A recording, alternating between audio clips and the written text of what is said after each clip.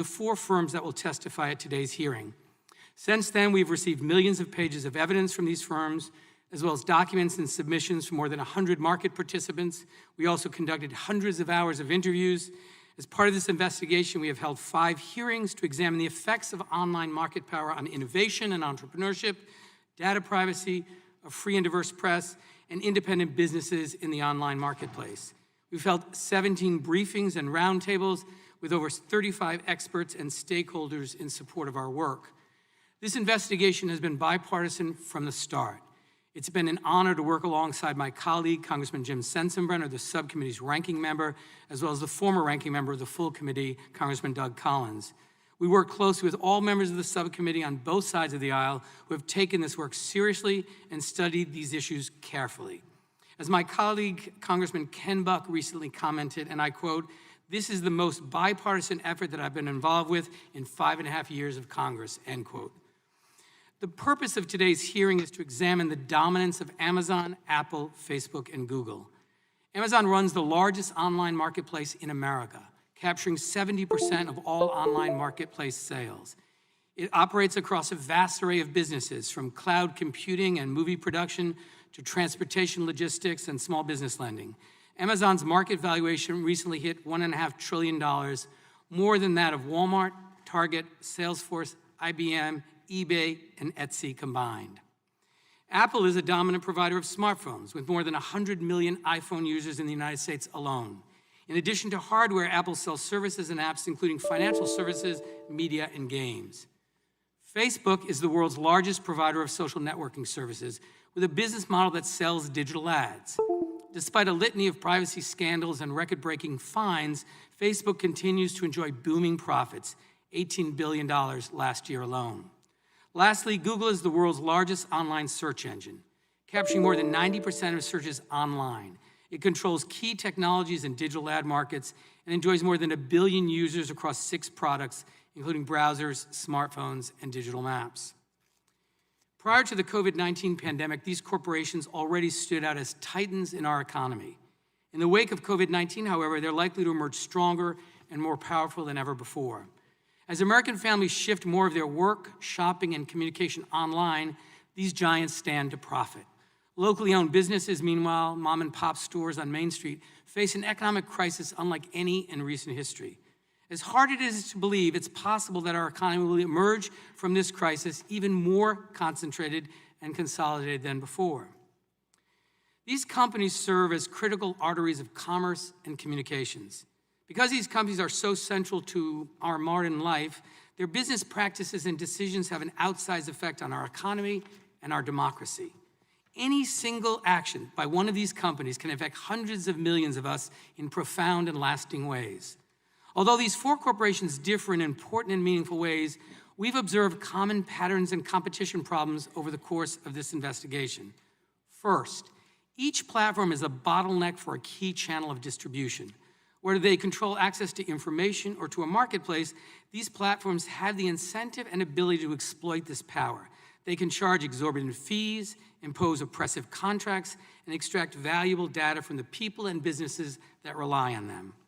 Second, each platform uses its control over digital infrastructure to surveil other companies, their growth, business activity, and whether they might pose a competitive threat. Each platform has used this data to protect its power by either buying, copying, or cutting off access for any actual or potential rival. Third, these platforms abuse their control over current technologies to extend their power, whether it's through self-preferencing, predatory pricing, or requiring users to buy additional products. The dominant platforms have wielded their power in destructive, harmful ways in order to expand. At today's hearing, we'll examine how each of these companies has used this playbook to achieve and maintain dominance and how their power shapes and affects our daily lives. So why does this matter? Many of the practices used by these companies have harmful economic effects. They discourage entrepreneurship, destroy jobs, hike costs, and degrade quality. Simply put, they have too much power. This power staves off new forms of competition, creativity, and innovation. And while these dominant firms may still produce some new innovative products, their dominance is killing the small businesses, manufacturing, and overall dynamism that are the engines of the American economy. Several of these firms also harvest and abuse people's data to sell ads for everything from new books to dangerous so-called miracle cures. When everyday Americans learn how much of their data is being mined, they can't run away fast enough. But in many cases, there is no escape from the surveillance because there's no alternative. People are stuck with bad options. Open markets are predicated on the idea that if a company harms people, consumers, workers, and business partners will choose another option. We're here today because that choice is no longer possible. In closing, I'm confident that addressing the problems we see in these markets will lead to a stronger, more vibrant economy. Because concentrated economic power also leads to concentrated political power, this investigation also goes to the heart of whether we, as a people, govern ourselves or whether we let ourselves be governed by private monopolies. American democracy has always been at war against monopoly power. Throughout our history, we've recognized that concentrated markets and concentrated political control are incompatible with democratic ideals. When the American people confronted monopolists in the past, be it the railroads or the oil tycoons or AT&T and Microsoft, we took action to ensure no private corporation controls our economy or our democracy. We face similar challenges today. As gatekeepers of the digital economy, these platforms enjoy the power to pick winners and losers, to shake down small businesses, and enrich themselves while choking off competitors.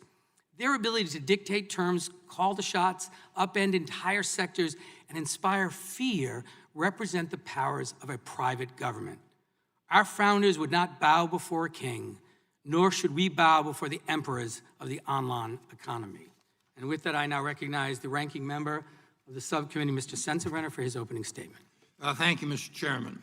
I want to thank the CEOs for quickly working with the subcommittee to appear today. The memorial service for John Lewis on Monday required our attention. However, this hearing is vital to our oversight work, and I appreciate your flexibility. Throughout my long time in Congress, I have prioritized oversight as one of our seminal responsibilities. Part of that responsibility is to periodically review the effectiveness of our laws. And I think it's a good and timely thing that we are now turning our attention to technological innovations, which brings us to all of your companies. Our country stricken by a pandemic becomes a dramatic illustration of the extraordinary reliance Americans have on technological innovations. In these unexpected and unprecedented times, your companies have provided innovations so our nations can meet a myriad of our daily needs. The delivery of groceries, virtual visits with doctors, connecting socially distant families, or keeping our small and large businesses connected. With that responsibility comes an increased scrutiny of your dominance in the marketplace. I want to reiterate something I've said throughout this investigation. Being big is not inherently bad. Quite the opposite. In America, you should be rewarded for success. We are here to better understand the role your companies have in the digital marketplace, and importantly, the effect they have on consumers and the public at large. You lead some of today's most powerful companies, and my colleagues and I have a great interest about what your companies do with that accumulated power. We also know that the tech marketplace is driven by data. So it follows that those who control the data, in essence, control the marketplace. There are broader questions surrounding data, however. Who owns the data? What responsibilities do companies have to share it with their customers or their competitors? What is the fair market value of that data? Is there anything monopolistic in acquiring this data? And what about monetizing it? These are complex issues that Congress, regulators, and even your own companies are wrestling with in the current technological landscape, and the answers to which we owe the American consumers. Since the tech investigation began, we have heard rumblings from many who are quick to say your successful companies have grown too large. Since this hearing was announced, it seems that those complaints have gotten even louder. While I find these complaints informative, I don't plan on litigating each of these complaints today. Antitrust law and the consumer welfare standard have served this country well for over a century. Those laws have provided the framework and creativity to make way for some of our most successful and innovative companies. I will be the first to highlight that. However, as the business landscape evolves, we must ensure that our existing antitrust laws are applied to meet the needs of our country and its consumers.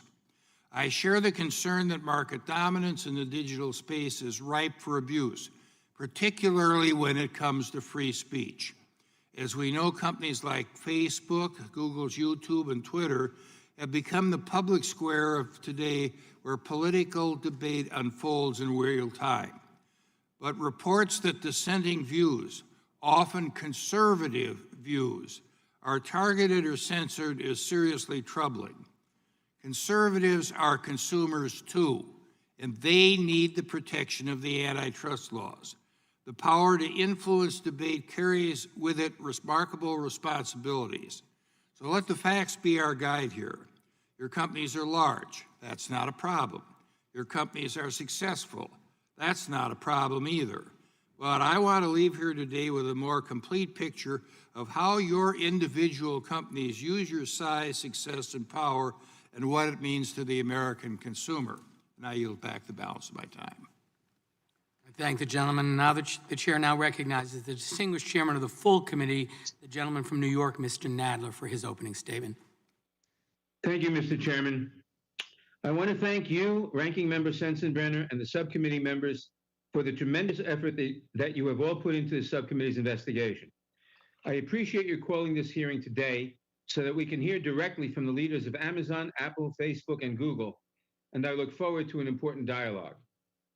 Today, it is effectively impossible to use the internet without using, in one way or another, the services of these four companies. I have long believed, with Thomas Jefferson and Louis Brandeis, that concentration of power in any form, especially concentration of economic or political power, is dangerous to a democratic society. That is why we must examine these and other companies that play a dominant role in our economy and in our society, and ensure that our antitrust laws give enforcers the tools they need to preserve a healthy marketplace. These principles have guided this committee's year-long investigation into competition in digital markets, and they are the lens through which I approach today's hearing. The open internet has delivered enormous benefits to Americans, including a surge of economic opportunity, massive investment, and new pathways for education online. But there is growing evidence that a handful of corporations have come to capture an outsized share of online commerce communications. From providing the dominant search platform, retail platform, and online messaging platform, to providing the underlying mapping services and cloud computing on which hundreds of thousands of other businesses rely, these dominant platforms now comprise the essential infrastructure for the 21st century. By virtue of controlling essential infrastructure, these companies have the ability to control access to markets.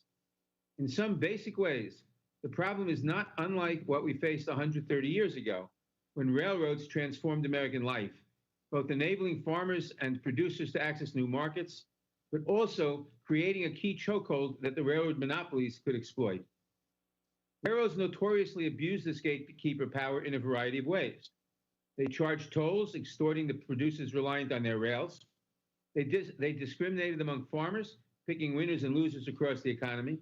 And by expanding into lines of business that competed directly with producers, they could use their dominance in transportation to favor their own services. These tactics by the railroads spurred fury and despair across the country. Congress initiated investigations to document these problems and enacted legislative solutions to halt and outlaw these anti-competitive practices in the railroad industry and other industries dominated by unregulated monopolies and trusts. Importantly, congressional oversight and legislative reforms during this period did not prevent or encumber the inexorable arrival of new technology or human progress. Instead, Congress recognized that these powerful new technologies had reshaped the balance of power in our economy, and that it was the role of Congress to ensure that the new monopolists could not abuse their power. Today, the digital economy poses similar challenges. While the underlying technology is dramatically different, of course, new digital intermediaries have the ability to control access to critical markets. If you are an independent merchant, developer, or content producer, you are increasingly reliant on these powerful intermediaries to access markets and consumers. Across the economy, many businesses live in fear of exclusion from these platforms, a fact that some companies have shared with the committee over the past year during this investigation. The subcommittee's current review of competition in the digital marketplace continues a long tradition in this committee of oversight of the antitrust laws and our economy. From the days of Chairman Emanuel Seller, the House Judiciary Committee and its antitrust subcommittee have conducted careful, fact-based inquiries into industrial sectors showing signs of consolidation and anti-competitive conduct. This has continued on a bipartisan basis over the years, from Chairman Brooks and Hyde to Chairman Sensenbrenner and Conyers and others. As a 1950 report from the then-named Subcommittee on Monopoly Power described our mandate, quote, "It is the province of this subcommittee to investigate factors which tend to eliminate competition, strengthen monopolies, injure small businesses, or promote undue concentration of economic power, to ascertain the facts and to make recommendations based on those findings." Following in this proud tradition, our investigation has held hearings with industry and government witnesses, consultations with subject matter experts, and the careful and at times painstaking review of large volumes of evidence provided by industry participants and regulators. While ultimately it is the responsibility of the antitrust enforcement agencies to enforce the law, Congress has an obligation to assess whether existing antitrust laws and competition policies and the will to enforce those laws and policies are adequate to address the competition issues facing our country and to take action if they are found to be lacking. Given the dominant role that these four companies play in our economy and our society, it is only reasonable that our careful examination of the antitrust laws begin with them. I appreciate the participation of all of our witnesses today. Our investigation would not be complete. Indeed, it has hardly begun without hearing directly from the decision makers at these companies, and I look forward to their testimony and to today's discussion. I yield back the balance of my time. I thank the gentleman, and I now recognize the ranking member of the full committee, the gentleman from Ohio, Mr. Jordan, for his opening statement. Thank you, Mr. Chairman. And I also want to thank the ranking member of this subcommittee, Mr. Sensenbrenner. I'm not sure how many more committee hearings this subcommittee or the full committee are going to have this Congress, but I want to thank Jim for his great work for the constituents of his district in Wisconsin for this many years and for the work he has done for this entire committee. I'll just cut to the chase. Big tech's out to get conservatives. That's not a suspicion. That's not a hunch. That's a fact. July 20th, 2020, Google removes the homepages of Breitbart and the Daily Caller. Just last night, we learned Google has censored Breitbart so much traffic has declined 99%. June 16th, 2020, Google threatens to demonetize and ban the Federalist. April 19th, 2020, Google and YouTube announce a policy censoring the content that conflicts with recommendations of the World Health Organization. Now think about that.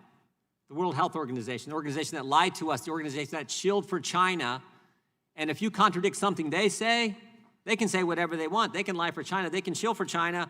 You say something against them, you get censored. June 29th, 2020, Amazon bans President Trump's account on Twitch after he raises concerns about defunding the police. June 4th, 2020, Amazon bans a book critical of the coronavirus lockdowns written by a conservative commentator. May 27th, 2020, Amazon Smile won't let you give to the Family Research Council and the Alliance Defense Fund, but you can give to Planned Parenthood. Facebook, June 19th, 2020, takes down post from President Trump's re-election campaign. November 1st, 2018, Facebook silences a pro-life organization's advertisement. May 19th, 2016, former Facebook employees admit Facebook routinely suppresses conservative views. And I haven't even mentioned Twitter, who we actually invited, Mr. Chairman. We asked for you guys to invite them as one of our witnesses. You guys said no. I haven't even mentioned them 2 years ago. They shadow banned 2 members of this committee. 4 members of Congress were shadow banned 2 years ago, 435 in the House, 100 in the Senate, 535, only 4. Only 4. Gates, Meadows, Nunes, Jordan, only 4 get shadow banned. And of course, what did Mr. Dorsey tell us? He said, oh, it was just a glitch in our algorithm. I asked him, what'd you put in the algorithm? The names Gates, Meadows, Nunes, Jordan? I mean, if I had a nickel for every time I heard it was just a glitch, I wouldn't be as wealthy as our witnesses, but I'd be doing all right. We've heard that excuse time and time again. May 28th, Twitter censors President Trump's tweet on the riots in Minneapolis. May 29th, 2020, Twitter censors the White House for quoting the president's comments about the riots in Minneapolis. June 23rd, 2020, Twitter censors the president again for saying he'll enforce the rule of law against any autonomous zone in Washington, D.C. You can tweet all you want about the autonomous zone that happened in Seattle, but the president tweets that he's not going to have one in Washington, D.C. Nope, you can't do that. You get banned, you get censored. Dozens of examples. Oh, I forgot one. Just last week, July 21st. Here's what Twitter did. The leader of Iran, the Islamic Republic of Iran, this is from the largest state sponsor of terrorism. Twitter allows this tweet, quote, "The Islamic Republic of Iran will never forget the martyrdom of Soleimani and will definitely strike a reciprocal blow in the United States." So you can threaten the citizens of this great country, the leader of the largest state sponsor of terrorism, that's just fine. But the president says he's not going to allow some autonomous zone in D.C. and he gets censored. All kinds of examples, most of them from this year, and that's what's I think critical for us all to understand. Most of them from this year, an election year. And that's what concerns me and so many Americans, because we saw what Google did in 2016. We all know about the email the day after the election where top executives at Google email chain where they talked about the silent donation Google made to the Clinton campaign. Now, thank goodness it wasn't enough. And in spite of their efforts to help Clinton, President Trump won. But we're 97 days before an election. And the power, as the previous chairman and ranking member have said, the power these companies have to impact what happens during an election, what American citizens get to see prior to their voting is pretty darn important. That's why this committee hearing is important. Look, we all think the free market's great. We think competition's great. We love the fact that these are American companies. But what's not great is censoring people, censoring conservatives, and trying to impact elections. And if it doesn't end, there has to be consequences. There have to be consequences. That's what I'm concerned about, and I think what so many Americans are concerned about. So I look forward to hearing from our witnesses, Mr. Chairman. And before I yield back, Mr. Chairman, we have a colleague. I would ask unanimous consent that Mr. Johnson, the ranking member of the Constitution Subcommittee, be allowed to participate in today's hearing, which is our customary practice for subcommittee hearings. The gentleman makes a unanimous consent request. Mr. Chairman, I would object. Objection is heard. I now have the pleasure of introducing today's why witnesses. are we not allowing, it is customary. Mr. Jordan, there was a unanimous consent request, objection was heard, and now we'll introduce our witnesses. This has never happened. It is now my pleasure to introduce the today's witnesses. Our first witness is Jeff Bezos, the Chief Executive Officer. Mr. Jordan, I have the time. But this is the ranking member of the Constitution. We're talking about people's liberties here. We got the ranking member. Mr. Jordan, you made a unanimous consent request. Objection was heard. Those are our rules. Objection was. It is now my pleasure to introduce today's witnesses. By the Mr. Our first Constitutional Law witness is Professor. Jeff Bezos, the Chief Put your Executive mask on. Officer of Amazon.com.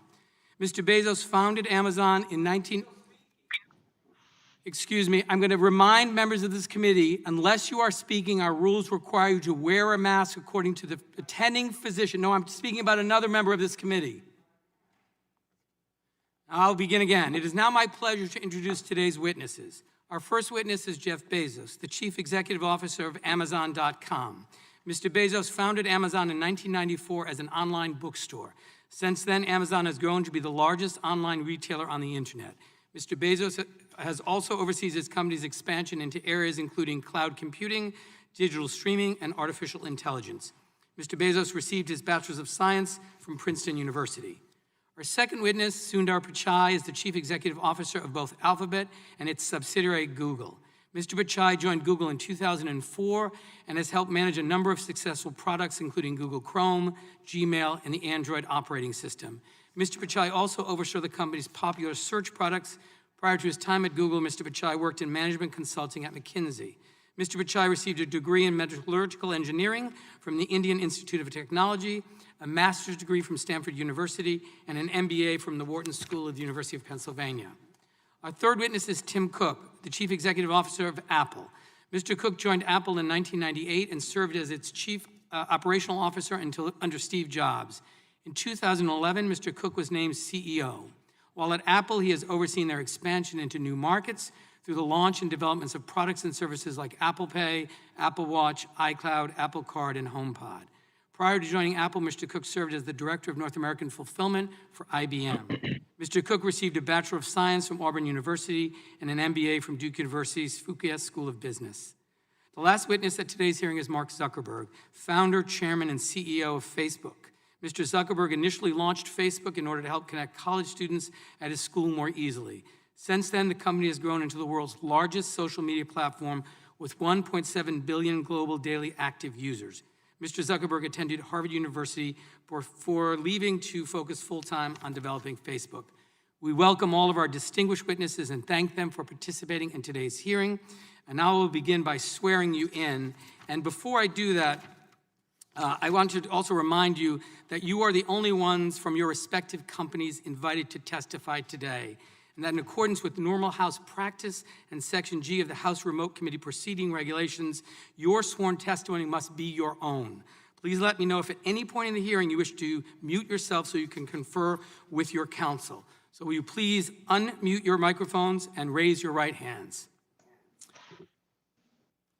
Do you swear or affirm under penalty of perjury that the testimony you are about to give is true and correct to the best of your knowledge, information, and belief, so help you God? Yes. Yes. Let the record show the witnesses answered in the affirmative. Thank you, and you may remain seated. Please note that your written statements will be entered into the record in their entirety. Accordingly, I ask that you summarize your testimony in 5 minutes.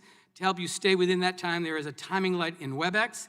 When the light switches from green to yellow, you will have 1 minute to conclude your testimony. When the light turns red, it signals your 5 minutes have expired. Mr. Bezos, you may begin. Thank you, Chairman Cicilline, Ranking Member Sensenbrenner, and members of the subcommittee. I was born into great wealth, not monetary wealth, but instead the wealth of a loving family, a family that fostered my curiosity and encouraged me to dream big. My mom, Jackie, had me when she was a 17-year-old high school student in Albuquerque. Being pregnant in high school was not popular. The school tried to kick her out, but she was allowed to finish after my grandfather negotiated terms with the principal. She couldn't have a locker, no extracurriculars, and couldn't walk across the stage to get her diploma.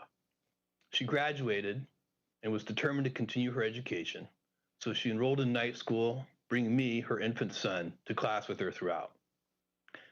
My dad's name is Miguel. He adopted me when I was 4. He was 16 when he came to the U.S. from Cuba by himself shortly after Castro took over. My dad didn't speak English, and he did not have an easy path. What he did have was grit and determination. He received a scholarship to college in Albuquerque, which is where he met my mom. Together with my grandparents, these hardworking, resourceful, and loving people made me who I am. I walked away from a steady job on Wall Street into a Seattle garage to found Amazon, fully understanding that it might not work. It feels like just yesterday I was driving the packages to the post office myself, dreaming that one day we might afford a forklift. Customer obsession has driven our success, and I take it as an article of faith that customers notice when you do the right thing.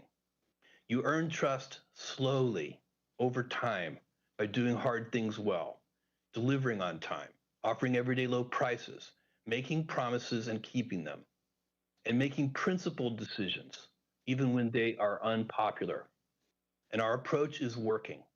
80% of Americans have a favorable impression of Amazon overall.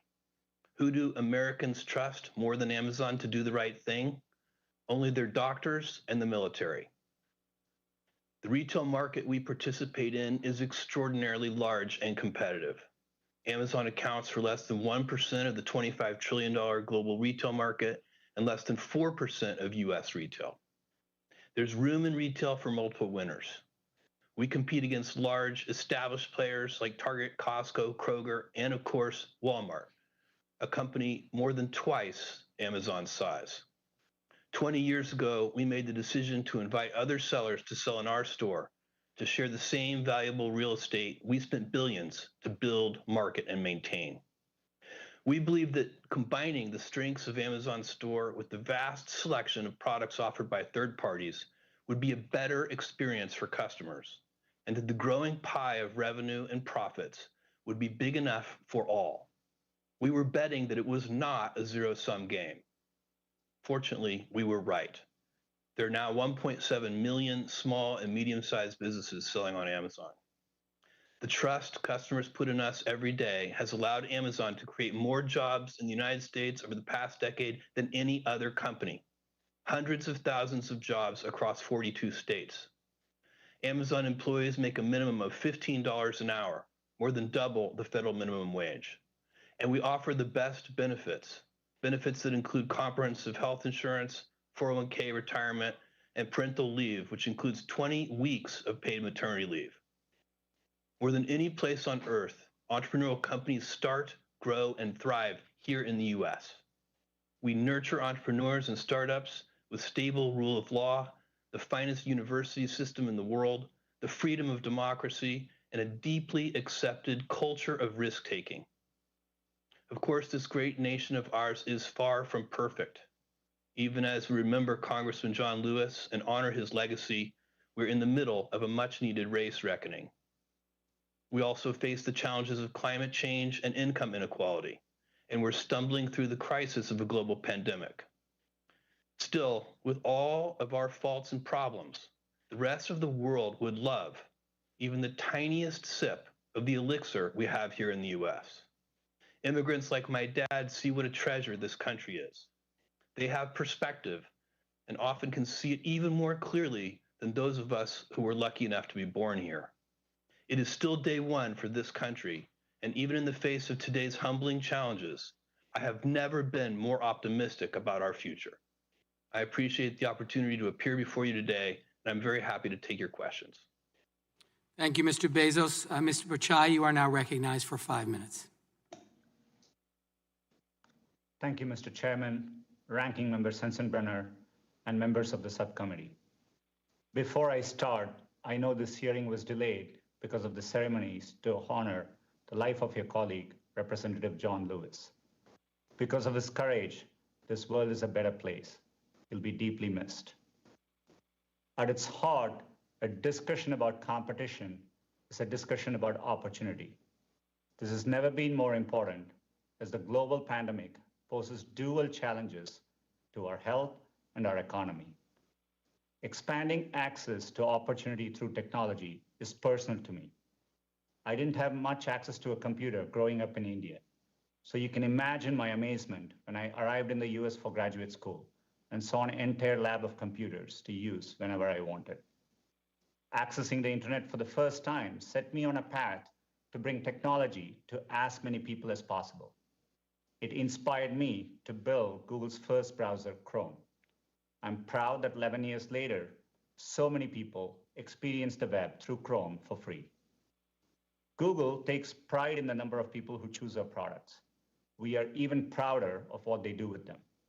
From the 140 million students and teachers using G Suite for education to stay connected during the pandemic, to the 5 million Americans gaining digital skills through Grow with Google, to all the people who turn to Google for help, from finding the fastest route home to learning how to cook a new dish on YouTube. Google's work would not be possible without the long tradition of American innovation, and we are proud to contribute to its future. They employ more than 75,000 people in the US across 26 states. The Progressive Policy Institute estimated that in 2018, we invested more than $20 billion in the US, citing us as the largest capital investor in America that year, and one of the top 5 for the last 3 years. One way we contribute is by building helpful products. Research found that free services like Search, Gmail, Maps, and Photos provide thousands of dollars a year in value to the average American. And many are small businesses using our digital tools to grow. Stone Dimensions, a family-owned stone company in Pewaukee, Wisconsin, uses Google My Business to draw more customers. Gills Appliances, a family-owned appliance store in Bristol, Rhode Island, credits Google Analytics with helping them reach customers online during the pandemic. Nearly 1/3 of small business owners say that without digital tools, they would have had to close all or part of their business during COVID. Another way we contribute is by being among the world's biggest investors in research and development. At the end of 2019, our R&D spend had increased tenfold over 10 years, from $2.8 billion to $26 billion. And we have invested over $90 billion the last 5 years. Our engineers are helping America remain a global leader in emerging technologies like artificial intelligence, self-driving cars, and quantum computing. Just as America's technology leadership is not inevitable, Google's continued success is not guaranteed. New competitors emerge every day, and today users have more access to information than ever before. Competition drives us to innovate, and it also leads to better products, lower choices, and more choices for everyone.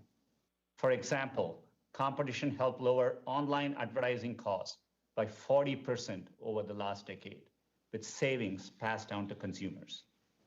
Open platforms like Android also support the innovation of others. Using Android, thousands of mobile operators build and sell their own devices without paying any licensing fees to us. This has enabled billions of consumers to afford cutting-edge smartphones, some for less than $50. Whether building tools for small businesses or platforms like Android, Google succeeds when others succeed. Competition also sets higher standards for privacy and security. I've always believed that privacy is a universal right, and Google is committed to keeping your information safe, treating it responsibly, putting you in control, and we've long supported the creation of comprehensive federal privacy laws. I've never forgotten how access to technology and innovation changed the course of my life. Google aims to build products that increase access to opportunity for everyone, no matter where you live, what you believe, or how much money you earn. We are committed to doing this responsibly in partnership with lawmakers to ensure every American has access to the incredible opportunity technology creates. Thank you. Thank you, Mr. Pichai. Mr. Cook is now recognized for 5 minutes. Chairman Cicilline and Nadler, Ranking Members Sensenbrenner and Jordan, members of the subcommittee, thank you for the opportunity to offer testimony. Before I begin, I want to recognize the life and legacy of John Lewis. I join you in mourning not only a hero, but someone I knew personally, whose example inspires and guides me still. Every American owes John Lewis a debt, and I feel fortunate to hail from a state and a country that benefited so profoundly from his leadership. My name is Tim Cook. I've been Apple's CEO since 2011 and a proud employee of this uniquely American company since 1998. At Apple, we make ourselves a promise and our customers a promise. It's a promise that we'll only build things that make us proud. As Steve put it, we only make things that we'd recommend to our family and friends. You can try to define this difference in a lot of ways. You can call it the seamless integration of hardware and software.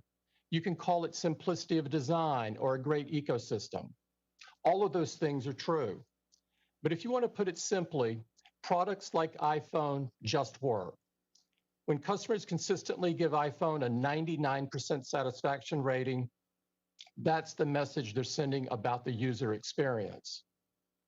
But we also know that customers have a lot of choices and that our products face fierce competition. Companies like Samsung, LG, Huawei, and Google have built successful businesses with different approaches. We're okay with that. Our goal is the best, not the most. In fact, we don't have a dominant share in any market or in any product category where we do business. What does motivate us is that timeless drive to build new things that we're proud to show our users. We focus relentlessly on those innovations, on deepening core principles like privacy and security, and on creating new features. In 2008, we introduced a new feature of the iPhone called the App Store. Launched with 500 apps, which seemed like a lot at the time, the App Store provided a safe and trusted way for users to get more out of their phone. We knew the distribution options for software developers at the time didn't work well. Brick and mortar stores charged high fees and had limited reach.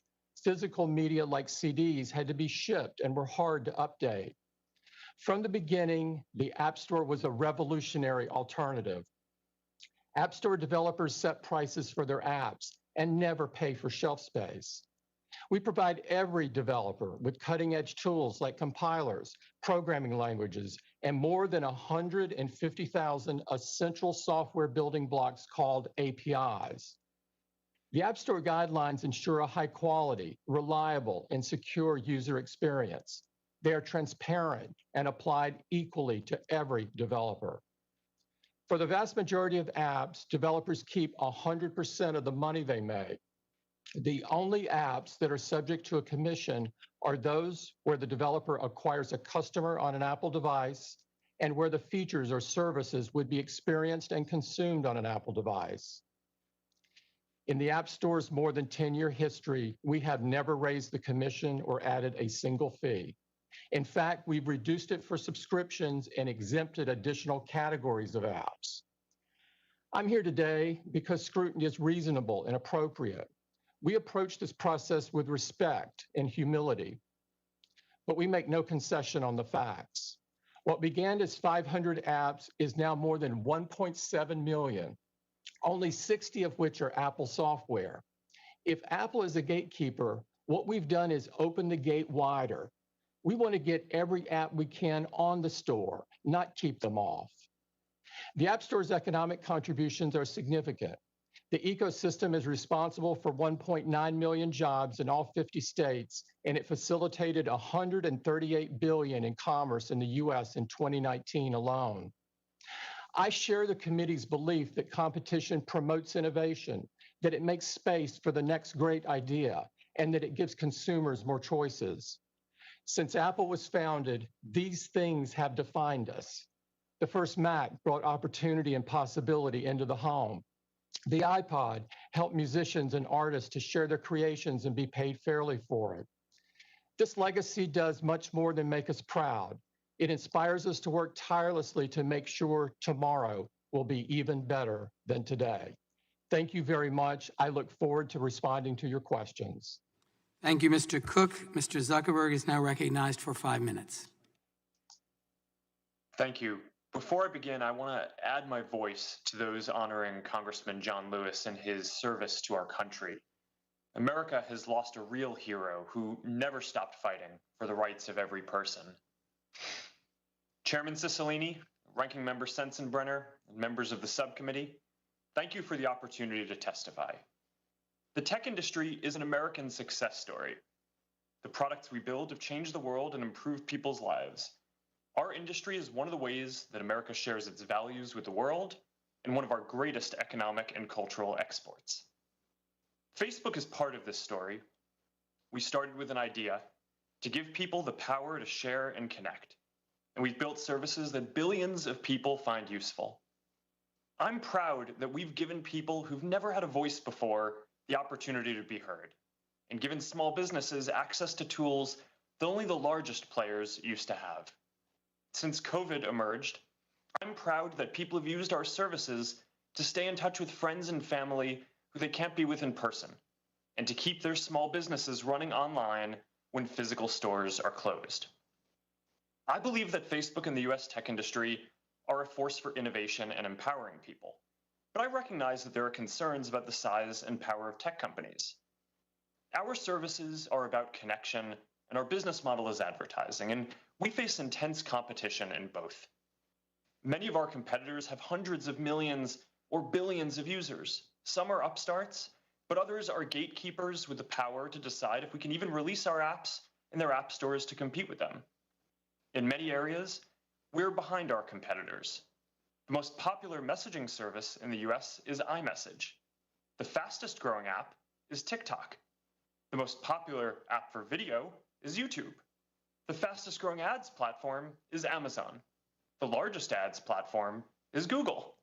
And for every dollar spent on advertising in the US, less than 10 cents is spent with us. We're here to talk about online platforms, but I think the true nature of competition is much broader. When Google bought YouTube, they could compete against the dominant player in video, which was the cable industry.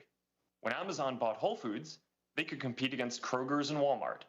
When Facebook bought WhatsApp, we could compete against telcos who used to charge 10 cents a text message, but not anymore. Now people can watch video, get groceries delivered, and send private messages for free. That's competition. New companies are created all the time, all over the world. And history shows that if we don't keep innovating, someone will replace every company here today. And that change can often happen faster than you expect. Of the 10 most valuable companies a decade ago, only 3 still make that list today. And if you look at where the top technology companies come from, a decade ago, the vast majority were American. Today, almost half are Chinese. Aside from competition, there are other serious issues related to the internet, including questions about elections, harmful content, and privacy. And while these are not antitrust issues and are not specifically the topic of today's hearing, I recognize that we are often at the center of these discussions. We build platforms for sharing ideas, and important debates play out across our services. I believe that this ultimately leads to more progress, but it means we often find ourselves in the middle of deep disagreements about social issues and high-stakes elections. I personally don't believe that private companies should be making so many decisions about these issues by themselves.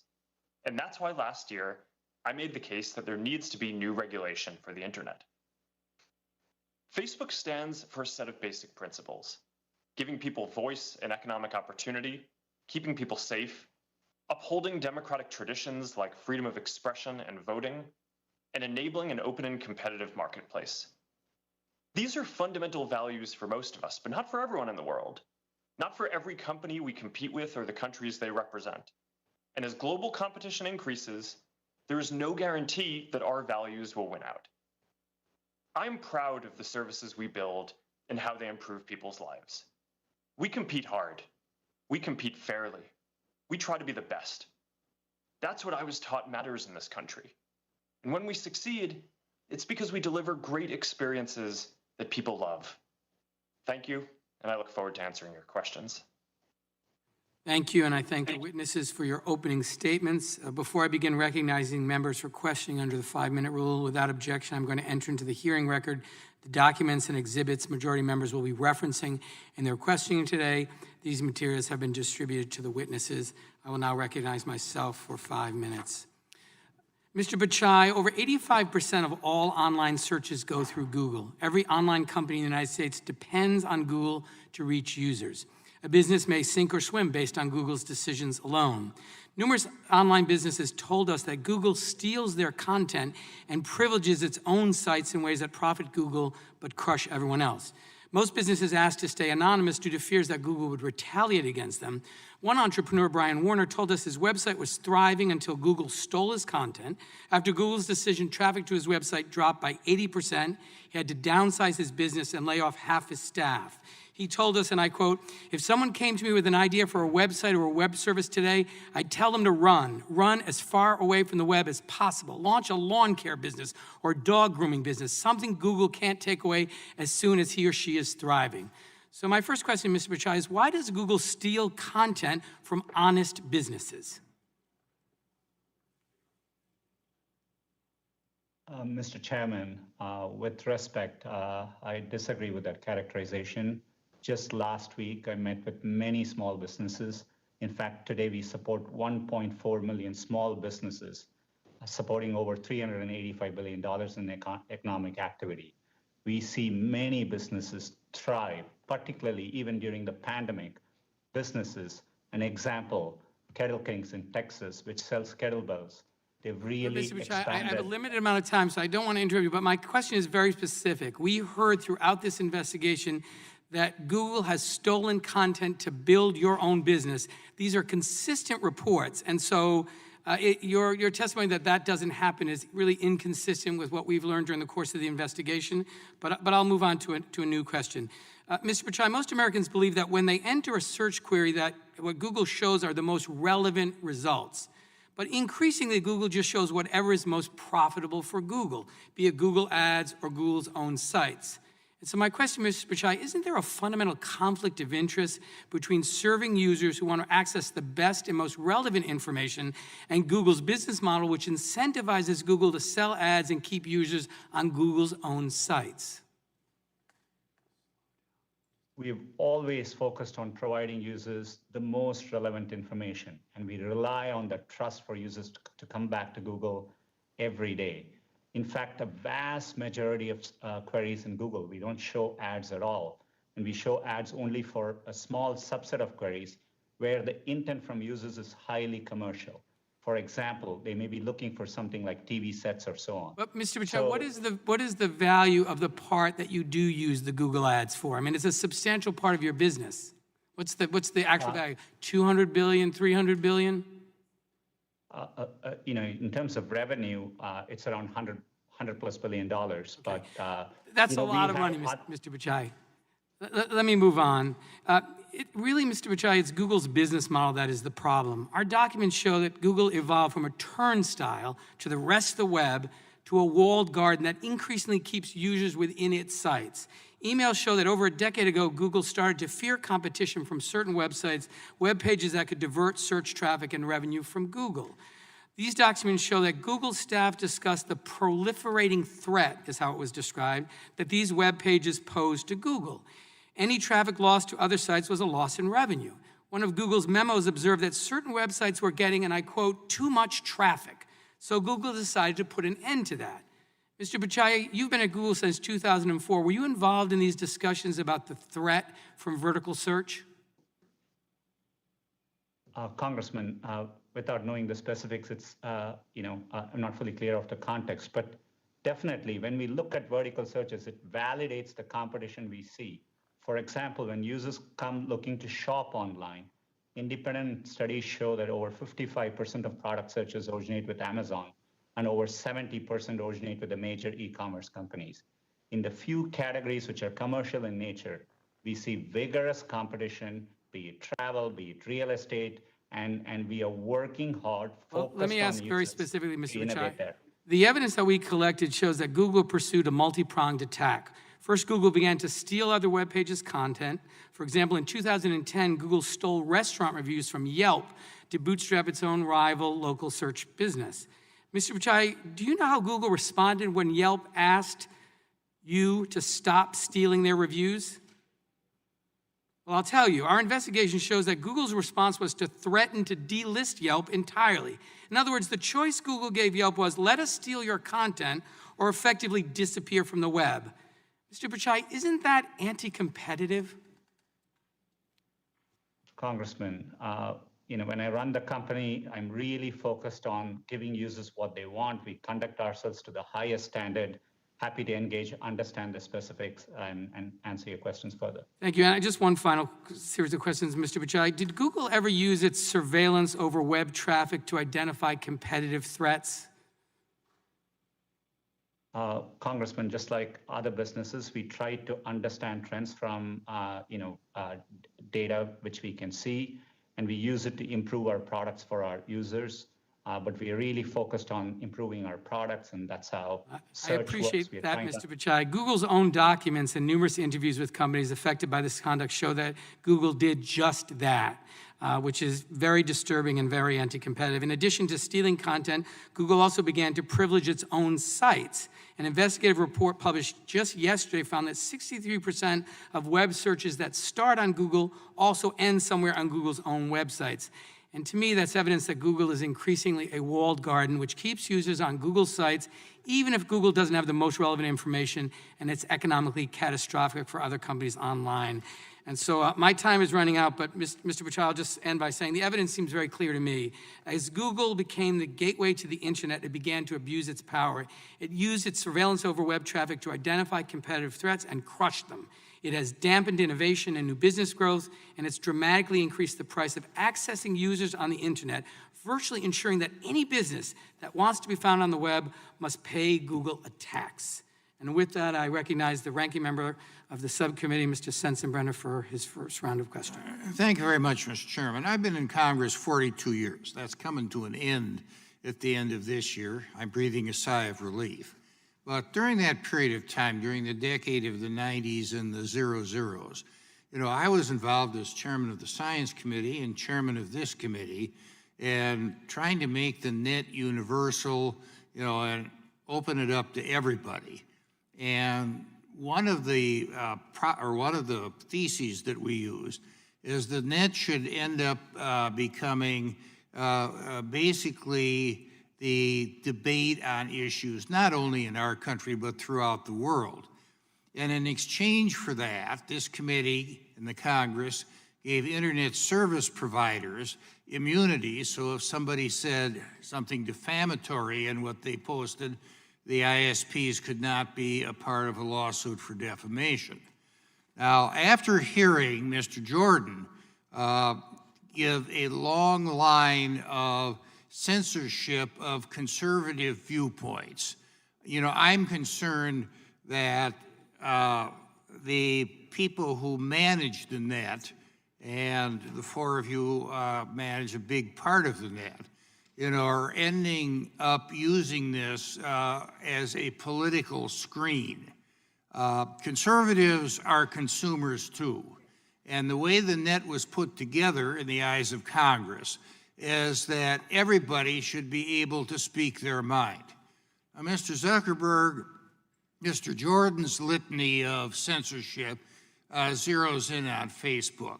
Exactly what are your standards in, quote, filtering out political speech that maybe some people out there don't agree with? Congressman, thank you for the opportunity to address this. Our goal is to offer a platform for all ideas. We want to give everyone in the world a voice to share their experiences and ideas. A lot of that is day-to-day things that happen in their lives. Some of it is political. And frankly, I think that we've distinguished ourselves as one of the companies that defends free expression the most. We do have community standards around things that you can and cannot say.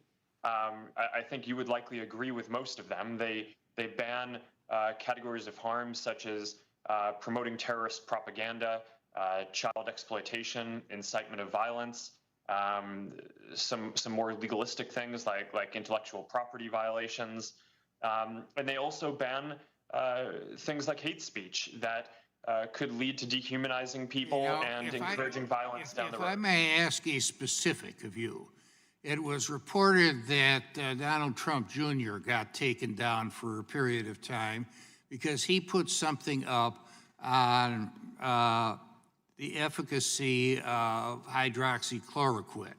Now, I wouldn't take it myself, but there still is a debate on whether it is effective either in treating or preventing COVID-19. And I think that this is a legitimate matter of discussion. And it would be up to a patient and their doctor to determine whether hydroxychloroquine was the correct medication, given the circumstances. Now, why did that happen? Congressman, well, first, to be clear, I think what you might be referring to happened on Twitter, so it's hard for me to speak to that, but I can talk to our policies about this. We do prohibit content that will lead to imminent risk of harm, and stating that there's a proven cure for COVID when there is in fact none might encourage someone to go take something that could have some adverse effects. So we do take that down. We do not prohibit discussion around trials of drugs or people saying that they think that things might work or personal experiences with experimental drugs. But if someone is going to say that something is proven when in fact it is not, that could lead people Wouldn't that be up for somebody on the other side of the issue to say that this is not proven? And, I know as a fact that, for people with certain conditions, it's contraindicated and they shouldn't take it on that. But wouldn't that be up to somebody else, to say, okay, what somebody posted on this really isn't true, and here's what the facts are, rather than having a Twitter or a Facebook take it down? Congressman, in general, I agree with you, and we do not want to become the arbiters of truth. I think that would be a bad position for us to be in, and not what we should be doing. But on specific claims, if someone is going to go out and say that hydroxychloroquine is proven to cure COVID, when in fact it has not been proven to cure COVID, and that statement could lead people to take a drug that in some cases, some of the data suggests that it might be harmful to people, we think that we should take that down. That could cause imminent risk of harm. Okay, thank you. I yield back. I thank the gentleman. I now recognize the distinguished chair of the full Judiciary Committee, Mr. Nadler from New York, for 5 minutes. Thank you, Mr. Chairman. Mr. Zuckerberg, I want to thank you for providing us information during our investigation. However, the documents you provided tell a very disturbing story. And that story is that Facebook saw Instagram as a powerful threat that could siphon business away from Facebook. And so rather than compete with it, Facebook bought it. This is exactly the type of anti-competitive acquisition that the antitrust laws were designed to prevent. Now, let me explain what I mean. Mr. Zuckerberg, you have written that Facebook can likely always just buy any competitive startups. In fact, on the day Facebook bought Instagram, which you described as a threat, you wrote, quote, "One thing about startups is you can often acquire them," close quote. Mr. Zuckerberg, you were referring to companies like Instagram in that quote, weren't you? Congressman, I don't have the exact document in front of me, but I've always been clear that we viewed Instagram both as a competitor and as a complement to our services. In the growing space around after smartphones started getting big, and they competed with us in the space of mobile cameras and mobile photo sharing. But at the time, almost no one thought of them as a general social network. And people didn't think of them as competing with us in that space. And I think that the acquisition has been wildly successful. We were able to by acquiring them, continue investing in it and growing it as a standalone brand that now reaches many more people than I think either Kevin, the co-founder, or I thought would be possible at the time, while also incorporating some of the technology into making Facebook's photos sharing products better. So yes. Okay. Now, in early 2012, when Facebook contemplated acquiring Instagram, a competitive startup, you told your CFO that though nascent, Instagram could be very disruptive to us. And in the weeks leading up to the deal, you described Instagram as a threat, saying that, quote, "Instagram can meaningfully hurt us without becoming a huge business," unquote. Now, Mr. Zuckerberg, what did you mean when you described Instagram as a threat, as disruptive? And when you said that Instagram could meaningfully hurt Facebook, did you mean that consumers might switch from Facebook to Instagram? Congressman, thanks for the opportunity to address this. At the time, there was a small but growing field of. Did you mean that consumers might switch from Facebook to Instagram? That was my question. Thanks, Congressman. Yes or no? Did you mean that? In the space of mobile photos and camera apps, which was growing, they were a competitor. I've been clear about that. Fine. In February of that year, in February 2012, you told Facebook's chief financial officer that you were interested in buying Instagram. He asked you whether the purpose of the deal was to neutralize a potential competitor or to integrate their products with ours in order to improve our services. You answered that it was a combination of both, saying what we're really buying is time. Even if some new competitors springs up, those products won't get much traction since we'll already have their mechanics deployed at scale. Mr. Zuckerberg, what did you mean when you answered that the purpose of the deal was to neutralize a potential competitor? Congressman, well, those aren't my words, but yes, I've been clear that Instagram was a competitor in the space of mobile photo sharing. There were a lot of others at the time. They competed with apps like ViscoCam and PicPlease and companies like Path. It was a subset of the overall space of connecting that we exist in. And by having them join us, they certainly went from being a competitor in the space of being a mobile camera to an app that we could help grow and help get more people to be able to use and be on our team. And Reclaiming- I think that that's been reclaiming wildly my time. successful. Yeah. Well, Mr. Zuckerberg, mergers and acquisitions that buy off potential competitive threats violate the antitrust laws. In your own words, you purchased Instagram to neutralize a competitive threat. If this was an illegal merger at the time of the transaction, why shouldn't Instagram now be broken off into a separate company? Well, Congressman, I think the FTC had all of these documents and reviewed this and unanimously voted at the time not to challenge the acquisition. I mean, I think with hindsight, it probably looks like obvious that Instagram would have reached the scale that it has today, but at the time it was far from obvious. A lot of the competitors that they competed with in mobile sharing, including companies like Path, which were hot at the time and had great founders and entrepreneurs running them. Dave Moore and I worked closely with him. I mean, I don't even think Path exists today. It was not a guarantee that Instagram was going to succeed. The acquisition has done wildly well, largely because not just of the founders' talent, but because we invested heavily in building up the infrastructure and promoting it and working on security and working on a lot of things around this. And I think that this has been an American success story. Well, thank you. Mr. Zuckerberg, you're making my point. In closing, Mr. Chairman, I want to end where I began. Facebook, by Mr. Zuckerberg's own admission and by the documents we have from the time, Facebook saw Instagram as a threat that could potentially siphon business away from Facebook. And so rather than compete with it, Facebook bought it. This is exactly the type of anti-competitive acquisition that the antitrust laws were designed to prevent. This should never have happened in the first place. It should never have been permitted to happen, and it cannot happen again. I yield back. Thank you, Mr. Chairman. I would remind the witness that the failures of the FTC in 2012, of course, do not alleviate the antitrust challenges that the chairman described. And with that, I'm going to recognize the gentleman from Colorado and again thank him for co-hosting one of the most important field hearings we had along with Mr. Neguse in Colorado that I think was very critical in this investigation. And you're recognized from 5 minutes, Mr. Buck. Thank you, Mr. Chairman, and I want to offer my appreciation to you for the bipartisan way that you have approached the subcommittee's investigation. I want to start by saying that capitalism is the greatest instrument for freedom this world has ever seen. Capitalism has given the United States the freedom and means to defeat the Soviet Union, beat back fascism, and put a man on the moon. This economic system has lifted millions out of poverty. It has made America the freest, most prosperous nation in the world. Our witnesses have taken ideas born out of a dorm room, a garage, a warehouse, and built these dreams into 4 of the biggest power players in the digital global economy.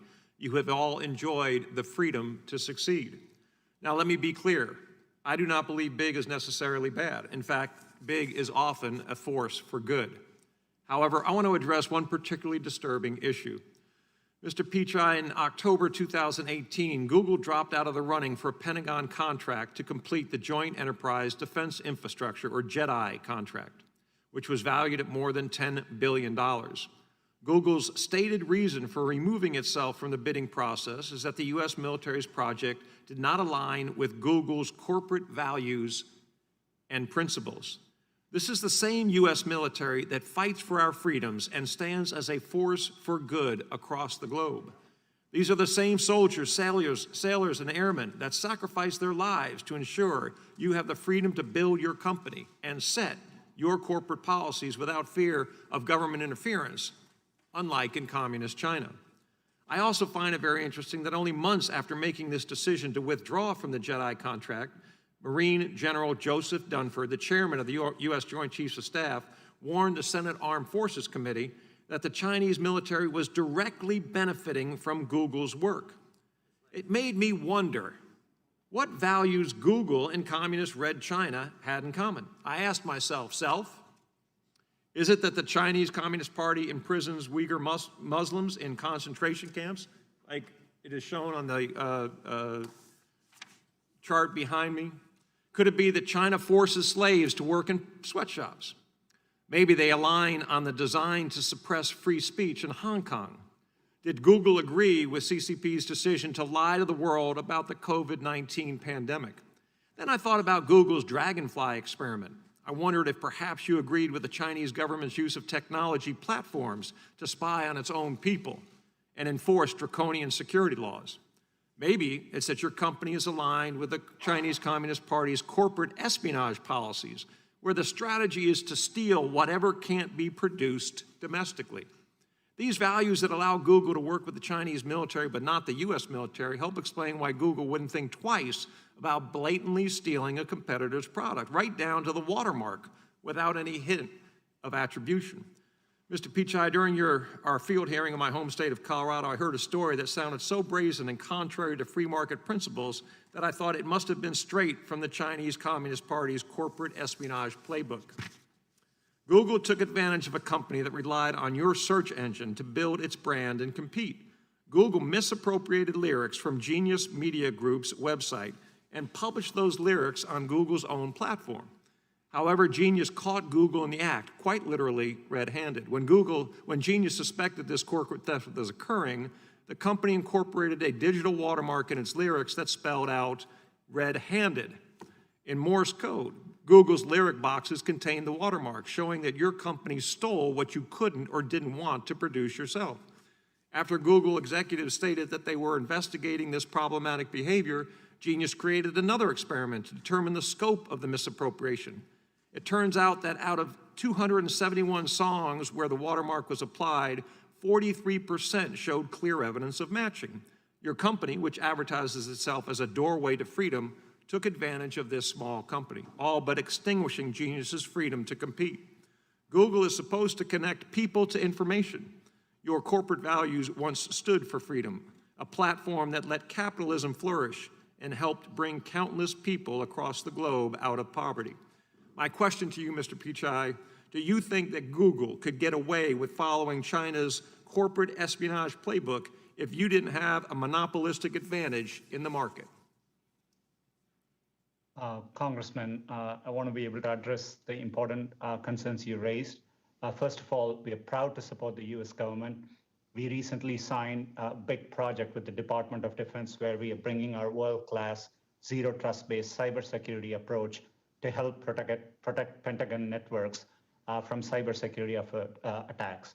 We have projects underway with the Navy, with Department of Veterans Affairs. Happy to follow up and explain more. We have a very limited presence in China. We don't offer any of our services, search, maps, Gmail, YouTube, etc. in China.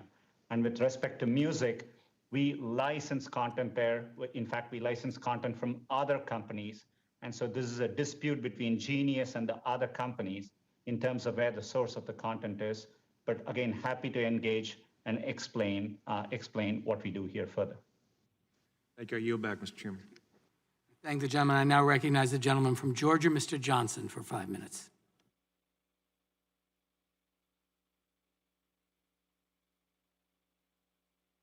Thank you, Mr. Chairman. Mr. Cook, with over 100 million iPhone users in the United States alone, and with Apple's ownership of the App Store, giving Apple the ability to control which apps are allowed to be marketed to Apple users, you wield immense power over small businesses to grow and prosper. Apple is the sole decision maker as to whether an app is made available to app users through Apple's App Store. Isn't that correct? Sir, the App Store, thank you for the questions. The App Store is a feature of the iPhone, much like the camera is and the chip is. Yeah. And so my point is, and I'm sorry to interrupt, but I want to get to the point. Point is that Apple is the sole decision maker as to whether an app is made available to app users through the Apple Store. Isn't that correct? If it's a native app, yes, sir. If it's a web app, no. Okay, thank you. Thank you. And throughout our investigation, we've heard concerns that rules governing the App Store review process are not available to the app developers. The rules are made up as you go. They are arbitrarily interpreted and enforced and are subject to change whenever Apple sees fit to change. And developers have no choice but to go along with the changes, or they must leave the App Store. That's an enormous amount of power. Also, the rules get changed to benefit Apple at the expense of app developers, and the App Store is said to also discriminate between app developers with similar apps on the Apple platform, and also as to small app developers versus large app developers. So, Mr. Cook, does Apple not treat all app developers equally? Sir, we treat every developer the same. We have open and transparent rules. It's a rigorous process. Because we care so deeply about privacy and security and quality, we do look at every app before it goes on. But those rules apply evenly to everyone. And as you can tell by going But from... Some developers are favored over others, though. Isn't that correct? That is not correct. And as you can tell from going from just 500... I'll give you an example. Baidu has two app store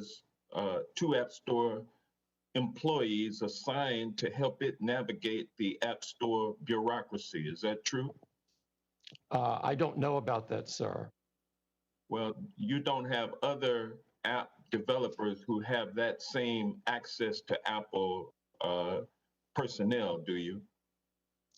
We do a lot of things with developers, including looking at their beta test apps, regardless of whether they're small or large.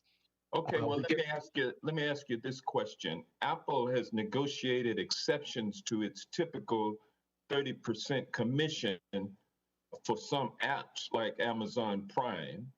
Is a reduced commission such as the one that Amazon Prime gets available to other app developers? It's available to anyone meeting the conditions, yes.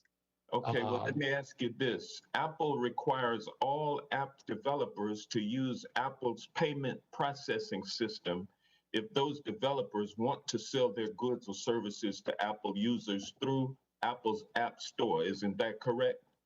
That is correct, because it's by processing payments for apps that you allow into the App Store, you collect their customer data and you use that data to inform Apple as to whether or not it would be profitable for Apple to launch a competing app.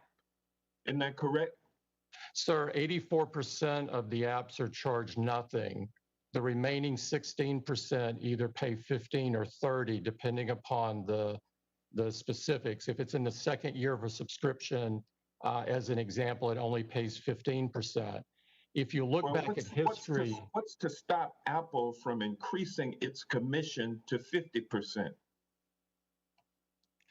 Sir, we have never increased commissions in the store since the first day it operated in 2008.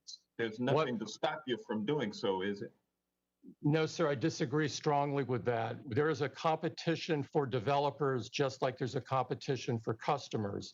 And so the competition for developers, they can write their apps for Android or Windows or Xbox or PlayStation. So we have fierce competition at the developer side and the customer side, which is essentially, it's so competitive, I would describe it as a street fight for market share in the smartphone business.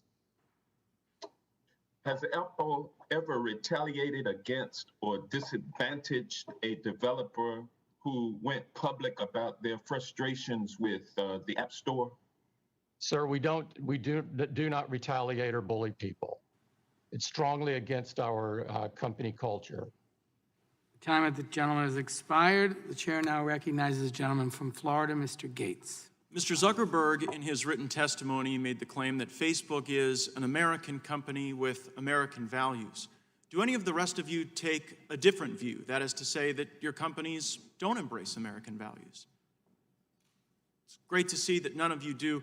Mr. Pichai, I'm worried about Google's market power, how it concentrates that power, and then ultimately how it wields it. Project Maven was a collaboration between Google and the Department of Defense that Google pulled out of, citing ethical concerns, and you made the decision to pull out of that joint venture following receipt of a letter from thousands of your employees saying that Google should not be in the business of war. My question, Mr. Pichai, is did you weigh the input from your employees when making the decision to abandon that project with the United States military? Congressman, thanks for your concern. As I said earlier, we're deeply committed to supporting the military and the U.S. government. We have undertaken several projects since then. We do take our employees' input into account, but it's one input. We make decisions based on a variety of factors. As a company, we were new in the cloud space at that time. Since then, Thank you. we have That's matured. a sufficient answer, that you did take their feedback into account. And in fact, some of your Googlers have recently sent you a letter where they've asked you to exit other partnerships as a consequence of ethical concerns. They've asked you to stop doing business with American law enforcement, saying that police broadly uphold white supremacy and that Google should not be engaged in any services to police. And as you well know, you provide some of the most basic services to police, like email, but you also provide services that help keep our cops safe when they're doing their job. And so my question is, here in front of Congress and the American people, will you take the pledge that Google will not adopt the bigoted anti-police policy that is requested in the most recent letter? Congressman, we have a long track record of working with law enforcement when it is supported by due process and the law. We push back against overbroad requests. We are transparent about the requests we get, but we have a long history of following the law and cooperating with law enforcement. I understand the where history. I'm appropriate. asking about the future. To the law enforcement that we are will watching today, can they rest assured that under your leadership, Google will not adopt these bigoted anti-police policies? Congressman, we are committed to continuing to work with law enforcement in a way that's consistent with law and due processes in the U.S. Well, I greatly appreciate that, and I know that will be very comforting to the police who utilize your services. You mentioned earlier in the discussion about China that your engagement in China was very limited, but yet Google has an AI China Center.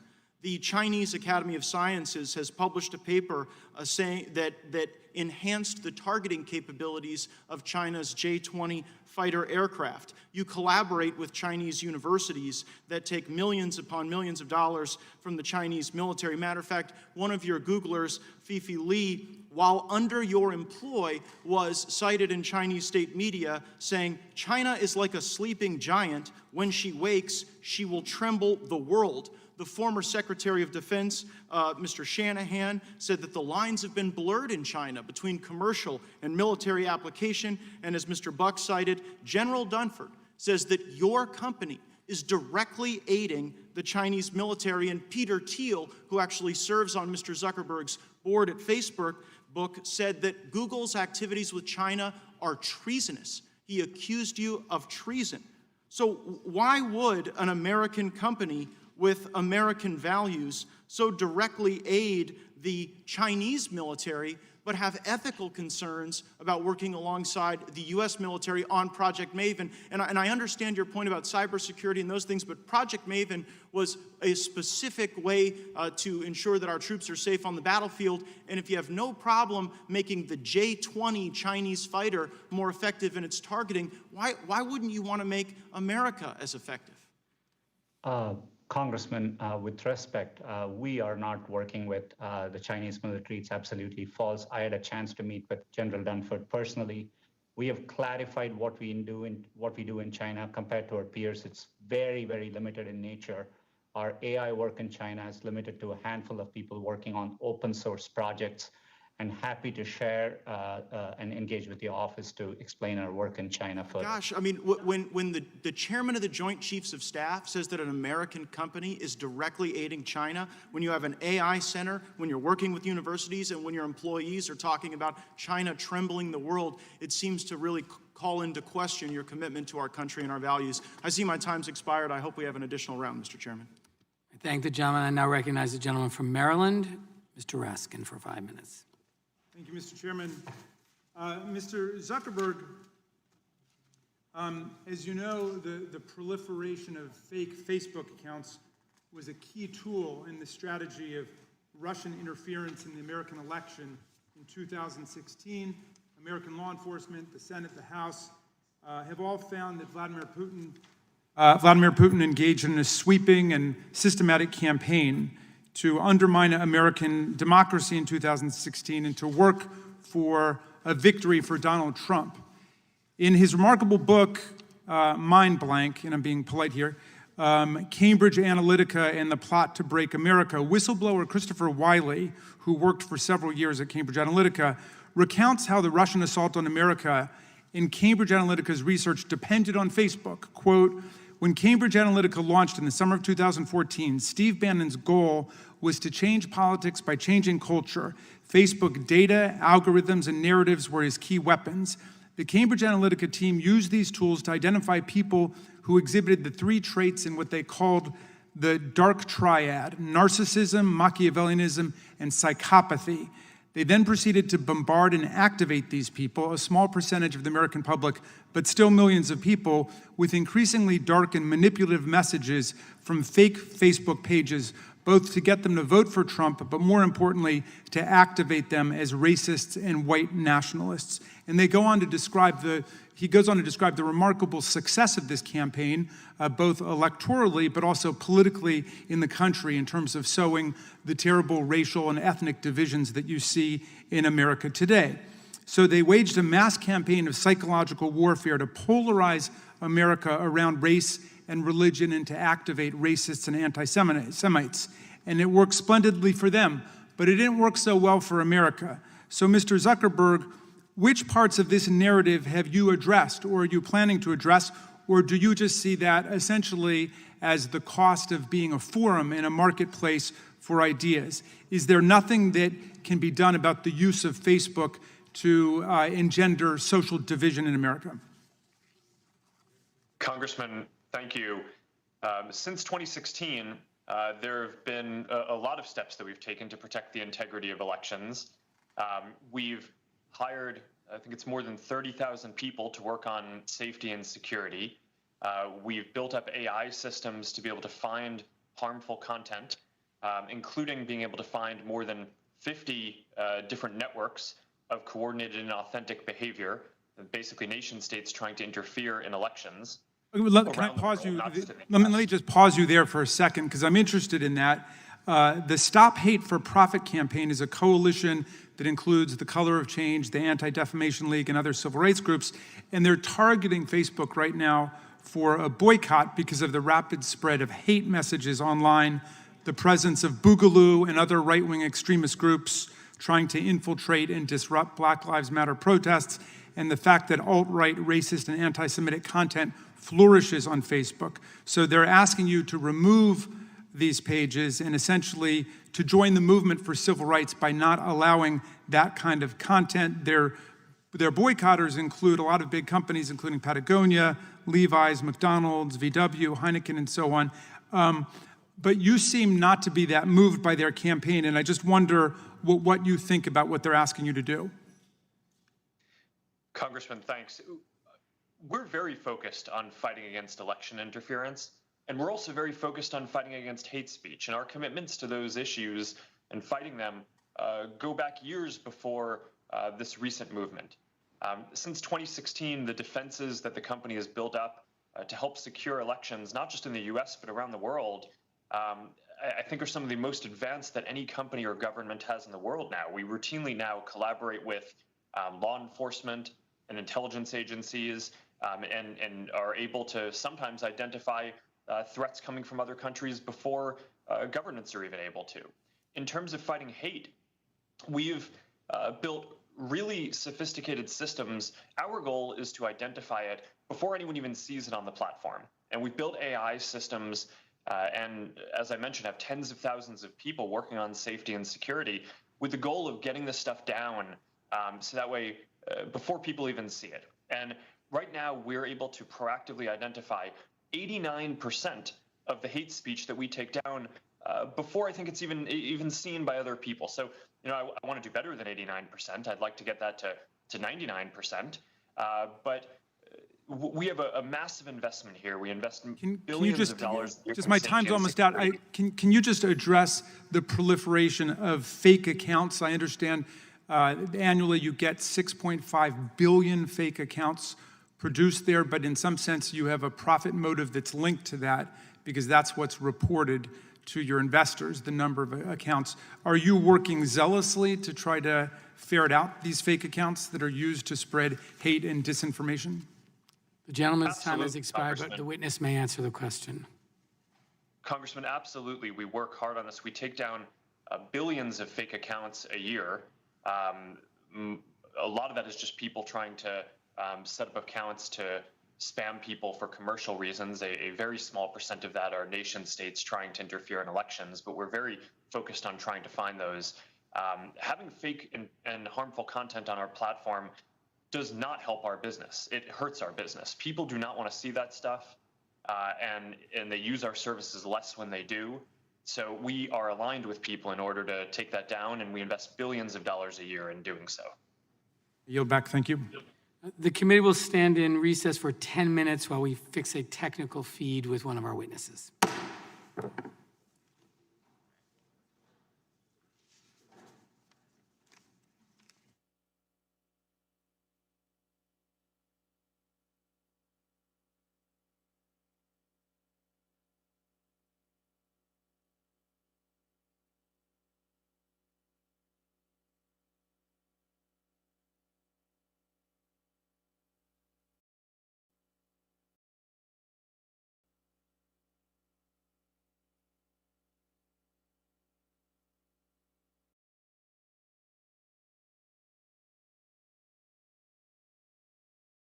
You mentioned there, but happy to understand it better and follow up. All right, so in order to comply with GDPR, Google must retain control over more user data and restrict the ability to combine this user data with other platforms to conduct cross-platform analysis.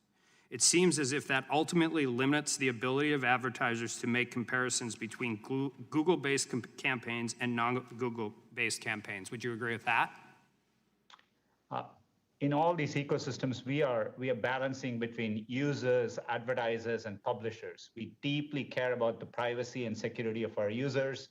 And so when we serve these ecosystems, we have to take that into account. We have to comply with important laws and regulations in every country we operate in. And so that's the delicate balance we are constantly striking. But we are focused on our users and trying to do the best we can. And I just want to be perfectly clear. I personally believe that just the market power consolidation is significant, but I also want to be clear that when we're moving forward to regulate this, that we aren't actually squeezing out competition in our quest to do something. Because I've said that before in this hearing, and I'll say it again. Usually in our quest to regulate big companies, we end up hurting small companies more. And I'm a strong privacy advocate, but the consequences of GDPR have been to further entrench large established actors like Google, leading to regulatory capture that exasperates competition concerns. And Google's digital ad market share has increased since the implementation of GDPR. Do you know that to be correct? Congressman, to just give you a sense of the robust competition we see, ad prices have fallen down by 40% in the past 10 years. And in fact, in the US, advertising as a share of GDP has come down from 1.4% in 1992, less than 1% today. So we see robust competition in the marketplace. And as I said earlier, we have to comply with regulation.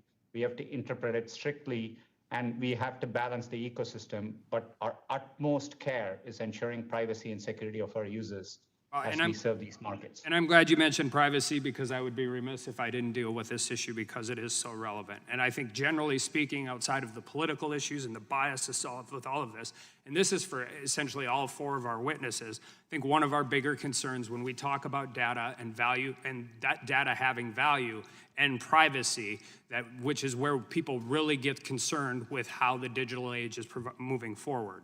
And there are news reports that law enforcement has made increasing use of what are called geofence warrants. And these geofence warrants allow authorities to compel technology companies to disclose location records for any device in a certain area at a particular time. Court filings suggest that Google received a 1,500% increase in geofence requests from 2017 to 2018, and a 500% increase from 2018 till 2019. And so the Fourth Amendment requires probable cause and specificity, and that's not what these are. These warrants are essentially for any person in an area at a particular time, and geofence warrants require neither. So unless accompanied by particularized information and identifying a subject, geo warrants are essentially general warrants. I believe that the location information should be considered as contents of the Electronic Communications Act under the Stored Communications Act. Do you agree? Happy to understand more. We deeply care about, this is why we issue transparency reports, because we think it's an important area for Congress to have oversight.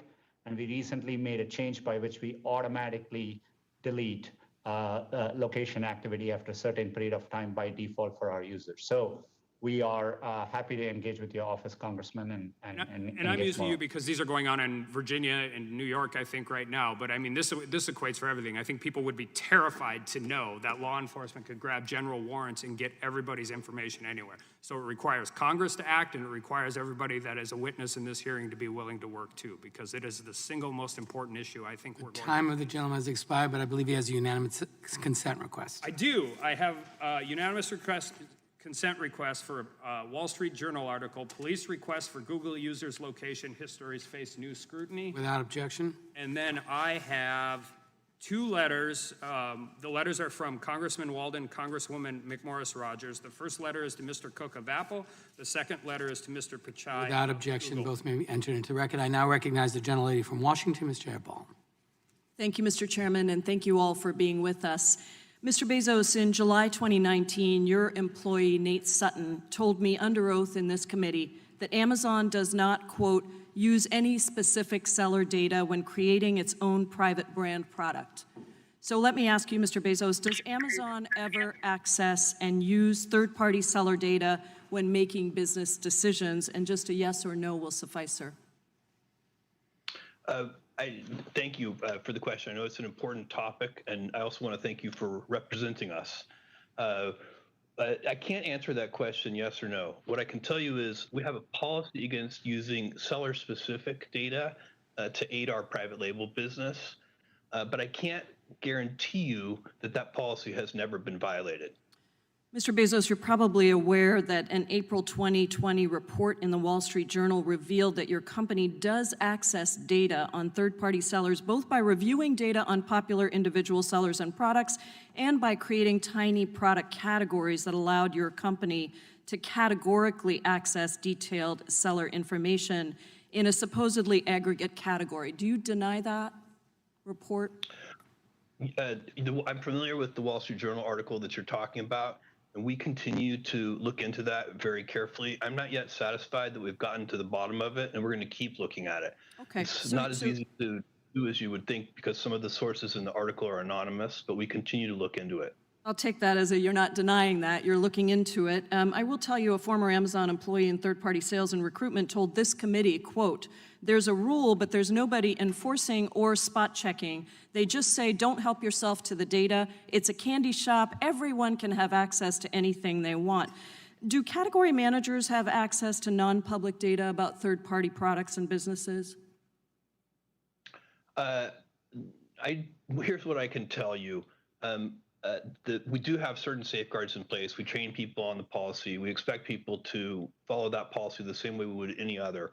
It's a voluntary policy. As far as I'm aware, no other retailer limits their use of data at all. There's no actual enforcement. There's no actual enforcement of that policy. So it's voluntary and there's no actual enforcement. So maybe that answers my... Sorry. No, I think I may have misspoke. I'm trying to say that the fact that we have such a policy is voluntary. I think no other retailer even has such a policy. Well, our that's enforcement of that policy. We would treat that like any internal policy, and if we found that someone violated it, we would take action against them. Well, there's numerous reports, and the committee has conducted interviews with former employees who confirm that there are employees who do have access to that data and are using it. And so my next question was going to be, if you thought you were actually enforcing these rules, do you think that that's working? And again, I would just say that there's credible reporting that's documented breaches of these rules that you have put into place. And the committee has interviewed employees that typically say that these breaches typically occur. Let's talk about aggregate data for a minute. Your rules do allow for you to access combined data on a product when there are only one or two sellers in the marketplace, correct? Yes, aggregate data is allowed under our policies. That is correct. Okay.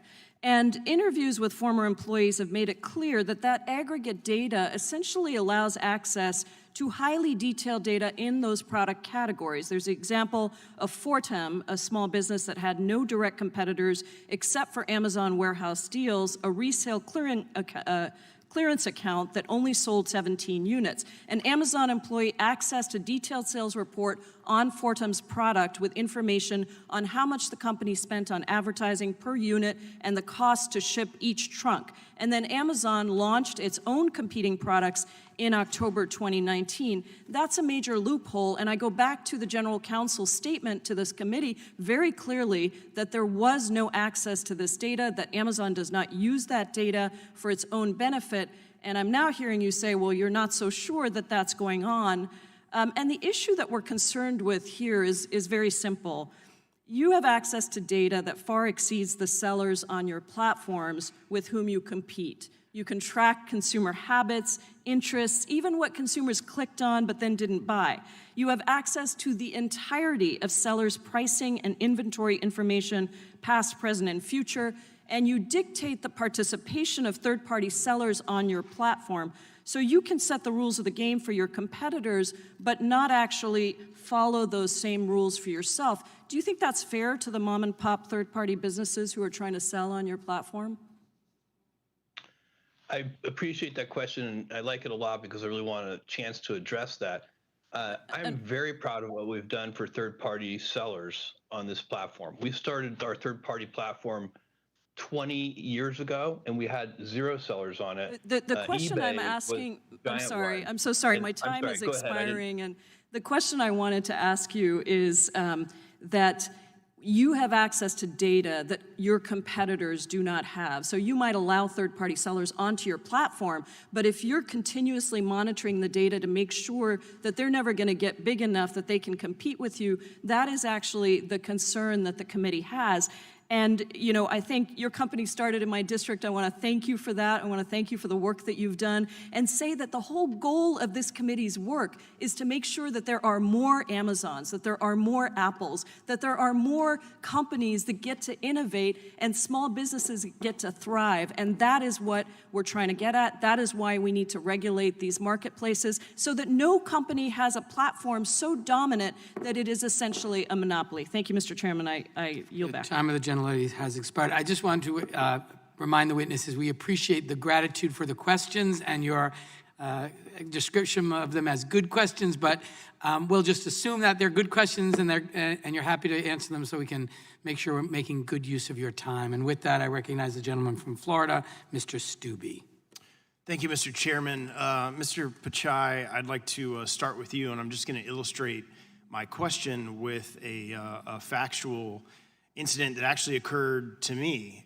Several months ago, my wife called and said, hey, there's a good article on the Gateway Pundit that you should read. So out of curiosity, I was up here in Washington, out of curiosity, I Googled Gateway Pundit. And it didn't show up on the first page, didn't show up on the second page. There was a bunch of different blogging sites about how there were disagreements with what was on the Gateway Pundit. But I actually had to type in gatewaypundit.com to get to it. Interestingly, Google didn't allow me to get to the actual website.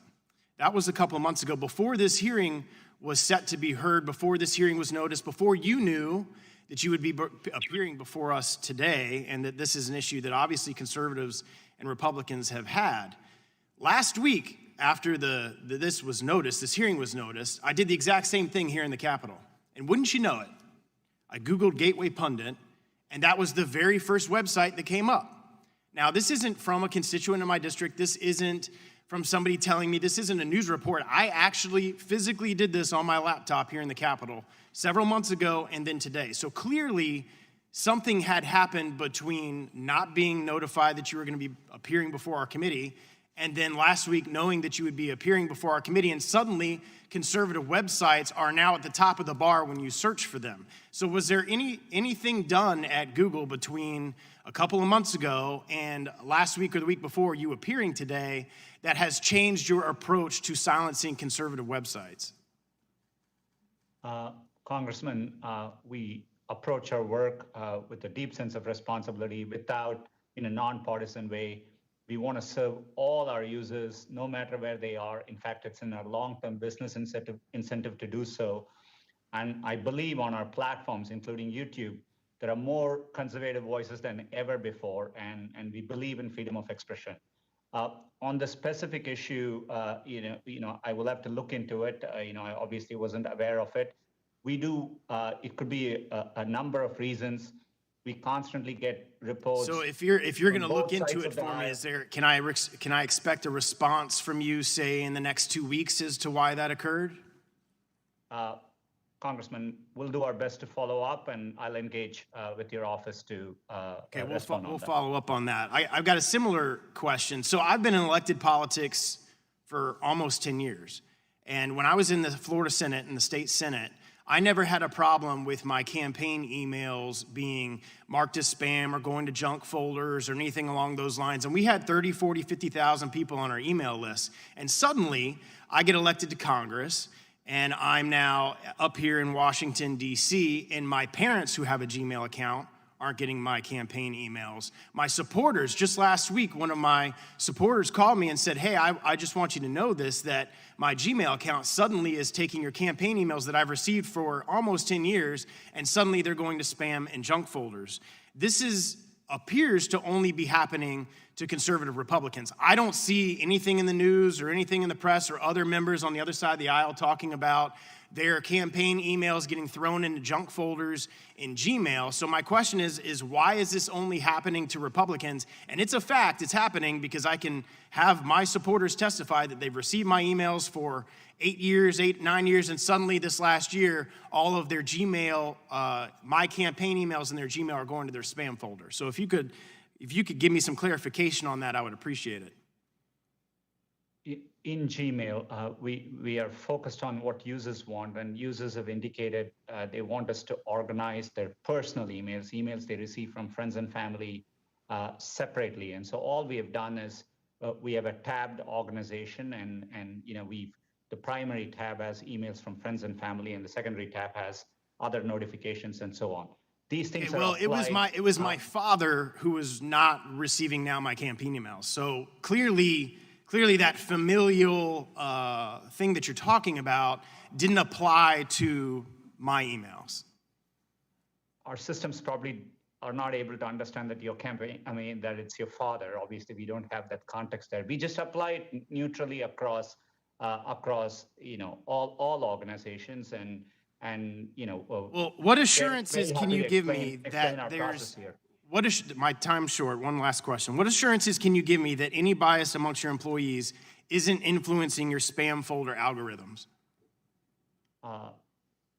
Congressman, there's nothing in the algorithm which has anything to do with political ideology, and we do get complaints across the aisle. For example, the World Socialist Review complained in January of this year that their site wasn't found in Google search results, and so we get complaints. We look into it, but we approach our work in a nonpartisan way, and it's in our long-term incentive to serve users across the country. And today, that's why we invest in our radars in 49 states across the U.S. so that we can capture all viewpoints. Thank you. The gentleman's time has expired. I now recognize the gentlelady from Florida, Ms. Demings, for 5 minutes. Thank you so much, Mr. Chairman. And let me just say, just for the record, I'm a Democrat from Florida, and I've had heard complaints about my emails going into spam as well, and I'm sure other Democratic members have had the same experiences, unfortunately. Mr. Pakai, in 2007, Google purchased DoubleClick, the leading provider of certain advertising tools. Is that correct? That's correct, Congresswoman. When Google proposed the merger, alarm bells were raised about the access to data Google would have, specifically the ability to connect a user's personal identity with their browsing activity. Google, however, committed to Congress and to the antitrust enforcers that the deal would not reduce user privacy. Google chief legal advisor testified before the Senate Antitrust Subcommittee that Google wouldn't be able to merge this data even if it wanted to, given contractual restrictions. But in June of 2016, Google went ahead and merged this data anyway, effectively destroying anonymity on the internet. Mr. Pakai, you became CEO of Google in 2015, is that correct? That's right. Okay, and this change was made in 2016, is that correct? That's my understanding. Okay, thank you for that. Did you sign off on this decision to combine the sets of data with that Google had told Congress would be kept separate? Congresswoman, any changes we made, Mr. we Pakai, with all due respect, please, did you sign off on the decision or not? I review at a high level all important decisions we make. We deeply care about privacy and security of our users. So you signed and we off on the require decision? User consent for. Okay, you signed off on the decision. Practically, this decision meant that your company would not combine would now combine, for example, all of my data on Google, my search history, my location from Google Maps, information from my emails from Gmail, as well as my personal identity with the record of almost all of the websites I visited. That is absolutely staggering. According to an email from a DoubleClick executive, that was exactly the type of reduction in user privacy that Google's founders had previously worried would lead to a backlash. And I quote, "They were unwavering on the policy due to philosophical reasons, which is Larry and Sergey's fundamentally not wanting users associated with a cross-site cookie. They were also worried about a privacy storm as well as damage to Google's brand."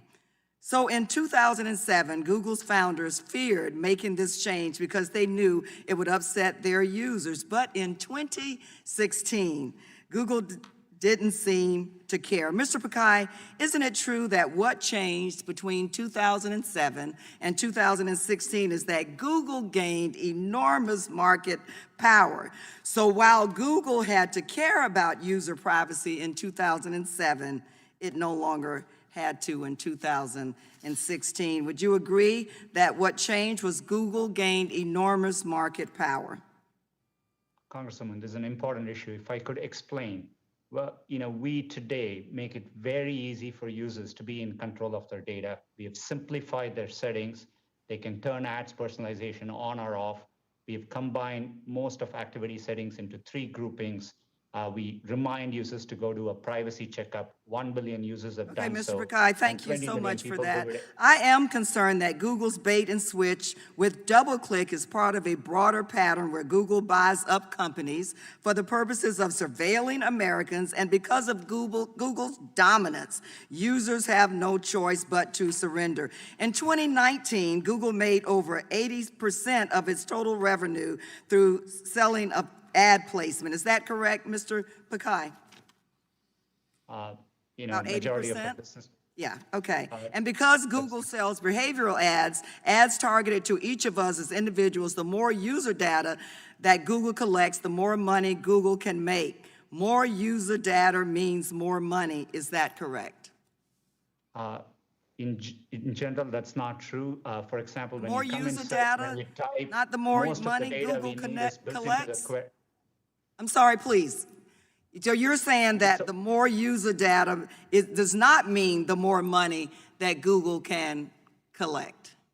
Congresswoman, most of the data today we collect is to help users and provide personalized experiences back. Ad data Thank you so not much, relevant Mr. with time at Pakai. all. Mr. Chairman, I yield back. Thank the gentlelady. The chair now recognizes the ranking member of the full committee, Mr. Jordan, for 5 minutes. Thank you, Mr. Chairman. Mr. Pachai, is Google going to tailor its features to help Joe Biden in the 2020 election? Congressman, we approach our work, we support both campaigns today. We think political ads is an important part of free speech in democratic societies, and we engage with campaigns, according to law, and we approach our work in a nonpartisan way. It was a yes or no question. Can you assure Americans today you won't tailor your features to help Joe Biden in the upcoming election? we support work that campaigns do. I just want to make sure I'm I understand answering that. correctly. We all do all kinds of online, social media, all kinds of that outreach, that communication. This is a simple question. Can you today assure Americans you will not tailor your features in any way to specifically help one candidate over other? And this, what I'm concerned about is you helping Joe Biden over President Trump. We won't do any work, to politically tilt anything one way or the other. It's against our core values, Congressman. But you did it in 2016. There's an email in 2016 that was widely circulated amongst the executives at your company that got public, where Ms. Ileana Murillo, head of your multicultural marketing, talks about the silent donation Google made to the Clinton campaign. And you applauded her work. She points that out in the email. I'm just curious, if you did it in 16, I want to make, in spite of the fact you did it in 16, President Trump won, I just want to make sure you're not going to do it again in 2020. Congressman, I recall our conversation at that time, and I appreciate your concern. We didn't find any evidence of such activity. And I took the opportunity after our conversation to reinforce to the company. We realized even an appearance could be improper. So we have clearly communicated to our employees any personal political activity, while that's their right, needs to happen on their own time and resources and should avoid any use of company. Of course, everyone's got their First Amendment rights to campaign for who they want. What they can't do is configure your features to help one candidate over the other. So you might have not have found any evidence, but here's what she wrote to the email to a number of key executives in your company. Quote, we push to get out the Latino vote with our features. Second quote, we push to get out the Latino vote with our features in key states. Seems to me those last three words are the real qualifier here. That's electioneering when you're trying to increase the Latino vote in key states. And she'd already communicated that she was supporting Clinton, that she wanted Clinton to win. So when she talks about increasing the Latino vote, which she assumed was going to help candidate Clinton, and she's doing that in key states. It's one thing if you're going to increase the Latino vote around the country. If you're just a good corporate citizen, you're urging people to vote. It's quite another when you're focusing on in key states. And you know what those key states were? Nevada and Florida, the swing states. So again, I want to make sure this isn't going to happen in 2020. I can assure you that we complied with laws in 2016. As a company, any work we do around elections is nonpartisan. Users do come to us for understanding where polling places are, where to vote, which is the date to vote, what the voting hours are. We are committed to providing that information, and I can assure you that we will approach our work. So Mr. Pichai, here's the question I think is on so many Americans' minds. They saw the list that we read here earlier on in our opening statements, all the things Google has done. Google is siding with the World Health Organization over anyone who disagrees with them, even though the World Health Organization obviously lied to America, obviously shills for China. Google's siding with them, YouTube is siding with them. We have the history of all the things Google has done and the history of what happened in 2016 in the election, where they obviously, according to one of your multicultural marketing executive, tried to help Clinton. And here we are 97 days before the election, and we want to make sure it's not going to happen again. We want to can you give us two assurances? One, you're not going to try to tailor your features, configure your platform in a way to help Joe Biden. And second, that you're not going to use your search engine to silence conservatives. Can you give us those two assurances today? Congressman, on our search engine, conservatives have more access to information than ever before. And we appreciate that. That wasn't the question. Can you assure us today you're not going to try to silence conservatives? And can you assure us today you're not going to try to configure your features, as Ms. Murillo said you did for Clinton in 2016? Can you assure us today you're not going to do the same thing for Joe Biden in 2020? You have my commitment. It's always been true, and we'll continue to conduct ourselves in a neutral way. Appreciate it. Yield back. The chair now recognizes the gentlelady from Pennsylvania, Ms. Scanlon. Thank you, gentlemen. I'd like to redirect your attention to antitrust law rather than fringe conspiracy theories. Mr. Bezos, our investigation... Mr. Chairman, we have the email. There is no fringe... Excuse me, it's not your time. Mr. Jordan, you do not have the time. Please be respectful of your colleague. She controls the time. Put your mask on. Put your mask on. Mr. Jordan. Mr. Raskin, Mr. Jordan. You want to talk about masks. Mr. Jordan, Ms. Scanlon. Why would the Deputy controls Secretary the of Treasury unmask Michael Flynn's name, Mr. Scanlon Raskin? And what I want to know is, Scanlon, when someone comes don't after my control the motives for time. asking questions, I get a chance to respond. The gentlelady is recognized. Thank you, Mr. Chairman. Mr. Bezos, our investigation uncovered documents that show that Amazon sometimes doesn't play fairly, crossing the line from robust competition to predatory pricing to destroy rivals rather than outcompete them. And let's take the example of Quidsi, which used to own diapers.com and provided online baby care products. In 2009, your team viewed diapers.com as Amazon's largest and fastest growing online competitor for diapers. One of Amazon's top executives said that diapers.com keeps the pressure on pricing on us, and strong competition from diapers.com meant that Amazon was having to work harder and harder so that customers didn't pick diapers.com over Amazon. And the customers we're talking about were hardworking families, single parents with babies, and young children. Now, because diapers.com was so successful, Amazon saw it as a threat. The documents that we've obtained show that Amazon employees began strategizing about ways to weaken this company. And in 2010, Amazon hatched a plot to go after diapers.com and take it out. In an email that I reviewed, and we've got these up on the slides, one of your top executives proposed to you a, quote, aggressive plan to win, end quote, against diapers.com, a plan that sought to undercut their business by temporarily slashing Amazon prices. We saw one of your profit and loss statements, and it appears that in 1 month alone, Amazon was willing to bleed over $200 million in diaper profit losses. Mr. Bezos, how much money was Amazon ultimately willing to lose on this campaign to undermine diapers.com? Thank you for the question. I don't know the direct answer to your question. This is going back in time, I think maybe 10 or 11 years or so. You could give me maybe the dates on those documents.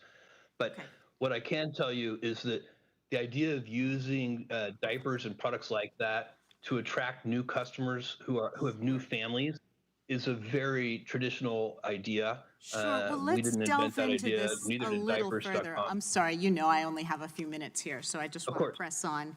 Please. Your own documents make clear that the price war against diapers.com worked, and within a few months it was struggling, and so then Amazon bought it. After buying your leading competitor here, Amazon cut promotions like Amazon.mom and the steep discounts it used to lure customers away from diapers.com, and then increased the prices of diapers for new moms and dads. Mr. Bezos, did you personally sign off on the plan to raise prices after Amazon limited its competition? I don't remember that at all. What I remember is that we matched competitive prices, and I believe we followed diapers.com. Again, this is 11 years ago, so you're asking a lot of my memory, but I believe we followed diapers.com. I can also tell you after we bought diapers.com, we put more than $300 million into trying to make it successful. I'm sorry. So you said that Amazon focuses excessively on customers. So how would customers, especially single moms, new families, how would they benefit when the prices were driven up by the fact that you eliminated your main competitor? Well, I don't agree, with great respect, I don't agree with that premise. At the same time, you should recognize in context, diapers is a very large product category sold in many, many places, not just at Amazon and This was the diapers.com. online diaper market. Now, we do sold have at evidence that drugstores these and predatory... Costco and Kroger I'm sorry, and Mr. Bezos, I Walmart need and to so on. push on here. Of course, The evidence we've collected suggests that the predatory practices weren't unique here. In 2013, it was reported that you instructed Amazon employees to approach discussions with certain business partners, and I quote, the way a cheetah would pursue a sickly gazelle. Is the Gazelle Project still in place, and does Amazon pursue similar predatory campaigns in other parts of its business? I cannot comment on that because I don't remember it. What I can tell you is that we are very, very focused on the customer as you started. And of course, that does include bargaining very hard with vendors and suppliers to get the lowest prices so that we can offer those to customers. I'm sorry, Mr. Bezos, well, I'm almost out of time. I'm concerned too, because especially with the current pandemic, one of the biggest needs I'm seeing at the food drives and the giveaways that we're having to run in my district is that families don't have diapers, and we have to collect them to give them out. So it certainly is something that has a really hard impact on families, and I'm really concerned that pricing might have been driven up here by this tactic, and I yield back. Gentlelady yields back. I just announced that votes have been called, but we're going to continue with the hearing, so I invite colleagues to vote at, it's a rolling vote, so vote according to your own schedule. I now recognize the gentleman from Colorado, Mr. Neguse, for 5 minutes. Thank you, Mr. Chairman, and I want to thank each of the witnesses today for your testimony. Mr. Zuckerberg, in 2004, when you had launched Facebook, it's fair to say, I think you'd agree with me, that you had quite a few competitors. Would you agree with that? Congressman, yes. MySpace, Friendster, Google's Orkut, Mixi, Cyworld, Yahoo 360, AOL's Bebo, they were all competitors? Congressman, those were some of the competitors at the time, and it's only gotten a lot more competitive since. Well, let's talk about that, because by 2012, Mr. Zuckerberg, none of those companies that I just identified existed. You're certainly aware of that. They were all basically gone. Facebook, in my view, I think was in a monopoly by then. I wonder whether you would agree with that. I take it you don't. Congressman, that's correct. I don't. We face a lot of competitors in every part of what we do, from connecting with friends privately, to connecting with people in communities, to connecting with all your friends at once, to connecting with all kinds of user-generated content. I mean, I would bet that you or most people here have multiple apps for each of those on your phones. Well, Mr. Zuckerberg, why don't we dig into this a bit further? So you and I clearly disagree about that. In 2012, I'm looking at a document that was produced by Facebook in response to the subcommittee's investigation. It's a presentation prepared for Sheryl Sandberg to deliver to the board of directors of a major telecommunications firm, boasting that, quote, Facebook is now 95% of all social media in the United States.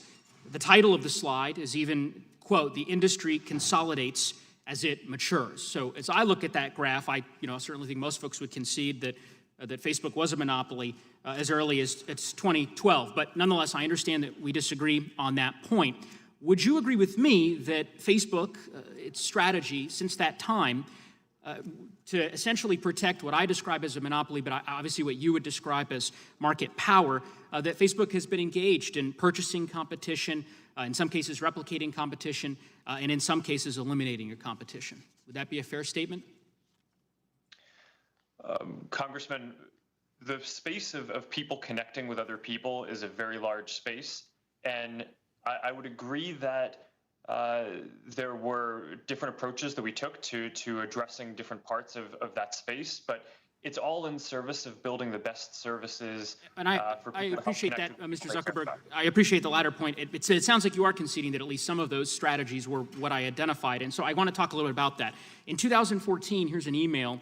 It's from Facebook's current chief financial officer, described the company's acquisition strategy as, quote, a land grab, and saying that we are going to spend 5 to 10% of our market cap every couple of years to shore up our position. And my sense of the facts is that is in fact what has occurred. Facebook, as you conceded earlier that Instagram was a competitor of Facebook's. You acquired Instagram in 2012.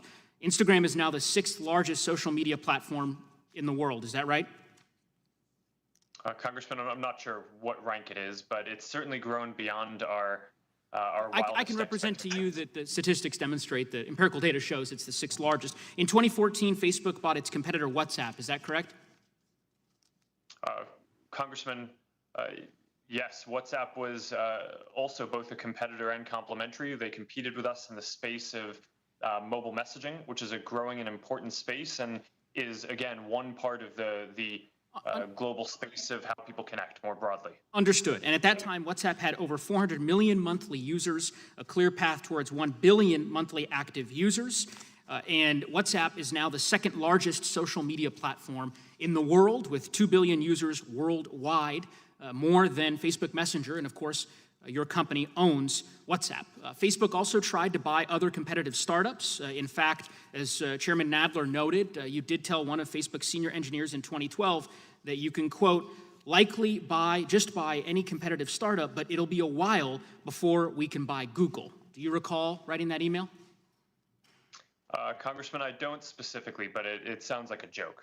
Well, I don't take it as a joke. As I review the email, it was in regards to having just closed the Instagram sale. And the response from this individual, this engineer, to you was, quote, well played. Your response was, thanks.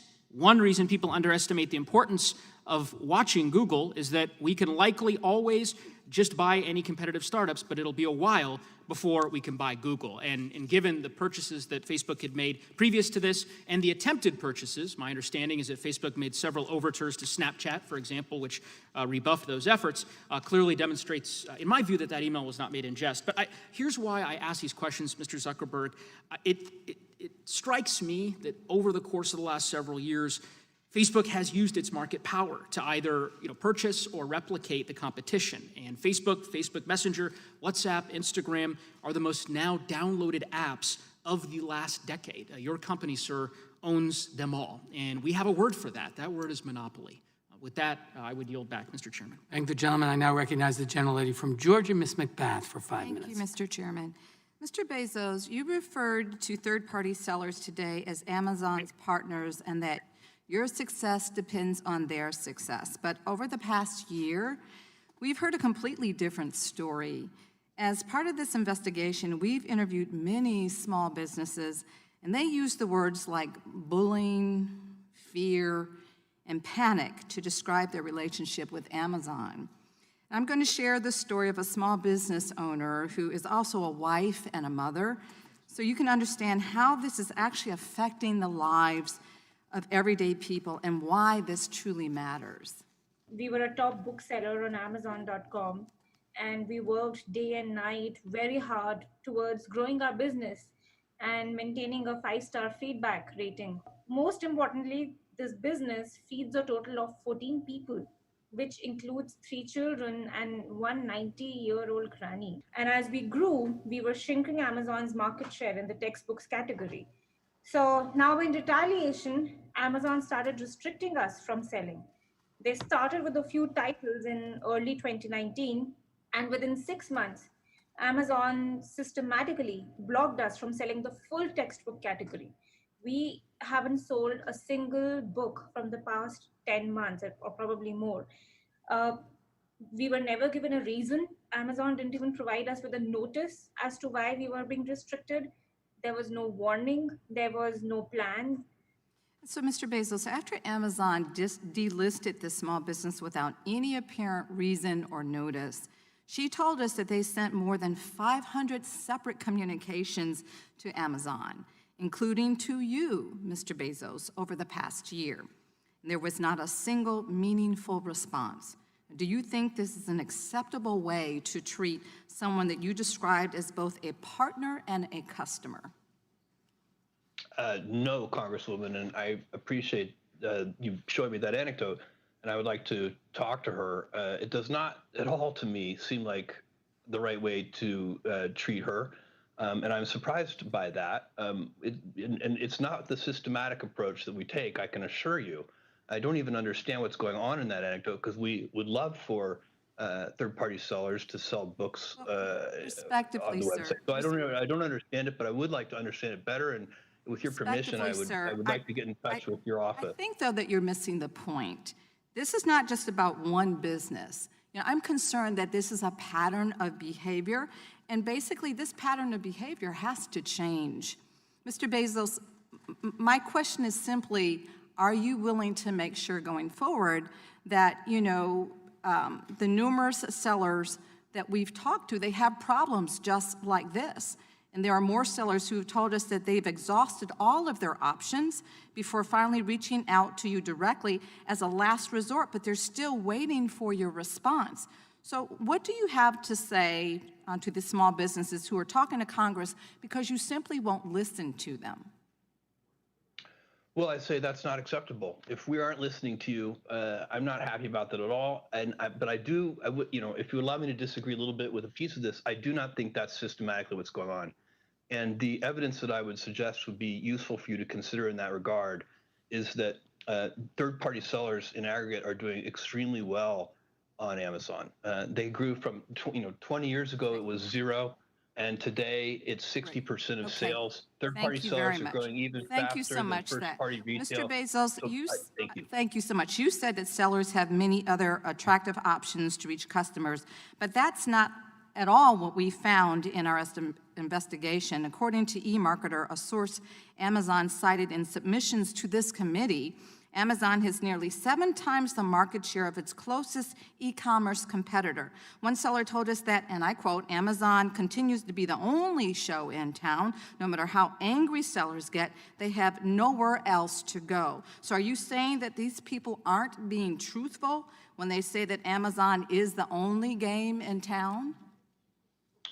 Yeah, Congresswoman, with great respect, I do disagree with that. I believe that there are a lot of options, and some of them are not even listed on that chart. I just looked at it briefly, but I didn't see some that I know of, for example.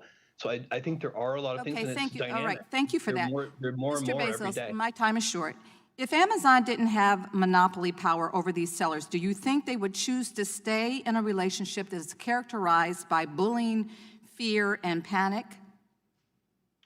With all respect, Congresswoman, I do not accept the premise of your question. That is not how we operate the business.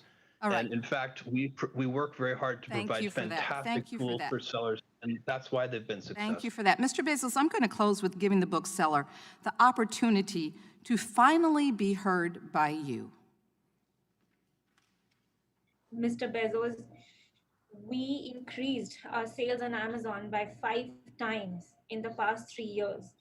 And we have contributed that much of proportional seller fees to Amazon. We have contributed that much to your business to 5 times. We followed all the rules that were set by you.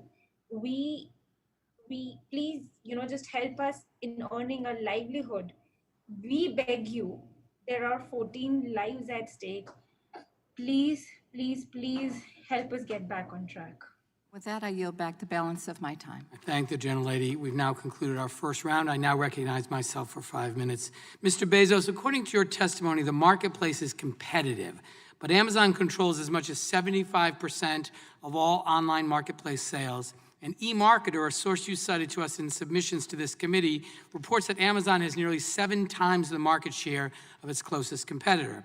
Isn't it true that small businesses have no real option but to rely on Amazon to connect with customers and make online sales?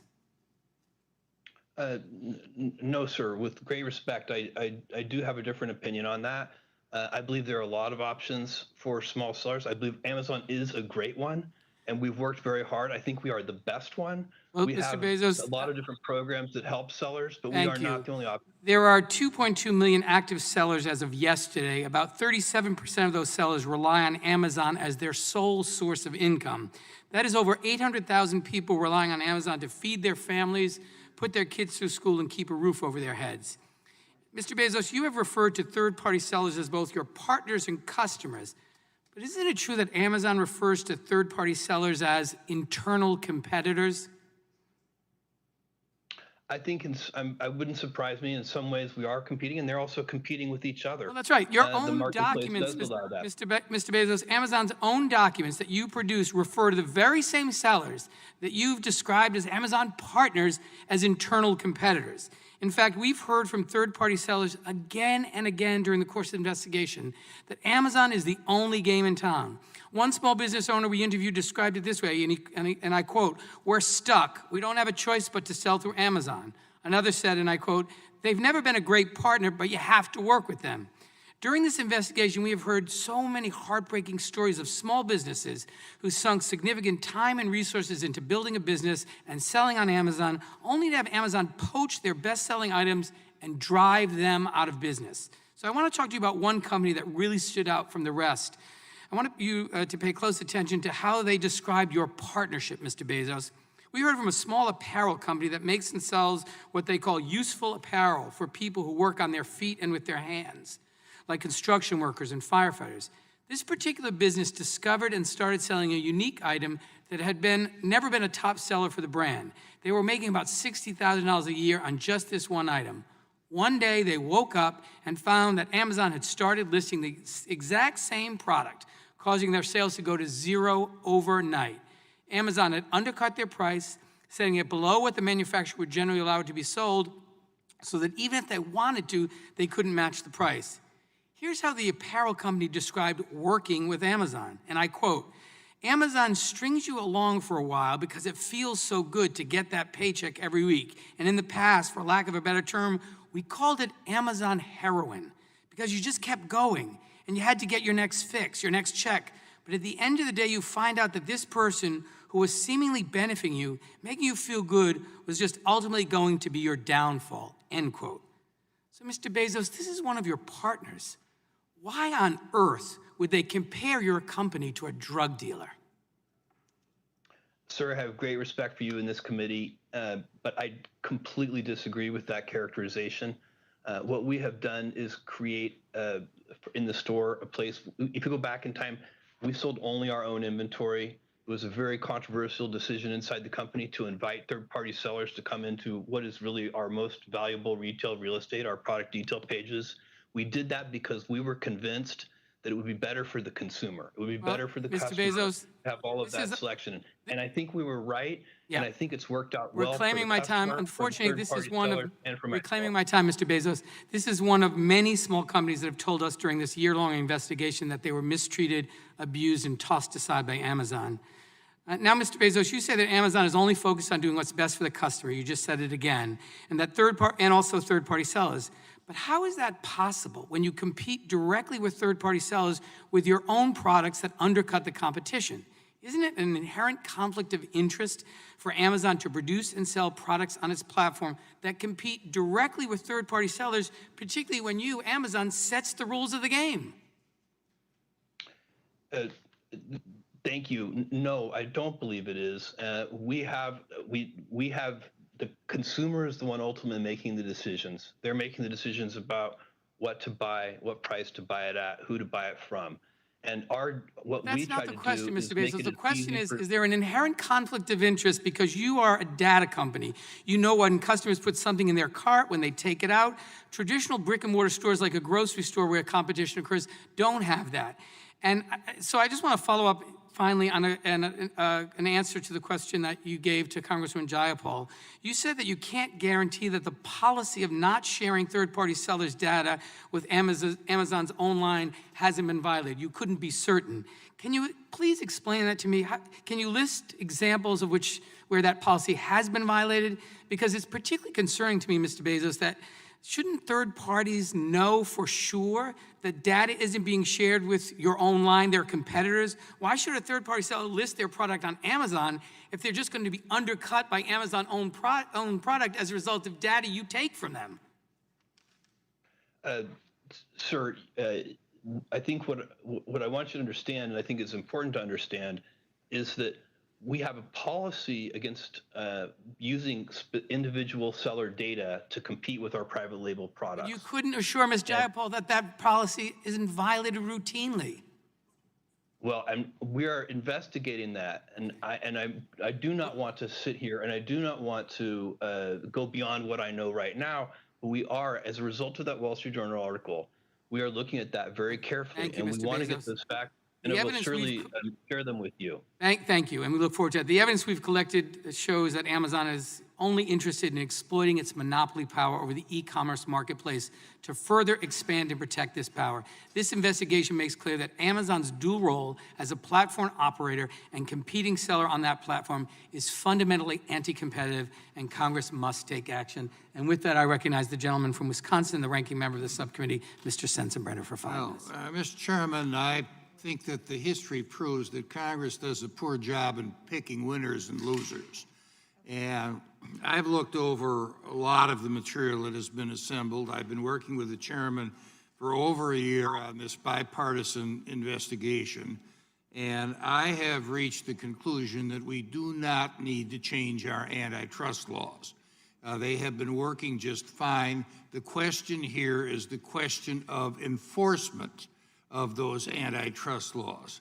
Now, we've heard a lot about the Facebook acquisition of Instagram.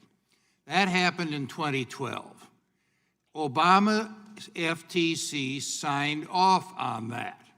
So regardless of what you think has happened at that time, The fact is that this acquisition did pass the smell test of the regulators involved.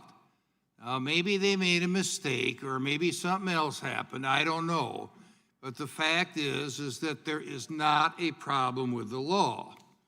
Now, back about 35 years ago, AT&T was broken up because it was determined that one-stop shops were monopolistic. And AT&T, because you had to get your long-distance service from your local phone company, that was monopolistic. So the baby bells were spun off. A whole lot has happened since then. There were mergers and acquisitions in the telecom industry. Technology advanced a huge amount. And guess what?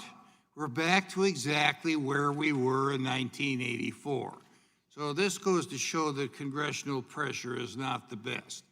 Now, using the AT&T example, which I think was a big flop and counterproductive, let me ask Mr. Bezos, say the AT&T example was applied to Amazon, and you were required to spin stuff off. So you might have no more of a one-stop shop, but you have to go to separate places for books or groceries or videos or electronics. How are the consumers helped by that? Sir, thank you. They would not be. Right. Very clear.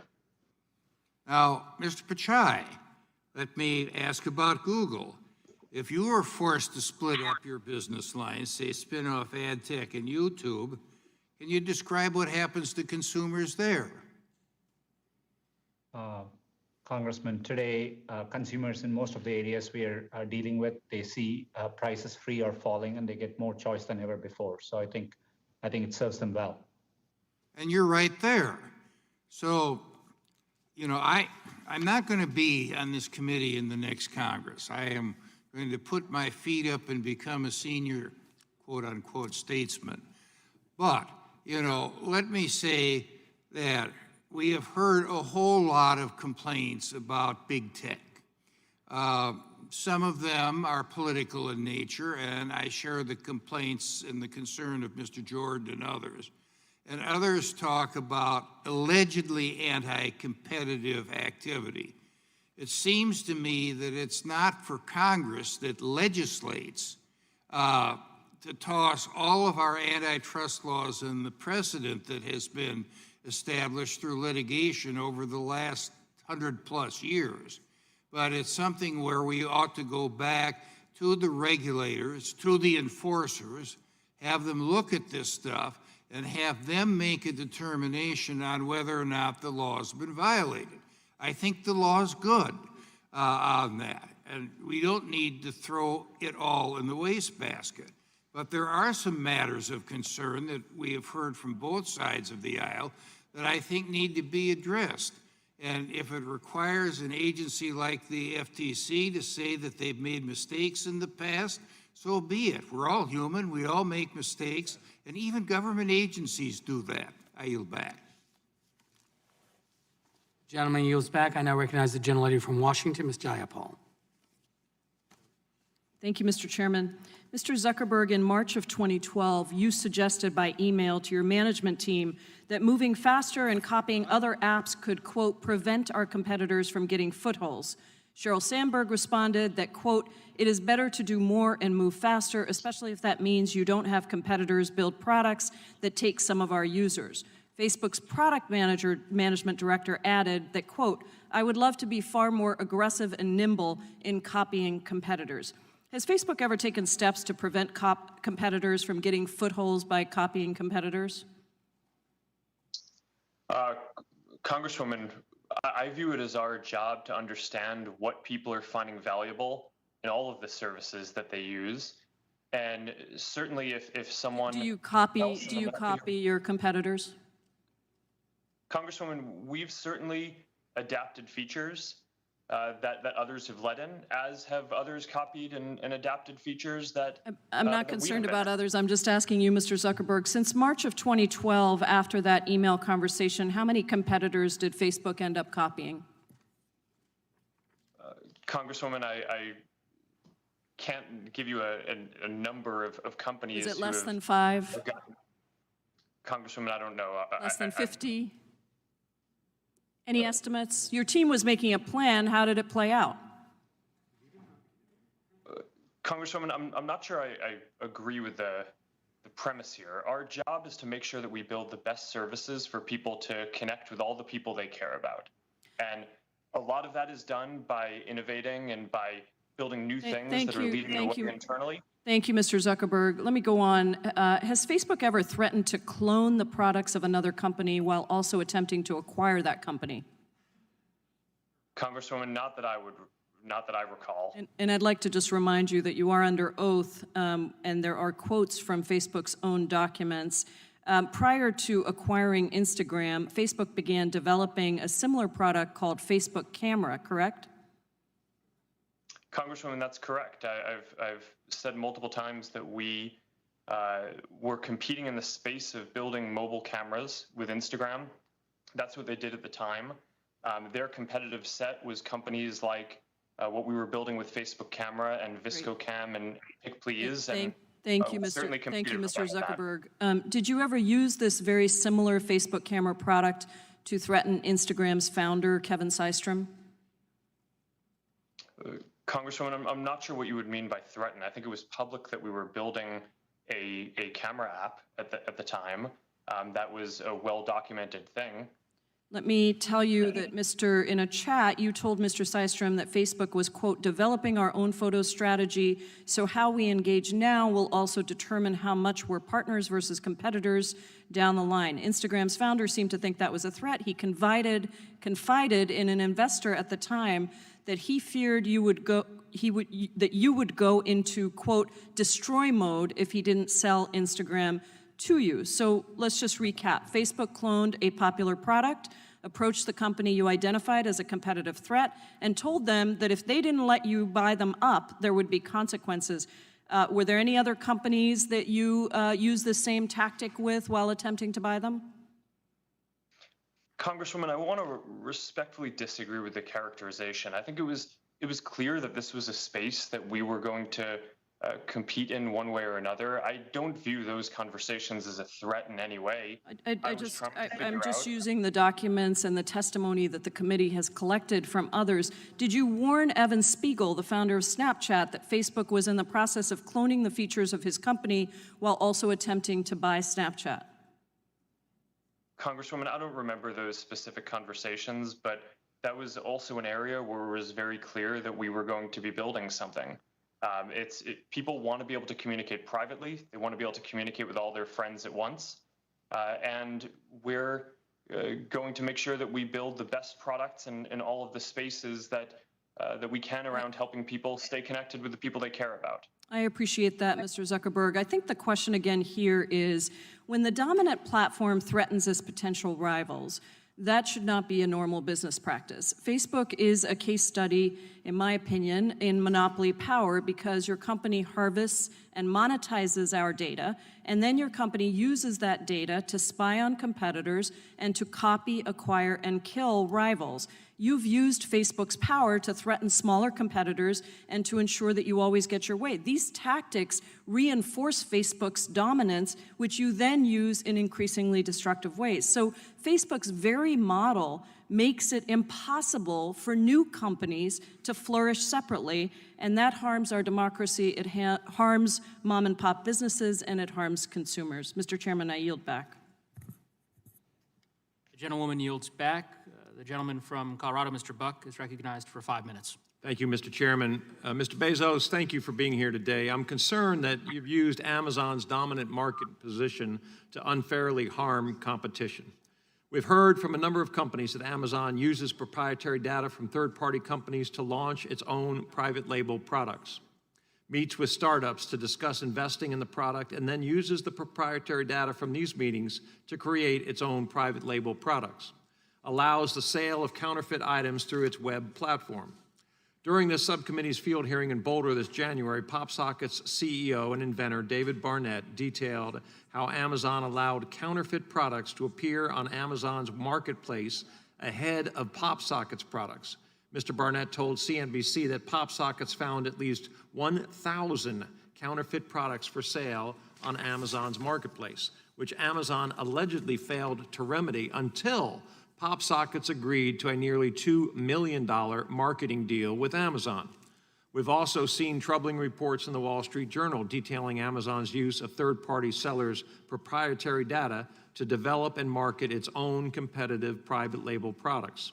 The Wall Street Journal also reported last week that Amazon's venture capital fund used meetings with unsuspecting startup companies to gain access to secret proprietary product information and financial details.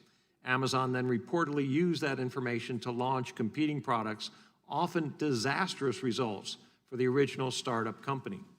There are many examples of this behavior, but one allegation in the journal's reporting sticks out in particular.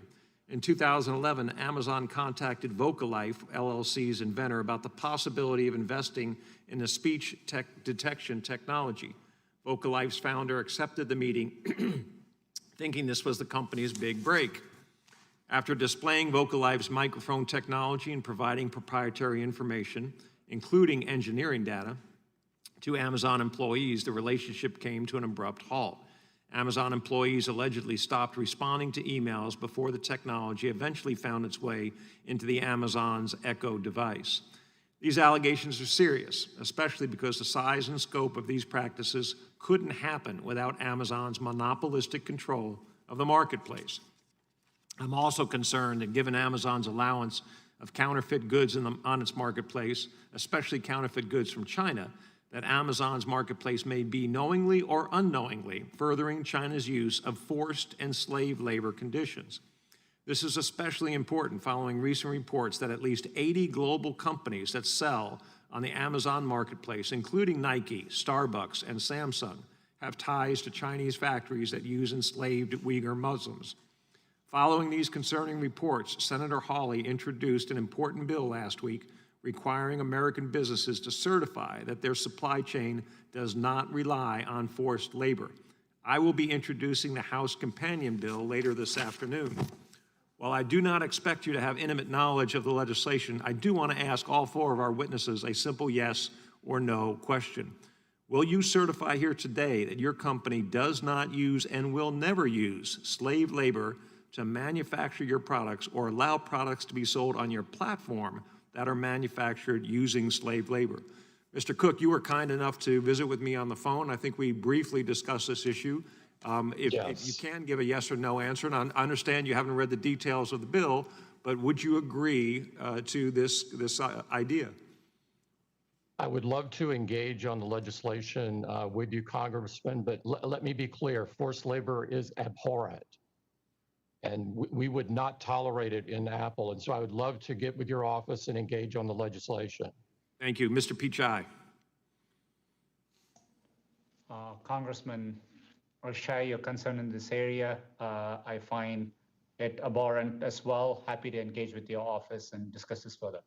So I really don't want to even engage with my office half the time. Will you guys agree that slave labor is not something that you will tolerate in manufacturing your products or in products that are sold on your platforms? I agree, Congressman. And Mr. Cook? We wouldn't tolerate it. We would terminate a supplier relationship if it were found. Mr. Zuckerberg? I agree. We wouldn't tolerate this, and if we found anything like this, we would also terminate any relationship. And Mr. Bezos? Yes, I agree completely. Great. Thank you very much, gentlemen, and I yield back. I thank the gentleman. I now recognize the gentleman from Maryland, Mr. Raskin, for 5 minutes. Thank you, Mr. Chairman. I want to thank Mr. Buck for that excellent line of questioning and for the upcoming legislation. I look forward to joining that. We want, in the 19th century, we had the robber barons. In the 21st century, we got the cyber barons. And we want to make sure that the extraordinary power and wealth that you've been able to amass is not used against the interests of democracy and human rights around the world, and not against the interests of a free market at home. So, Mr. Bezos, let me turn to you. I'm interested in the role that you play as a gatekeeper. A lot of consumers want to know when the HBO Max app will be available on your Fire device, and I understand that negotiations are ongoing, but that your company is not only asking for financial terms, but also for content from Warner Media. Is that right, and is that a fair way to proceed? In other words, is it fair to use your gatekeeper status role in the streaming device market to promote your position as a competitor in the video streaming market with respect to content? I'm not familiar with the details of those negotiations. As you said, they're underway right now. I predict that the companies will eventually come to an agreement, and I think this is kind of two large companies negotiating agreement. It's kind of normal case of normal commerce. But here's why I pursue it, precisely because it is a large company, and in a way, they stand in for hundreds of thousands of much smaller companies who are even in a more disadvantageous position with respect to negotiating with you. I guess the general proposition then you can speak to, if you don't know the details of this, which is it okay to negotiate not just for financial terms in having someone be part of your Fire unit, but also to try to extract in that negotiation leverage with respect to getting content from them? Well, again, I'm not familiar with the details. What I would I'm not say asking is about I that think one in that general. In general, I think that when two companies are negotiating, you are negotiating not just the amount of money that's going to change hands, but also what you're going to get in exchange for the amount of money. That is a very fundamental way that business works. Do you see at least to outsiders that would look like a structural conflict of interest, like you're using your control over access to people's living rooms, essentially. You're using that in order to obtain leverage in terms of getting creative content that you want. And are you essentially converting power in one domain into power in another domain where it doesn't belong? I think what I should do is offer to get you information. If you, I'll get it to your office for you, because I'm not familiar enough with this, and I could imagine that there would be scenarios, if we're just talking in the abstract, where it would be inappropriate, and I could imagine scenarios where it would be very normal business and very appropriate. Fair enough. I want to talk about an emerging market, smart homes, and I want to start with the hub of the smart home, smart speakers. Does Amazon price the Echo device below cost? Not its list price, but it's often on promotion, and sometimes when it's on promotion, it may be below cost, yes. Well, several other companies did tell us, in fact, that Amazon is pricing Echo devices way below cost, making it nearly impossible for them to compete, and aggressively discounting Alexa-enabled speakers as a strategy to own the smart home. Like many markets we've heard about today, smart speakers with voice assistants like Alexa, along with the myriad of smart home appliances that Alexa can interact with, make up the next ecosystem or platform for tech companies to lock in customers.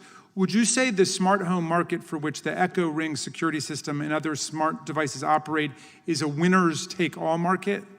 Yes or no? No, I wouldn't, especially if we're able to succeed at what we want, which is we would like our vision for this is that smart home speakers should answer to different wake words.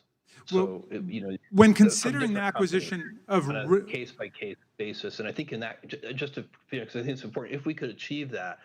Then I think you would get really good behavior on the part of competitive voice agents helping you. When you were looking at acquiring Ring, you wrote to your executive team, quote, "We're buying market position, not technology, and that market position and momentum is very valuable." So if smart homes are not a market with lock-in effects, why would a leading market position and momentum be so very valuable? Sir, market position is valuable in almost any business, and it's one of the primary things that one would look at in an acquisition. There are multiple reasons that we might buy a company. Sometimes we're trying to buy some technology or some IP. Sometimes it's a talent acquisition. But the most common case is market position, that the company has traction with customers. They've built a service. Maybe they were the first mover. There could be any number of reasons why they have that market position. but that's a very common reason to acquire a company. Well, once a company becomes dominant in a market, it can favor its own products and services. Alexa-enabled smart speakers make up over 60% of the smart speaker market. Mr. Bezos, when I ask Alexa to play my favorite song, Prime Music is the default music player. Is that right? I think that's true if you're a Prime member, yes. And a New York Times report found that when users say, Alexa, buy batteries, Alexa responds, would you like to buy AA Amazon basic batteries? So has Alexa ever been trained to favor Amazon products when users shop by voice? The time of the gentleman has expired, but the witness may answer the question. I don't know if it's been trained in that way. I'm sure there are cases where we do promote our own products, which is of course a common practice in business, and so it wouldn't surprise me if Alexa sometimes does promote our own products. Thank you, and I yield back. The chair recognizes the gentleman from Florida, Mr. Gates, for 5 minutes. Mr. Pichai, during our prior discussion earlier today, you said that Google doesn't work with the Chinese military. That answer was deceptive because Google works with many of the entities that work with the Chinese military in common collaboration. And just as one example would be Tsinghua University, where Jeff Dean, who is the head of Google AI, served on the Computer Science Advisory Committee for the university, and then the university takes nearly $15 million from China's Central Military Commission. So you can see how even if you don't literally show up at the offices of the Chinese military, if you're all showing up at the same place, working together on AI, that would lead to my concern. But I want to talk about search because that's an area where I know Google has real market dominance. On December 11th, you testified to the Judiciary Committee, and in response to a question from my colleague Zoe Lofgren about search, you said, "We don't manually intervene on any particular search result." But leaked memos obtained by the Daily Caller show that that isn't true. In fact, those memos were altered December 3rd, just a week before your testimony, and they describe a deceptive news blacklist and a process for developing that blacklist approved by Ben Gomes, who leads search with your company, and also something called a fringe ranking, which seems to beg the question, who gets to decide what's fringe? And in your answer, you said to Ms. Lofgren that there is no manual intervention of search. That was your testimony, and now I'm going to cite specifically from this memo from the Daily Caller. It says, that the Daily Caller obtained from your company. It says, the beginning of the workflow starts when a website is placed on a watch list. It continues, this watch list is maintained and stored by ARIS with access restricted to policy and enforcement specialists. Sort of does beg the question who these enforcement specialists are. Access to the listing can also be shared on a need-to-know basis to enforce or enrich the policy violations. The investigation of the watch list is done in the tool Athena, the ARIS manual review tool. So you said to Congresswoman Lofgren that there was no manual review tool, and then your documents indicate that there is a manual review tool. So help us understand the inconsistency. Congressman, there are two parts to this. In general, we algorithmically approach our search results. We have robust policies to do so, and we test it both with user feedback and we use raters to validate. Last year alone, we ran over 300,000 experiments and launched around 3,000 improvements to search. And we don't manually tune. The question last time was in the context of, is there someone behind the curtain, manually tuning an individual search result? We don't. We generally approach it algorithmically. We, however, in order to comply with the law in every country we operate in, for example, there may be an actor or a website identified as interfering in elections, and we then have to put that site on a list so that that doesn't appear in our search results against queries. So other examples would be violent extremism. And is that done manually, Mr. Pichai? That process you described, is that done manually? And we could get reports from law enforcement agencies. We are complying with, or it's a known DMCA-based. There is either a manual component or there is not a manual component. Which is it? For creating those lists, that process can involve manual portions. Okay, great. Well, that is sort of the concern that I have. You've now said something different today than you said to Ms. Lofgren, because you've confessed that there is a manual component to the way in which you blacklist content.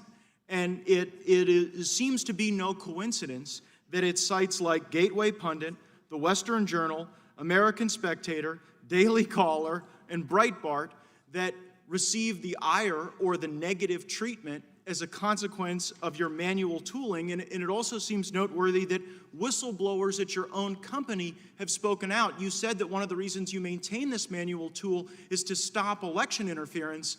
I believe it is, in fact, your company that is engaging in election interference. And it's not just my view. Mike Wacker came out and was a whistleblower indicating that the manual blacklist targets that Google specifically goes after are those who support President Trump, who hold a conservative viewpoint, and he left your company in 2019 because he was speaking out against these outrage mobs. So can you see how when you empower individuals, some of the same individuals that Project Veritas has exposed as labeling people as terrorists who say make America great again or who support the president, that in fact can be the very election interference that we're concerned about, and that you're using your market dominance in search to accomplish that election interference?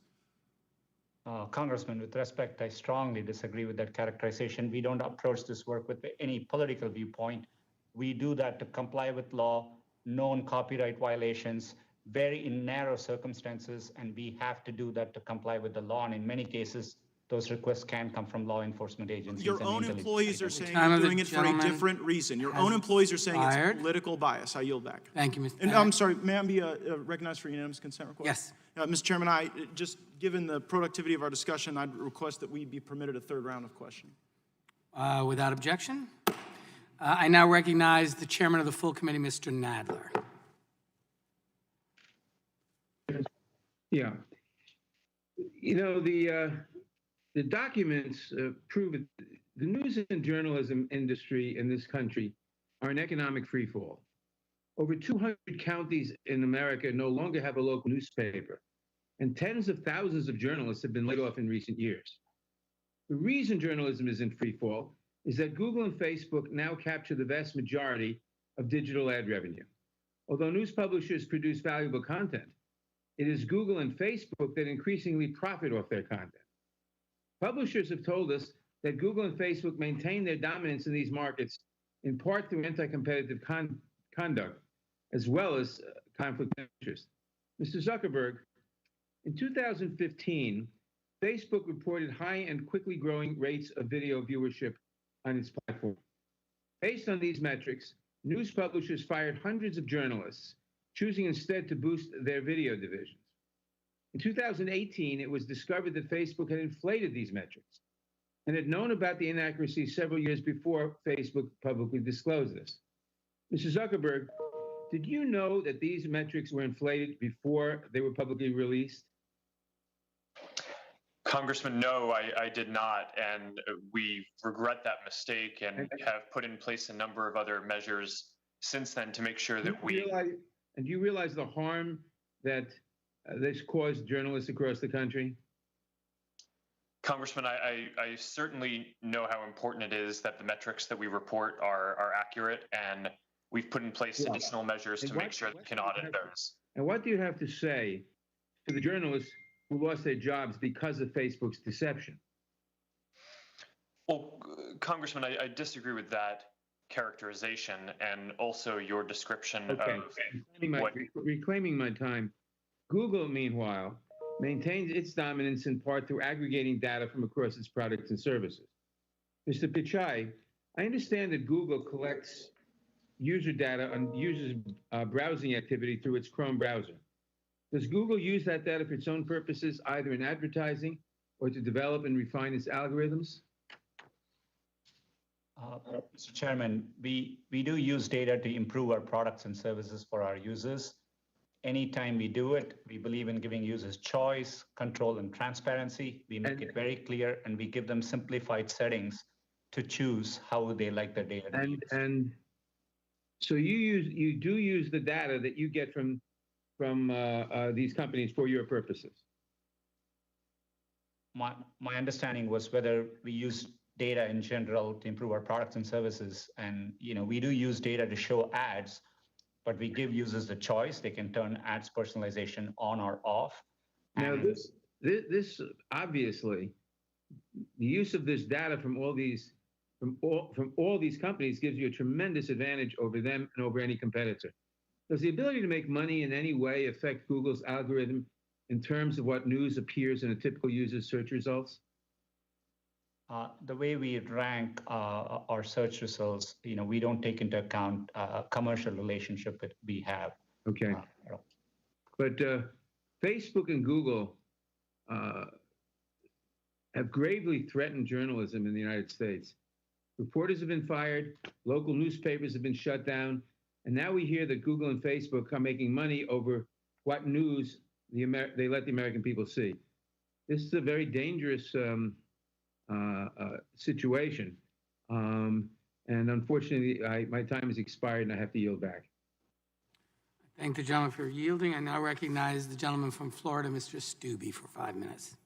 Thank you, Mr. Chairman. I'm just going to pick up where I left off. Mr. Pichai, there are rioting groups that are going unchecked with the posting of what I would contend is very violent video. Yet yesterday I was sent a YouTube video about doctors discussing hydrochloroquine and discussing the not dangers of children returning to school. And when I clicked on the link, it was taken down. And then I was sent a different link on YouTube and it was taken down. I just checked again just to make sure, and it says that this video has been removed for violating YouTube's community guidelines. How can doctors giving their opinion on a drug that they think is effective for the treatment of COVID-19 and doctors who think it's appropriate for children to return back to school violate YouTube's community guidelines when all of these videos of violence is all posted on YouTube?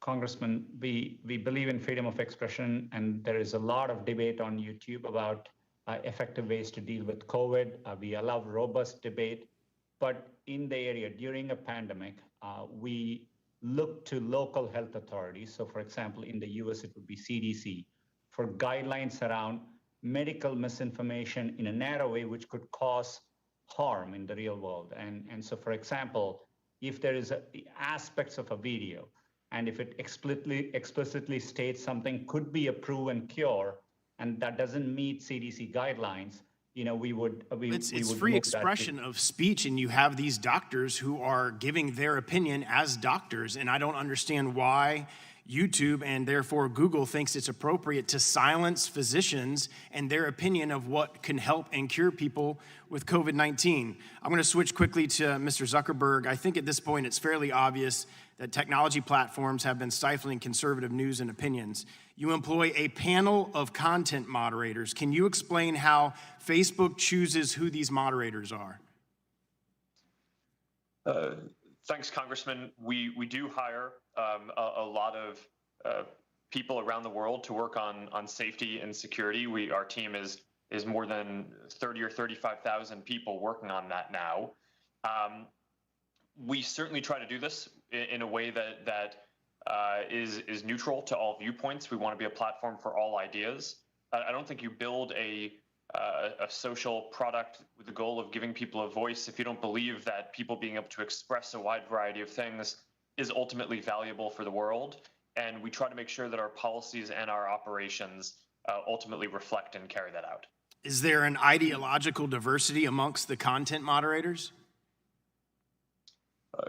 Congressman, I don't think we choose to hire them on the basis of an ideology. They're hired all over the world. There's certainly a bunch in the U.S. There's diversity in where they're hired, but certainly we don't want to have any bias in what we do, and we wouldn't tolerate it if we discovered that. So you don't specifically hire, say, conservative moderators and Democrat or liberal moderators so that there's a balance in your content moderators?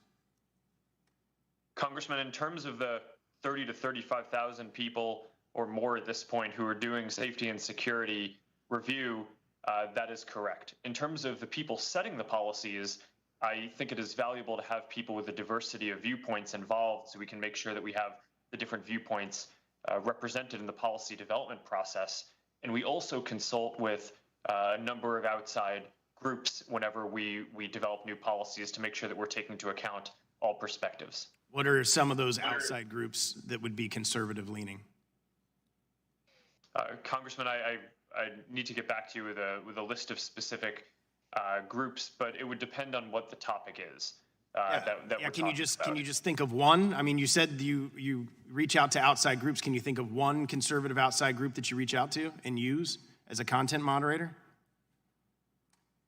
Congressman, I'm talking about different external stakeholders and groups that are inputs to our policy development process. And I'm not involved in those conversations directly, so I would have to get back to you with specifics on that. But I'm quite confident that we speak with people across the ideological spectrum when we're developing our policies. I would very much appreciate a follow-up on that. Real quickly, can you briefly explain the approval process for third-party fact checkers, and how many fact checkers does Facebook employ?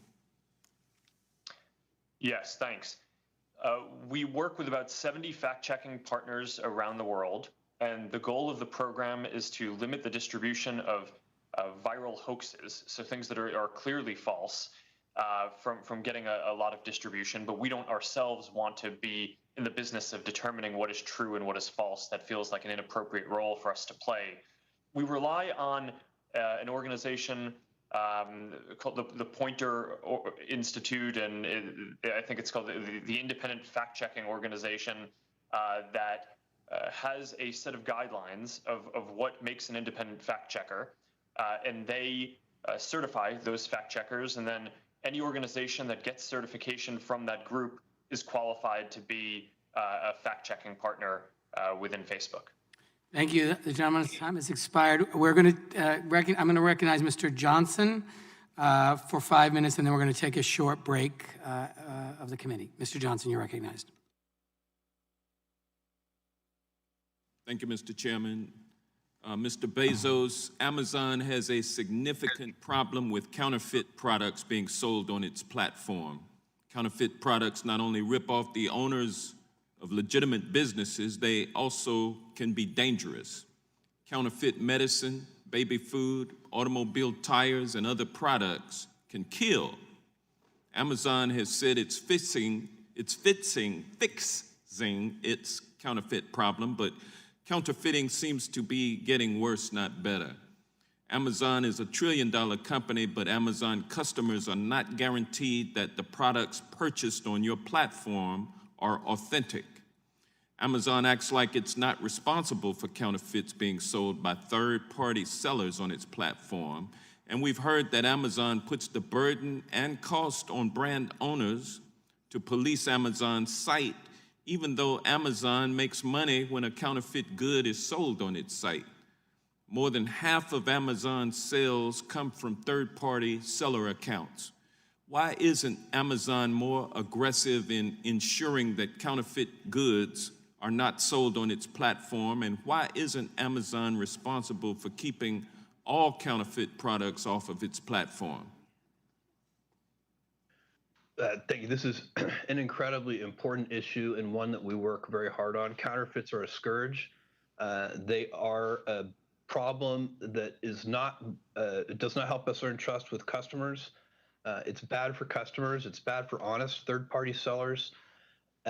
We do a lot to prevent counterfeiting. We have a team of more than 1,000 people that does this. We invest hundreds of millions of dollars in systems that do this. We have something called Project Zero, which helps brands serialize individual products, which really helps with counterfeiting. Well, we have I'm glad that other you have programs those as well. I'm glad that you have those features in place, but why isn't Amazon responsible for keeping all counterfeit products off of its platform? We certainly work to do so, Congressman, and we do so not just for our own retail products, but for third-party products as well. Well, and we do work well, closely thank with you. brands. We've heard from numerous third-party sellers and brand owners that Amazon has used knockoffs as leverage to pressure sellers to do what Amazon wants. For example, the founder of PopSockets testified in January that Amazon itself was selling knockoffs of its product. After reporting the problem, it was only after his company committed to spending $2 million on advertisements that Amazon appears to have stopped diverting sales to these knockoffs.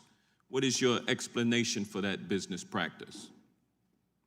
That's unacceptable. If those are the facts, and that if someone somewhere inside Amazon said, buy X dollars in ads and then we'll help you with your counterfeit problem, that is unacceptable. And I will look into that, and we'll get back to your office with that.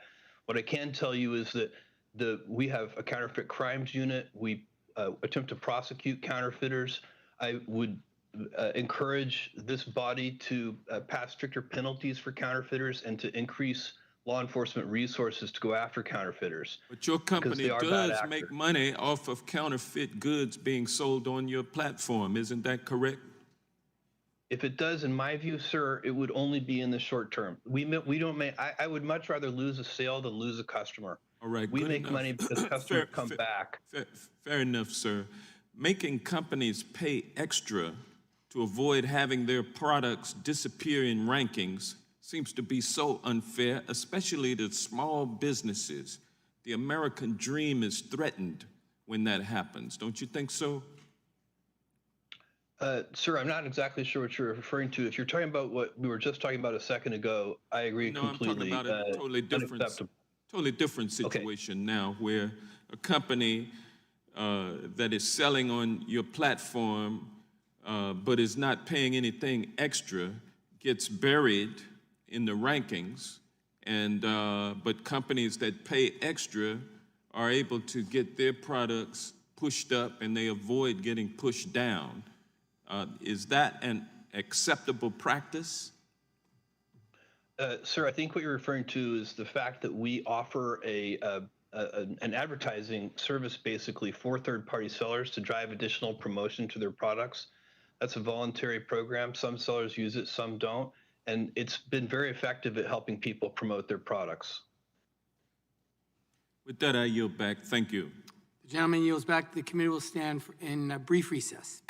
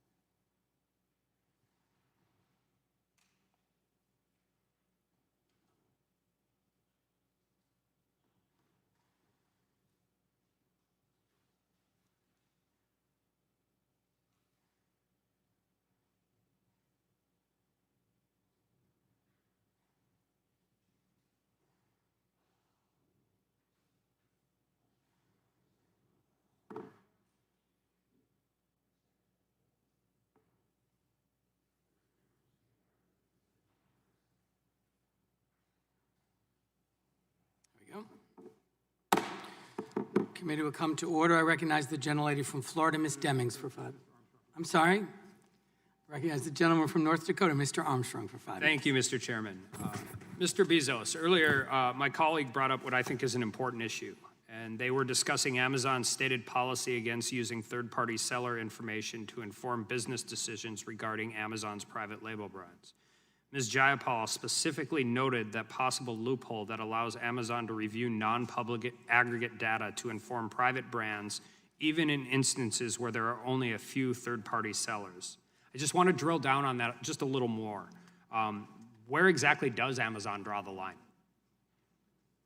I'm sorry, aggregate data would be in more than one seller. Okay. And of course, you have to remember that the person seeing the report would have no way of knowing how many sellers are inside that group or what the breakdown would be between those sellers. So, and I would remind you that it's not that different from perhaps a bestseller list or a product ranking, which we do make public for all. And I just want to be clear, does Amazon allow the use of aggregate data to inform private label Amazon brands when there are only 3 sellers for a product? Yes, sir. Does Amazon look at aggregate data when there are only 2 sellers of a product? Yes, sir. So, and am I correct in my understanding that Amazon is conducting an internal investigation on the use of third-party data? Yes, we're basically trying to understand some of the anecdotes that we saw in the Wall Street Journal article. Will you commit to informing this committee on the outcome of that investigation, including on the exact circumstances of when Amazon is allowed to view and/or use aggregate data? Yes, yes, we will do that. And now I want to move, just really quick, music can be used to drive revenue, and obviously there's a reason it's important, and I want to talk about Twitch for a second. News reports have indicated that Twitch users are receiving notice and takedown requests pursuant to the Digital Millennium Copyright Act. My understanding is that Twitch allows users to stream music but does not license the music. Is that correct? I'm going to have to ask that I could get back to your office with an answer to that question. I don't know. Okay, and then, well, so that would be great. And then, so I just have 2 more questions related to that. If Twitch is responding to DMCA notice and takedown requirements, should Twitch consider proactively licensing music instead of retroactively adhering to those notices? So these are the questions we're interested in. I'm primarily concerned about small, up-and-coming musicians, different people that aren't necessarily labels, to make it as easy for them to at least get cease and desist notices out as well. And as we continue to move forward there. Yes, Congressman, that's an important issue, and I understand it, and I will get back to your office on that. All right. Earlier this year, Google announced plans to retire third-party cookies that websites attach to users' browsers, and this allows users to be tracked across the internet. A consequence of that change is that it will put other digital advertising market participants at a disadvantage because they can no longer track users. And at the very, very danger of being pro-cookie, because I'm not when I use my computer as well. And I understand that there are legitimate privacy concerns with third-party cookies, but I do want to focus on the competition aspect. Did this asset action also place Google at a disadvantage, or does Google have alternative means of collecting that user data to inform its digital advertising activities, Mr. Pichai? Congressman, as you rightly pointed out, this is an area where we are focused on user privacy, and users clearly don't want to be tracked with third-party cookies. In fact, other browser vendors, including from Apple and Mozilla Foundation, have also implemented these changes. We are doing it thoughtfully, giving time for the industry to adapt, because we know publishers depend on revenue in this area. But it's an important change, and I think we have to be focused on privacy to drive the change forward. But you have other ways of collecting that information, correct? On our first-party services, we don't rely on cookies, and obviously when people come and type into search... I'm not asking you if you rely on cookies. I'm asking you if you have other ways of collecting it through Gmail or consumer-facing platforms, right? We don't use data from Gmail for ads, Congressman, but to the extent on the services where we provide ads, and if users have consented to ads personalization, yes, we do have data. Thank you. I yield back.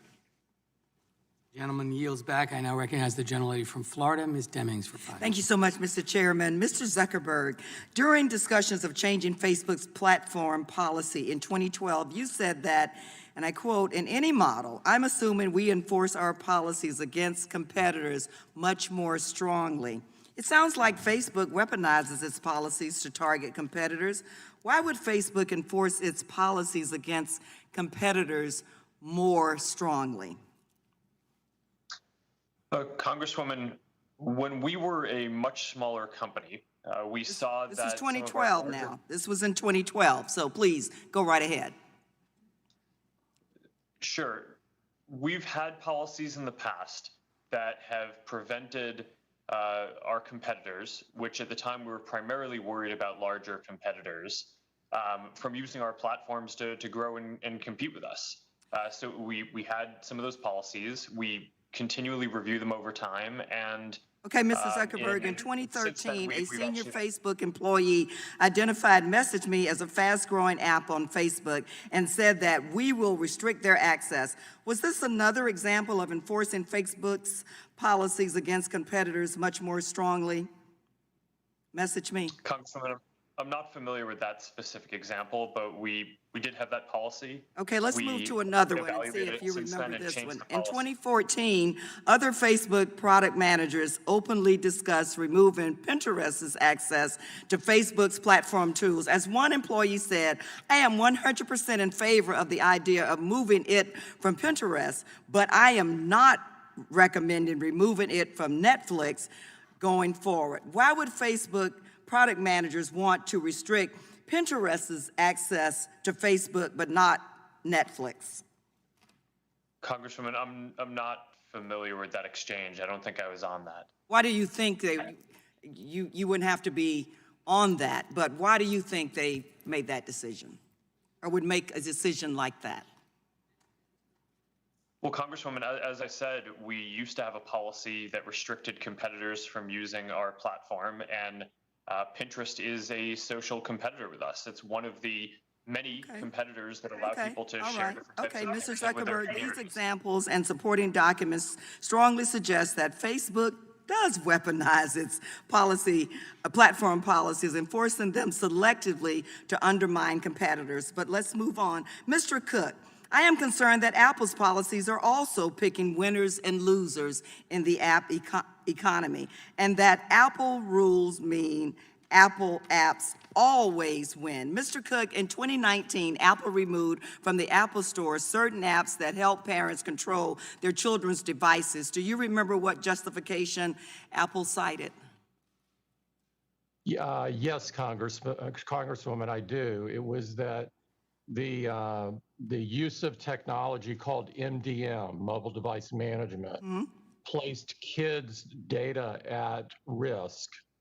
And so we were worried about the safety of kids. Okay, all right. So you were concerned about that the app basically undermined kids' privacy. But another app that used this same tool was Appsure, an app owned by the Saudi Arabian government. Do you recall what Apple's position was towards this app? I'm not familiar with that app. Okay, Apple allowed this Saudi app to remain. So there are two types of apps. They use the same tool. Apple kicks one out and said that that was one that was helping parents, but keeps the one owned by a powerful government. If that is correct, Mr. Cook, that apps that supposedly did the same thing, why would you keep the one owned by a powerful government? I'd like to look into this and get back with your office. It sounds like you applied different rules to the same apps. We apply the rules to all developers evenly. Did the fact that Apple had its own, Mr. Cook, let me just ask you this. Did the fact that Apple had its own parental control apps that were competing with these third-party apps contribute to Apple's decision to kick them off the Apple Store? Mr. Cook, what do you think about that?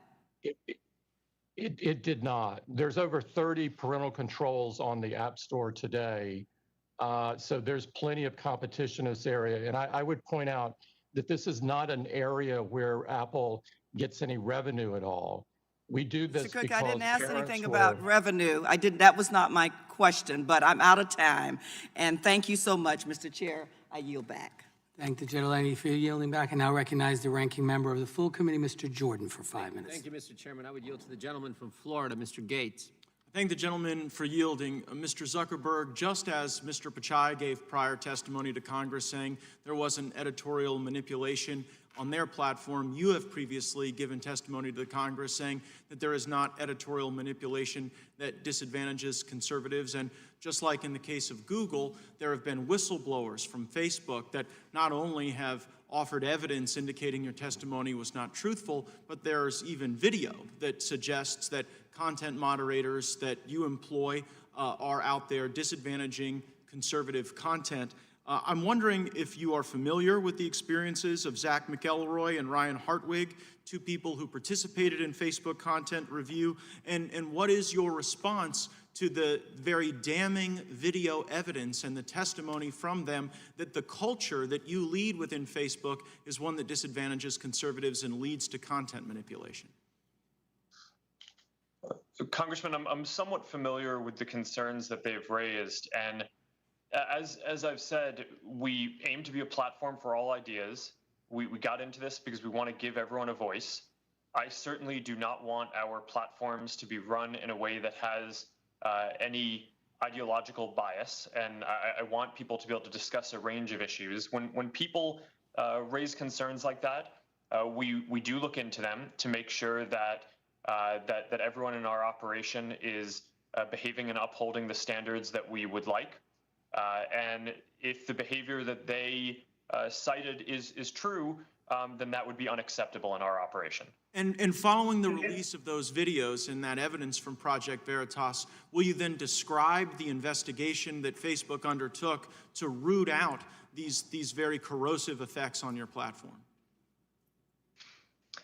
Congressman, I'd have to get back to you with more details on that, but I know that we have ongoing training in what we do, and we certainly will look into any complaints that come up, and we want to make sure that in how we run the content review teams, that it's done in a way that reflects the values of the company around giving everyone a voice and being a platform for all ideas. I'm concerned that the content review does reflect the values of the company, but those values don't in fact give everyone a voice. They prejudice against certain content.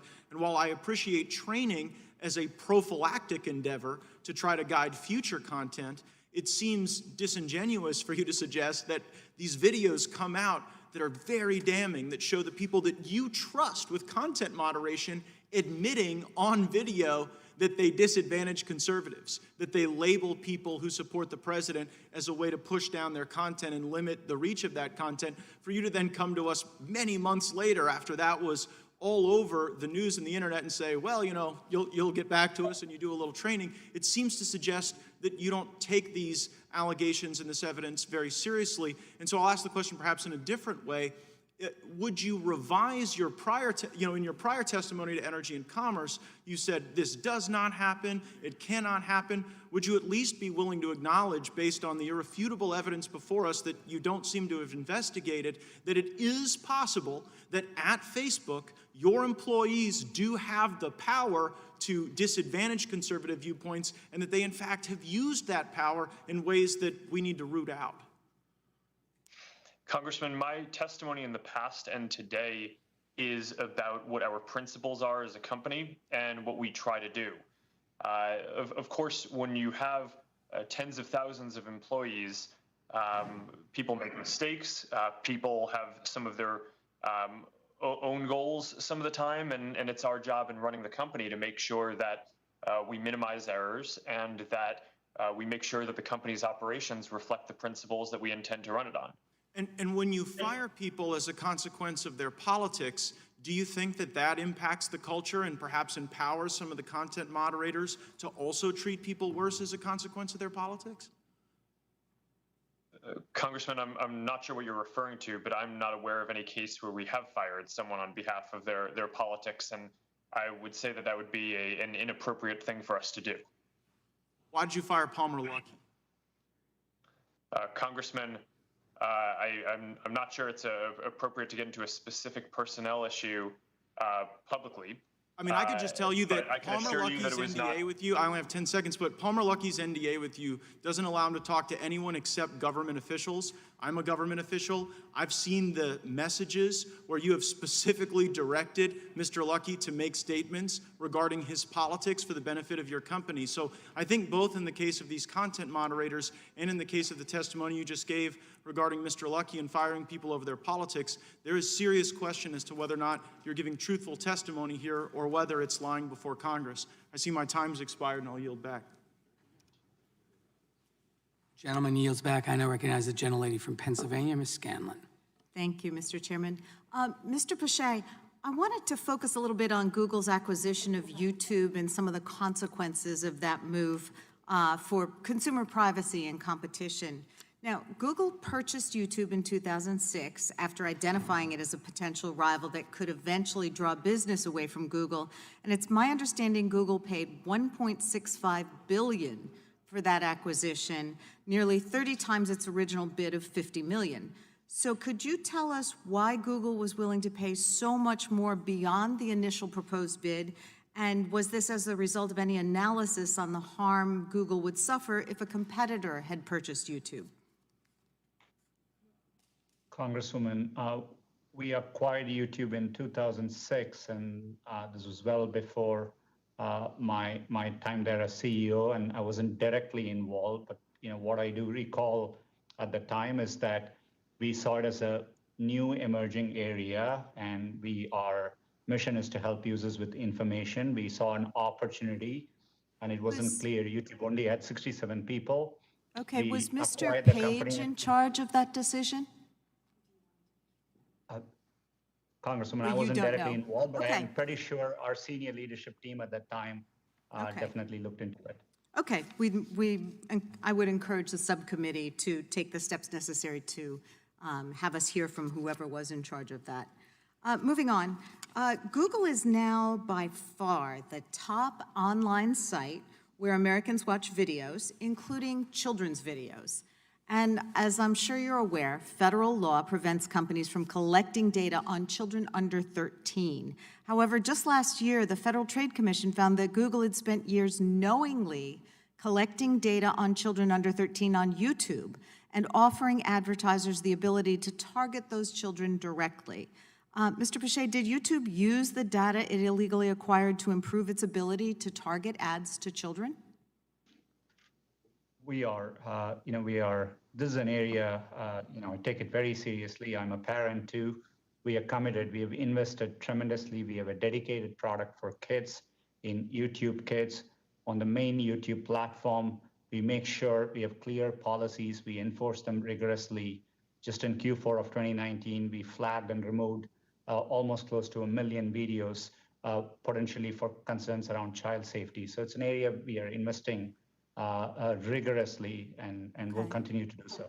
Well, I'm more concerned about the fact that you're investing rigorously in luring in advertisers like toy makers, Mattel, and Hasbro by telling them that YouTube is the #1 website regularly visited by kids. So that sounds like you're targeting the kids and then targeting advertisers to bring them on board. Is that correct? Today, in the main site of YouTube, we don't allow anyone under 13 to create accounts. There are scenarios in which there could be family viewing, and today there are creators who create content oriented towards families, and as part of that, there are advertisers which are interested in connecting with those users. But everything we do here, we obviously comply with all the applicable regulations. Okay, well, let's look at some of the content that is specifically for children. COPPA makes it illegal to target those kids, but we've got an issue where content creators are in a very difficult position now. So if a show like Sesame Street doesn't want to show ads for junk food on YouTube, does YouTube allow it to make that choice? Today, we do, we have choices both for creators in terms of, tools and preferences, and we have extensive tools for advertisers, and above all, for users, we give a choice.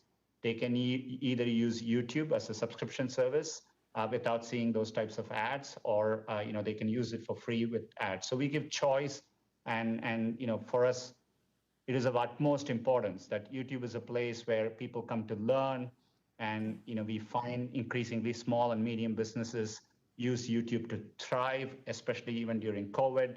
Particularly Let's go back to content that's designed for children. So, if there's an organization like Sesame Street that wants to provide child-centered content, but they don't want that content to be sullied, shall we say, with junk food ads or something, my understanding is that you say that the content creators can do that, but we've got a recent report from the Wall Street Journal that says YouTube hasn't been honoring those requests. And it's been making it difficult for independent auditing companies like OpenSlate to independently audit that and then report back to those content creators about whether or not YouTube is honoring those. Is that correct? I'm not familiar with the particular report, but I'm happy to understand it better and have my office follow up with your staff, Congressman. I would appreciate that. My time has expired. I yield back. The gentlewoman yields back. The chair, would I recognize himself for 5 minutes. Mr. Bezos, thank you for being here today. In your opening statement, I reviewed your written testimony. You indicated, and I'll just quote, that Amazon accounts for less than 1% of the $25 trillion global retail market and less than 4% of retail in the U.S. End quote. When you refer to retail, I take it based on the empirical studies I've reviewed, you're referring to a broad definition of retail that includes restaurants, bars, gas stations. So it's a fairly all-encompassing view of retail. I wonder if you know what percentage of Amazon's sales are represented in terms of online retail sales, the e-commerce market stream. The figures I've seen for, I don't, with all respect, I don't accept that e-commerce is a different market, but as a different channel, what I've seen is sort of 30 to 40% is the outside studies that I've seen where Amazon's share of that e-commerce channel. And that's consistent with the data that I have seen. The latest figure I saw was 40%. And so in terms of how we define it, whether it's a stream or a channel, nonetheless, I do think that just factually, it's important. It's an important distinction that I want to make sure we clear here. Obviously, I suspect you understand more than most that the early stages of a startup where entrepreneurs are undertaking risks to bring their products and services to market. Over the course of our investigation, we've heard directly from startups who rely on Amazon services, and that includes obviously Representative Jayapal's questions, Representative Buck, my colleague from Colorado, with respect to concerns about the way in which Amazon uses confidential information. But we've also heard that not just with respect to the marketplace, but Amazon's cloud computing arm, AWS, the notion that that computing arm essentially identifies startups' best technologies and rolls out replica products and services. So Mr. Bezos, does Amazon use confidential information that companies share via AWS to build competing services? No, sir, not that I'm aware of. AWS does often, they do keep expanding their services. AWS started, 15 years ago. We invented this entire category. Let me just clarify that, Mr. Bezos. I appreciate that. Sorry, I apologize for interrupting. But last week, one of Amazon's former engineers posted online that he and his team, quote, proactively identified growing businesses on AWS, that they built competing products, and that they targeted those products to the businesses' customers, and there's been public reporting on that strategy. So I guess I wonder if you can comment on that and how you would account for those statements. Well, I think there may be categories, some databases of different kinds and so on, where we see that it's an important product for customers, and we make our own product offering in that arena. But it doesn't mean we stop servicing the other companies that are also making those products. We have competitors using AWS, and we work very hard to make them successful. Netflix is one example, Hulu is another, and so on. I think the concern, Mr. Bezos, with respect is that the pattern emerges across the different components in Amazon, whether it's the marketplace or whether it's the cloud service, as I mentioned, In addition, there was an article, I'm sure you're aware, in the Wall Street Journal regarding the Alexa Fund, that according to news reports, Amazon's venture capital fund, the Alexa Fund, had invested in a number of different companies. I believe you're familiar with the Alexa Fund investing, for example, in Defined Crowd Corp. Does that ring a bell? No, sir, I'm afraid it doesn't. Okay, well, I'll represent to you, according to the Wall Street Journal, and I'll just quote from them, when Amazon Incorporated's venture capital fund invested in Defined Crowd Corp, it gained access to the technology startup's finances and other confidential information. Nearly 4 years later, in April, Amazon's cloud computing unit launched an artificial intelligence product that does almost exactly what Defined Crowd does, said Defined Crowd founder and chief executive Daniel Braja. Does that refresh your recollection? Are you aware of those allegations? I read that article, but I didn't remember that piece of it. I apologize for that. I don't know the specifics of that situation, and I would be happy to get back to your office with more information about that. Well, I would appreciate, I certainly would welcome that, and to the extent that you all can follow up with the subcommittee with respect to this particular article and the different episodes that are referenced, both in terms of Defined Crowd Corp. There's also another company called Nucleus that you may be familiar with.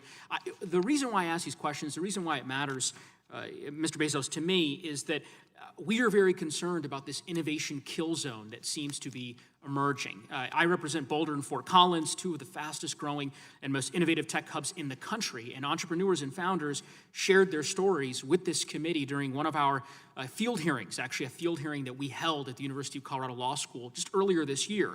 And they are extremely dependent on big technology firms, including in terms of investment and capital, yet they live in constant fear that the platforms could steal their core technologies or ideas, making it impossible to compete because of those existing advantages. So I see my time has expired, but we will certainly be following up with respect to the episodes that I referenced. With that, I would yield back. Gentleman's time has expired.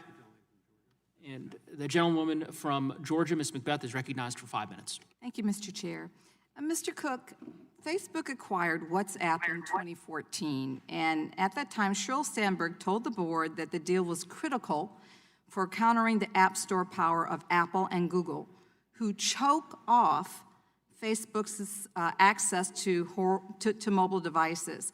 Was Sheryl Sandberg correct? Does Apple have the power to exclude apps from the App Store? If you look at the history of this Congresswoman, we've increased the number of apps from 500 to 1.7 million. So there's a very wide gate for the App Store.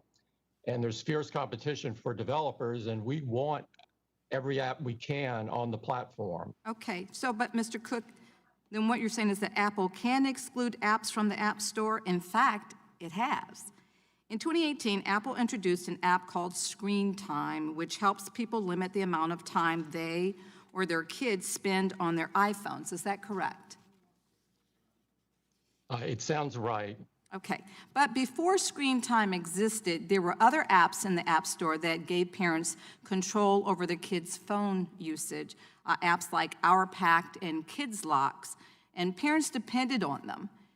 Soon after you introduced Screen Time, however, you removed these competing apps from the App Store.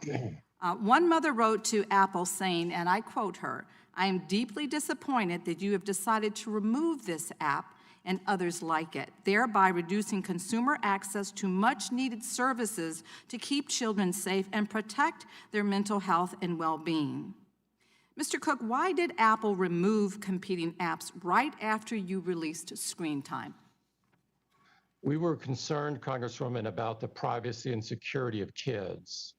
The technology that was being used at that time was called MDM, and it had the ability to sort of take over the kid's screen, and a third party could see it. And so we were worried about their safety. Okay, thank you. I appreciate Today that. we have... I appreciate that, but the timing of the removal seems very coincidental.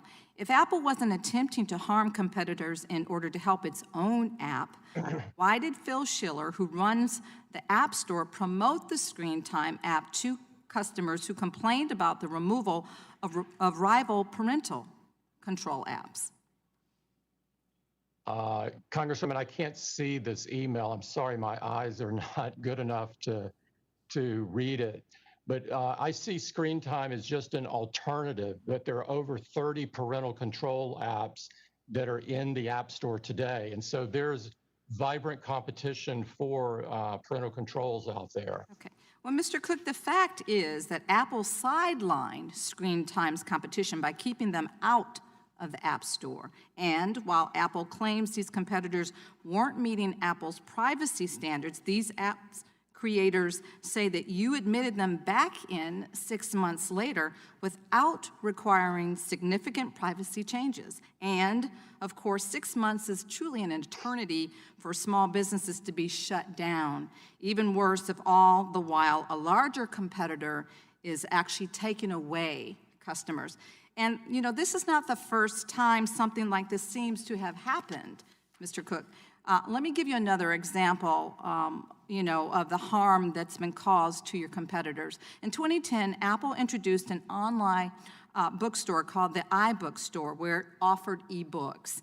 And the only major publisher that didn't agree to join iBookstore was Random House. Random House wanted to offer its own ebooks through its own apps and submitted their apps to be added to the App Store. Amidst continued negotiations between Apple and Random House, Senior VP Eddie Q said, and I'm quoting him, I'm quoting him when he said, it prevented an app from Random House from going live in the App Store. Q himself cited this app rejection as a factor in finally getting Random House to give in and join iBookstore. Mr. Cook, is it fair for Apple to use its power over the App Store to pressure a business to join Apple's own app? I can't see the email, and so I don't know the context of it, but there are many reasons why an app might not initially go through the App Store gate, because it may not work properly. There may be other issues with it, so it's very difficult to see. What I would say, though, on a macro basis, the gate to the App Store is very wide. We have 1.7 million apps in it. It's become an economic miracle with over $138 billion of commerce just in the United States. Mr. Cook, I really, really appreciate that sentiment. But, I want to say to you that Apple enjoys enormous power to control which apps can reach consumers. Even some of the largest companies in the country fear your power. Our evidence suggests that your company has used its power to harm your rivals and boost your own business. This is fundamentally unfair. It harms small businesses that rely on you to reach customers. It stifles the innovation that is the lifeblood of our economy. Ultimately, it reduces the competition and choices that are made available to consumers, and that is a great concern to all of us. And I yield back. The gentlelady yields back. That concludes that round. In light of the request of Mr. Gates for a third round, and because many of my colleagues would like to get more fulsome answers on a number of issues, we'll proceed to a final round, and my expectation is we will conclude within the hour. And I'll recognize myself for 5 minutes. Mr. Zuckerberg, we've seen the dominance of several of the companies appearing before us today, that it's not just harmful to our economy and competition, but it's harmful to the founding principles of our democracy. Facebook and Google are designed to keep users on their platforms whatever the cost. Because disinformation, propaganda, and hateful speech are good for engagement, they're good for business.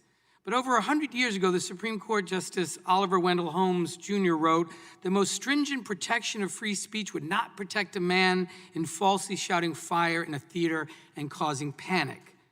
My first question is, Mr. Zuckerberg, do you agree with that principle, that there are limits to harmful and false speech, and that are particularly important when it comes to the health and safety of the public? Congressman, I certainly do, and I actually think that our policies go further than just limiting those types of things. Well, Mr. Zuckerberg, you have 1 billion users and almost 50,000 employees, and so you agree you have a responsibility to remove harmful lies from your platform, correct?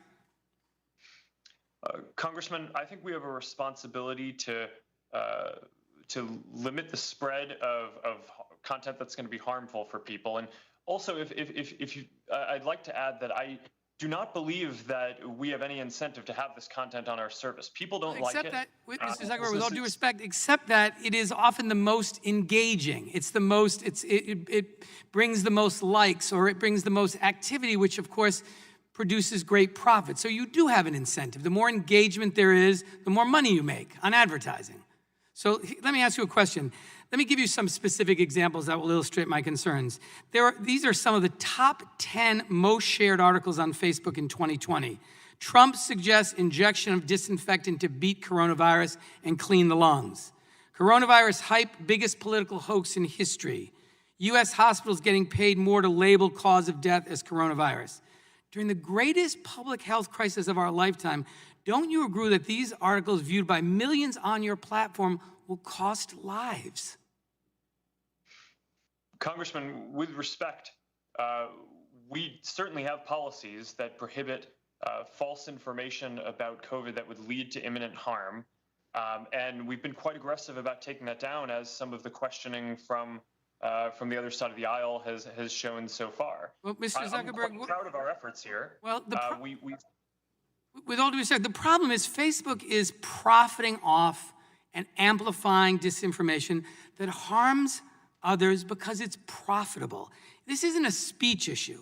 It's about Facebook's business model that prioritizes engagement in order to keep people on Facebook's platform to serve up more advertisements. So I'll ask you very specifically, what are you doing right now to protect people from demonstrably false claims related to this deadly pandemic?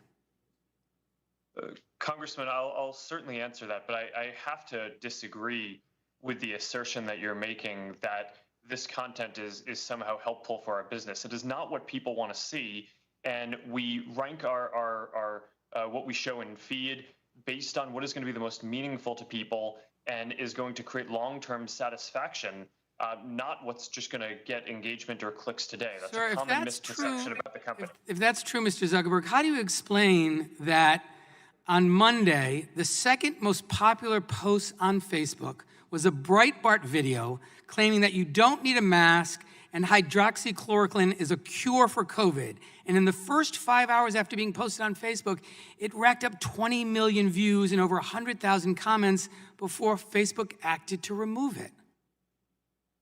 Well, Congressman, a lot of people shared that, and we did take it down because it violates our policies. We work with the After CDC 20 million to figure people out- saw it over the period of 5 hours. I mean, doesn't that suggest, Mr. Zuckerberg, that your platform is so big that even with the right policies in place, you can't contain deadly content? Congressman, I don't think so. I think we have, on COVID misinformation in particular, a relatively good track record of fighting and taking down lots of false content, as well as putting up authoritative information. We have built a COVID information center I understand with that. authoritative information from health officials. that Thank we've you, put Mr. Zuckerberg. I just on the have app one and more shown question more for you. than 2 billion people. I appreciate that. Mr. Zuckerberg, if a television station runs a false political advertisement, they're held liable for that. Why should Facebook or any other platform be different? While you may not be a publisher, you're responsible maybe not for the first posting, but you then take that posting and you apply a set of algorithms that decide how you will disseminate that, which is a business decision, not a First Amendment decision.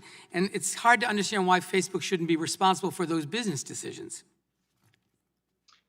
Congressman, in terms of political ads, we've modeled a lot of our policies off of the FCC guidelines on broadcasters and their requirements to run political ads equally from all different sides. Well, Cable I networks, think this, of course, have more.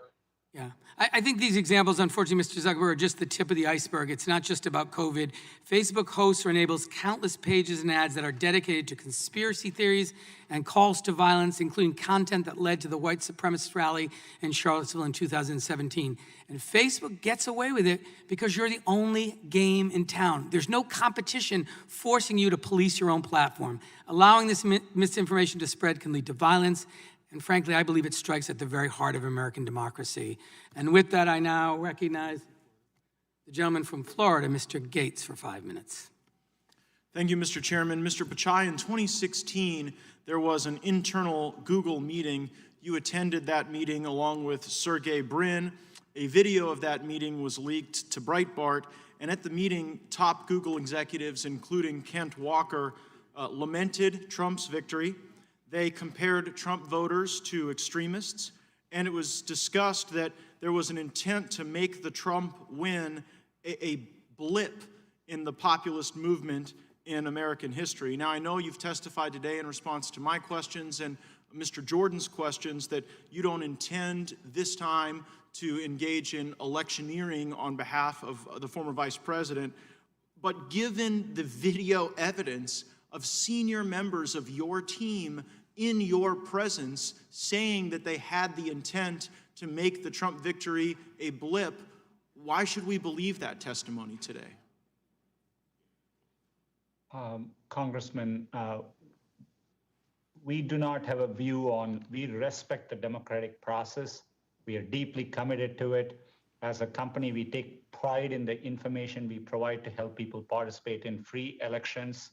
And we are deeply committed to it, as I said to Congressman Jordan as well. Do you remember that meeting? 2016 that you yes, I do. Yes, I do. It was in the context of, through the election across both sides, there was a lot of opinions. And as you know, elections are kind of a polarizing moment generally in the country. And there was a lot of rhetoric about certain issues which were. I understand rhetoric. I guess the question is, when the senior members of your team in your presence said that they did have the intent to change the outcome in a subsequent election, and then since that moment in time where we've seen all of these conservative websites and conservative viewpoints censored, you can understand why people would be concerned. So after your employees and top executives said in your presence that they intended to make the Trump victory a blip, what action did you take as the CEO to protect and preserve the neutrality of your platform? Congressman, no one had a view on ever interfering with elections or so on. But what I can tell you is we've made it very clear. About 2 years ago, we announced new community guidelines for within Google, clearly making it clear that employees obviously are free to have their political views, but none of that they shouldn't bring that as they work on any of our products. And if we found any evidence that people are using a political agenda to manipulate any of our content platforms, we would take strong enforcement action. We have sort of a string of events here. We have the 2016 meeting where people demonstrated their intent to make changes to hurt the president. Then we have your testimony today that's a little different than your testimony from December, where you say people can manipulate blacklists. And then you have the outcome where sites like Breitbart and Gateway Pundit and others see that disparate treatment. So it really doesn't take Sherlock Holmes here to connect the dots and see what Google's doing. I'm going to move on with my final 90 seconds, Mr. Bezos. I am deeply moved by your personal story. I am not here accusing you as someone who would ever traffic in hate, but it seems you have empowered people who do. And I'm particularly talking about the Southern Poverty Law Center. The Southern Poverty Law Center, which you allow to dictate who can receive donations on your Amazon Smile platform, have said the Catholic Family News, Catholic Family Ministries, the Federation for American Immigration Reform, the American Family Association, the Family Research Council, the Jewish Defense League, and even Dr. Ben Carson are extremists and should be treated differently. Dr. Carson is on the cabinet and is one of the most renowned minds in America. I'm just wondering why you would place your confidence in a group that seems to be so out of step and seems to take mainstream Christian doctrine and label it as hate.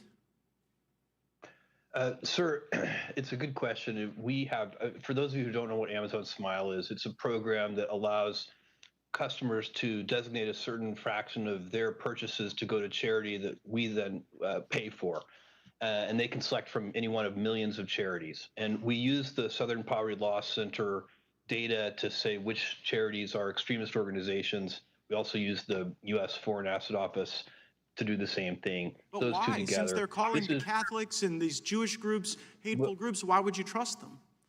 Sir, I'm going to acknowledge this is an imperfect system, and No doubt. I would love suggestions on better or additional sources. My suggestion for how would be a to- divorce from the SPLC, and I see that I'm out of time, and I yield back. The gentleman yields back. I now recognize the chair. Recognize the gentleman from Georgia, Mr. Johnson. Thank you, Mr. Chairman. Facebook is dominant not just in the social media market, but also in its digital surveillance capabilities.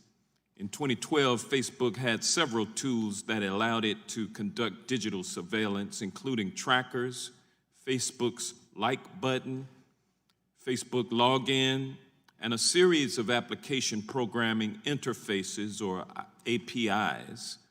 Mr. Zuckerberg, these tools provide Facebook with insights into its competitors' websites and apps. Isn't that correct?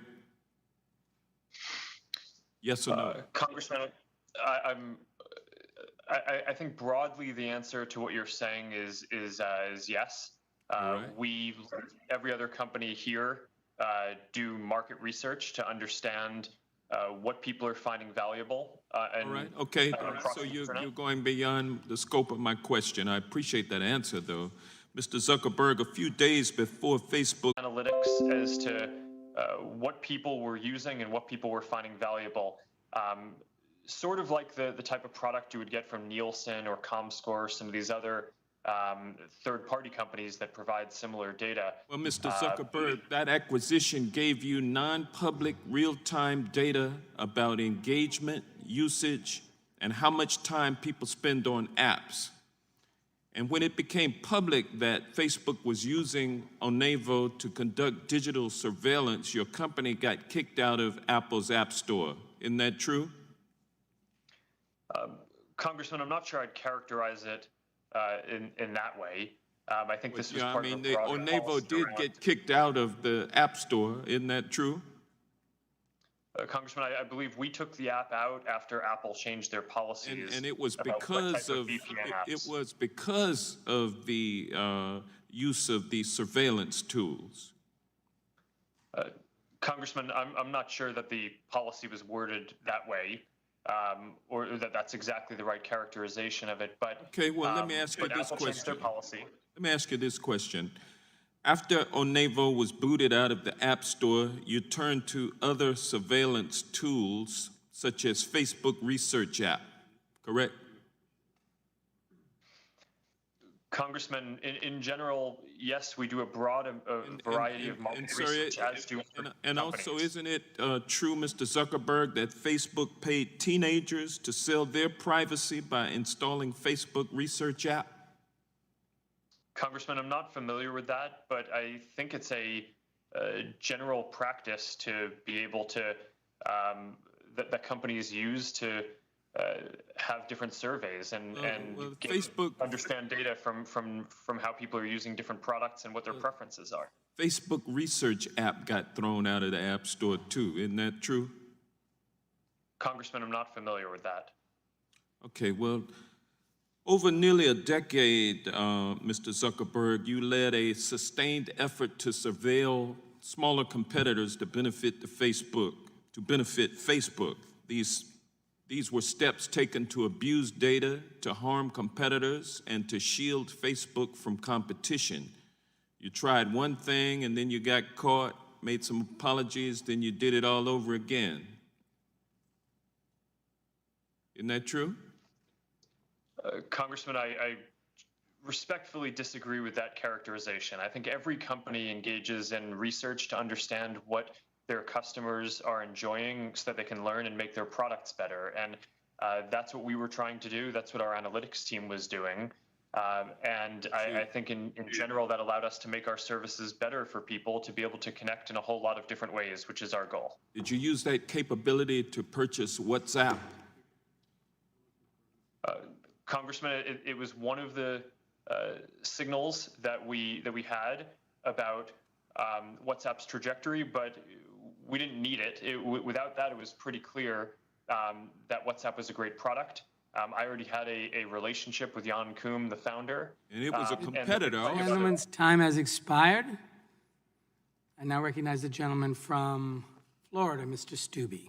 Thank you, Mr. Chairman. I have a question for all four, yes or no answer. Do you believe that the Chinese government steals technology from U.S. companies? Start with Mr. Cook. I don't know of specific cases where we have been stolen from by the government. So you don't believe that the Chinese government's stealing technology from U.S. companies, or you're just saying that not from yours? I'm saying I know of no case on ours where it occurred, which is I can only speak to firsthand knowledge. Mr. Pichai, do you believe that the Chinese government steals technology from United States companies? Congressman, I have no firsthand knowledge of any information stolen from Google in this regard. Mr. Zuckerberg? Congressman, I think it's well documented that the Chinese government steals technology from American companies. Yeah, thank you. Mr. Bezos?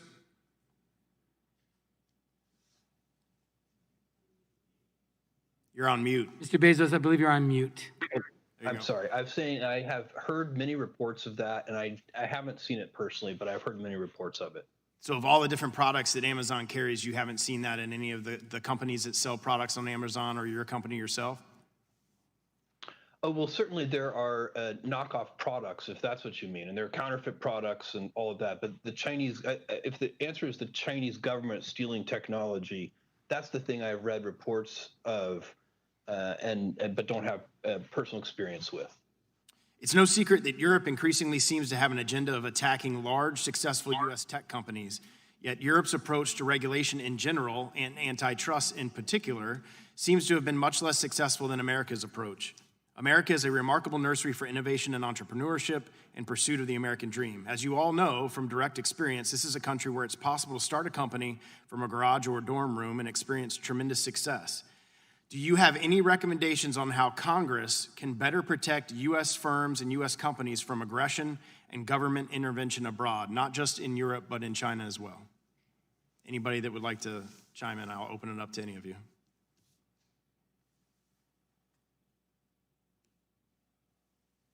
None of you have any recommendations on how Congress can better protect U.S. companies like yourself? All right, well, now I'll yield the remainder of my time to Mr. Gates. Thank the gentleman for yielding. Mr. Zuckerberg, what is a digital land grab? Congressman, I'm not sure what you're referring to.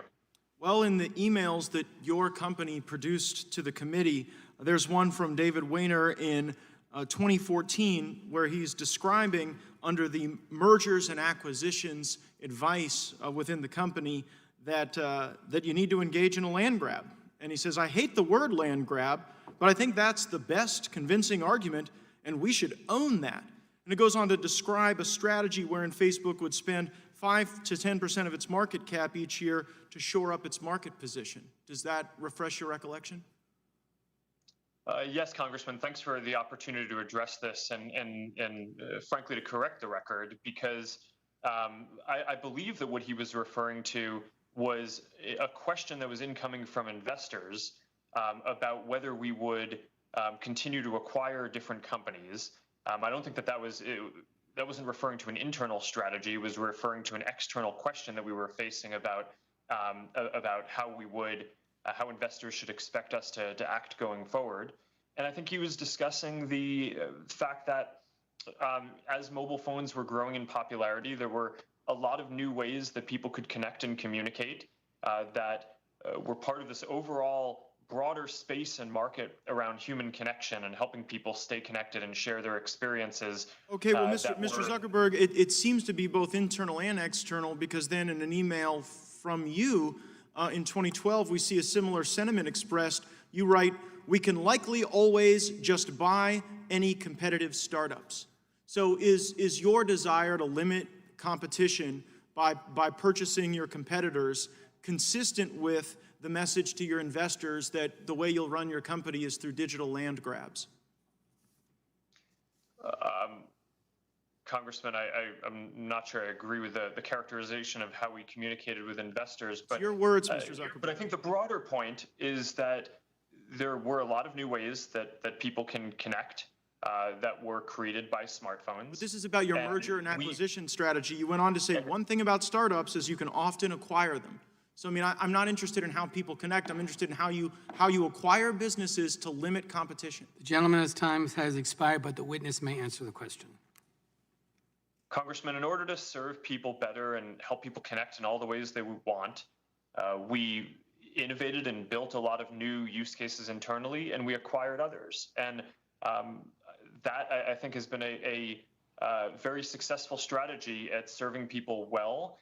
And a lot of the companies that we've been able to acquire have gone on to reach and help connect many more people than they would have been able to on their own. You've grabbed a lot of land.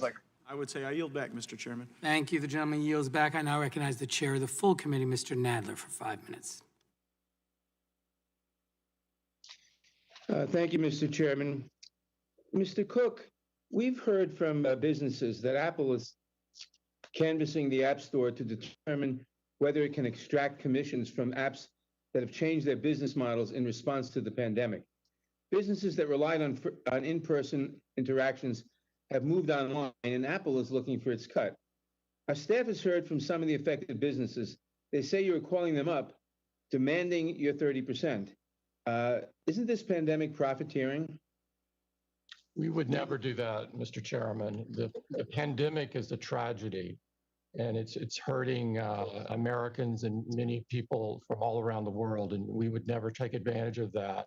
I believe the cases that you're talking about are cases where something has moved to a digital service, which technically does need to go through our commission model. But in both of the cases that I'm aware of, we are working with the developers. To sort of zoom out and to give you some historical context on this, when we entered the App Store market, the cost of distributing software was 50 to 70%.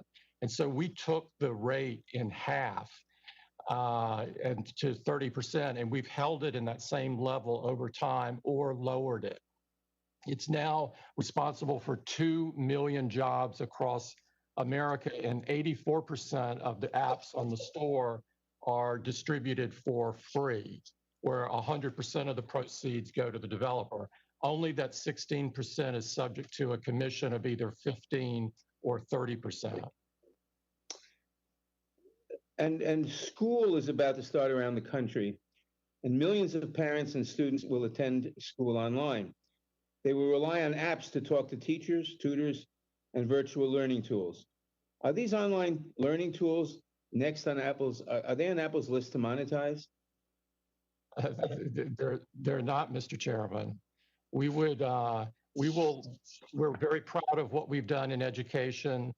We are serving that market in a significant way, including tons of donations.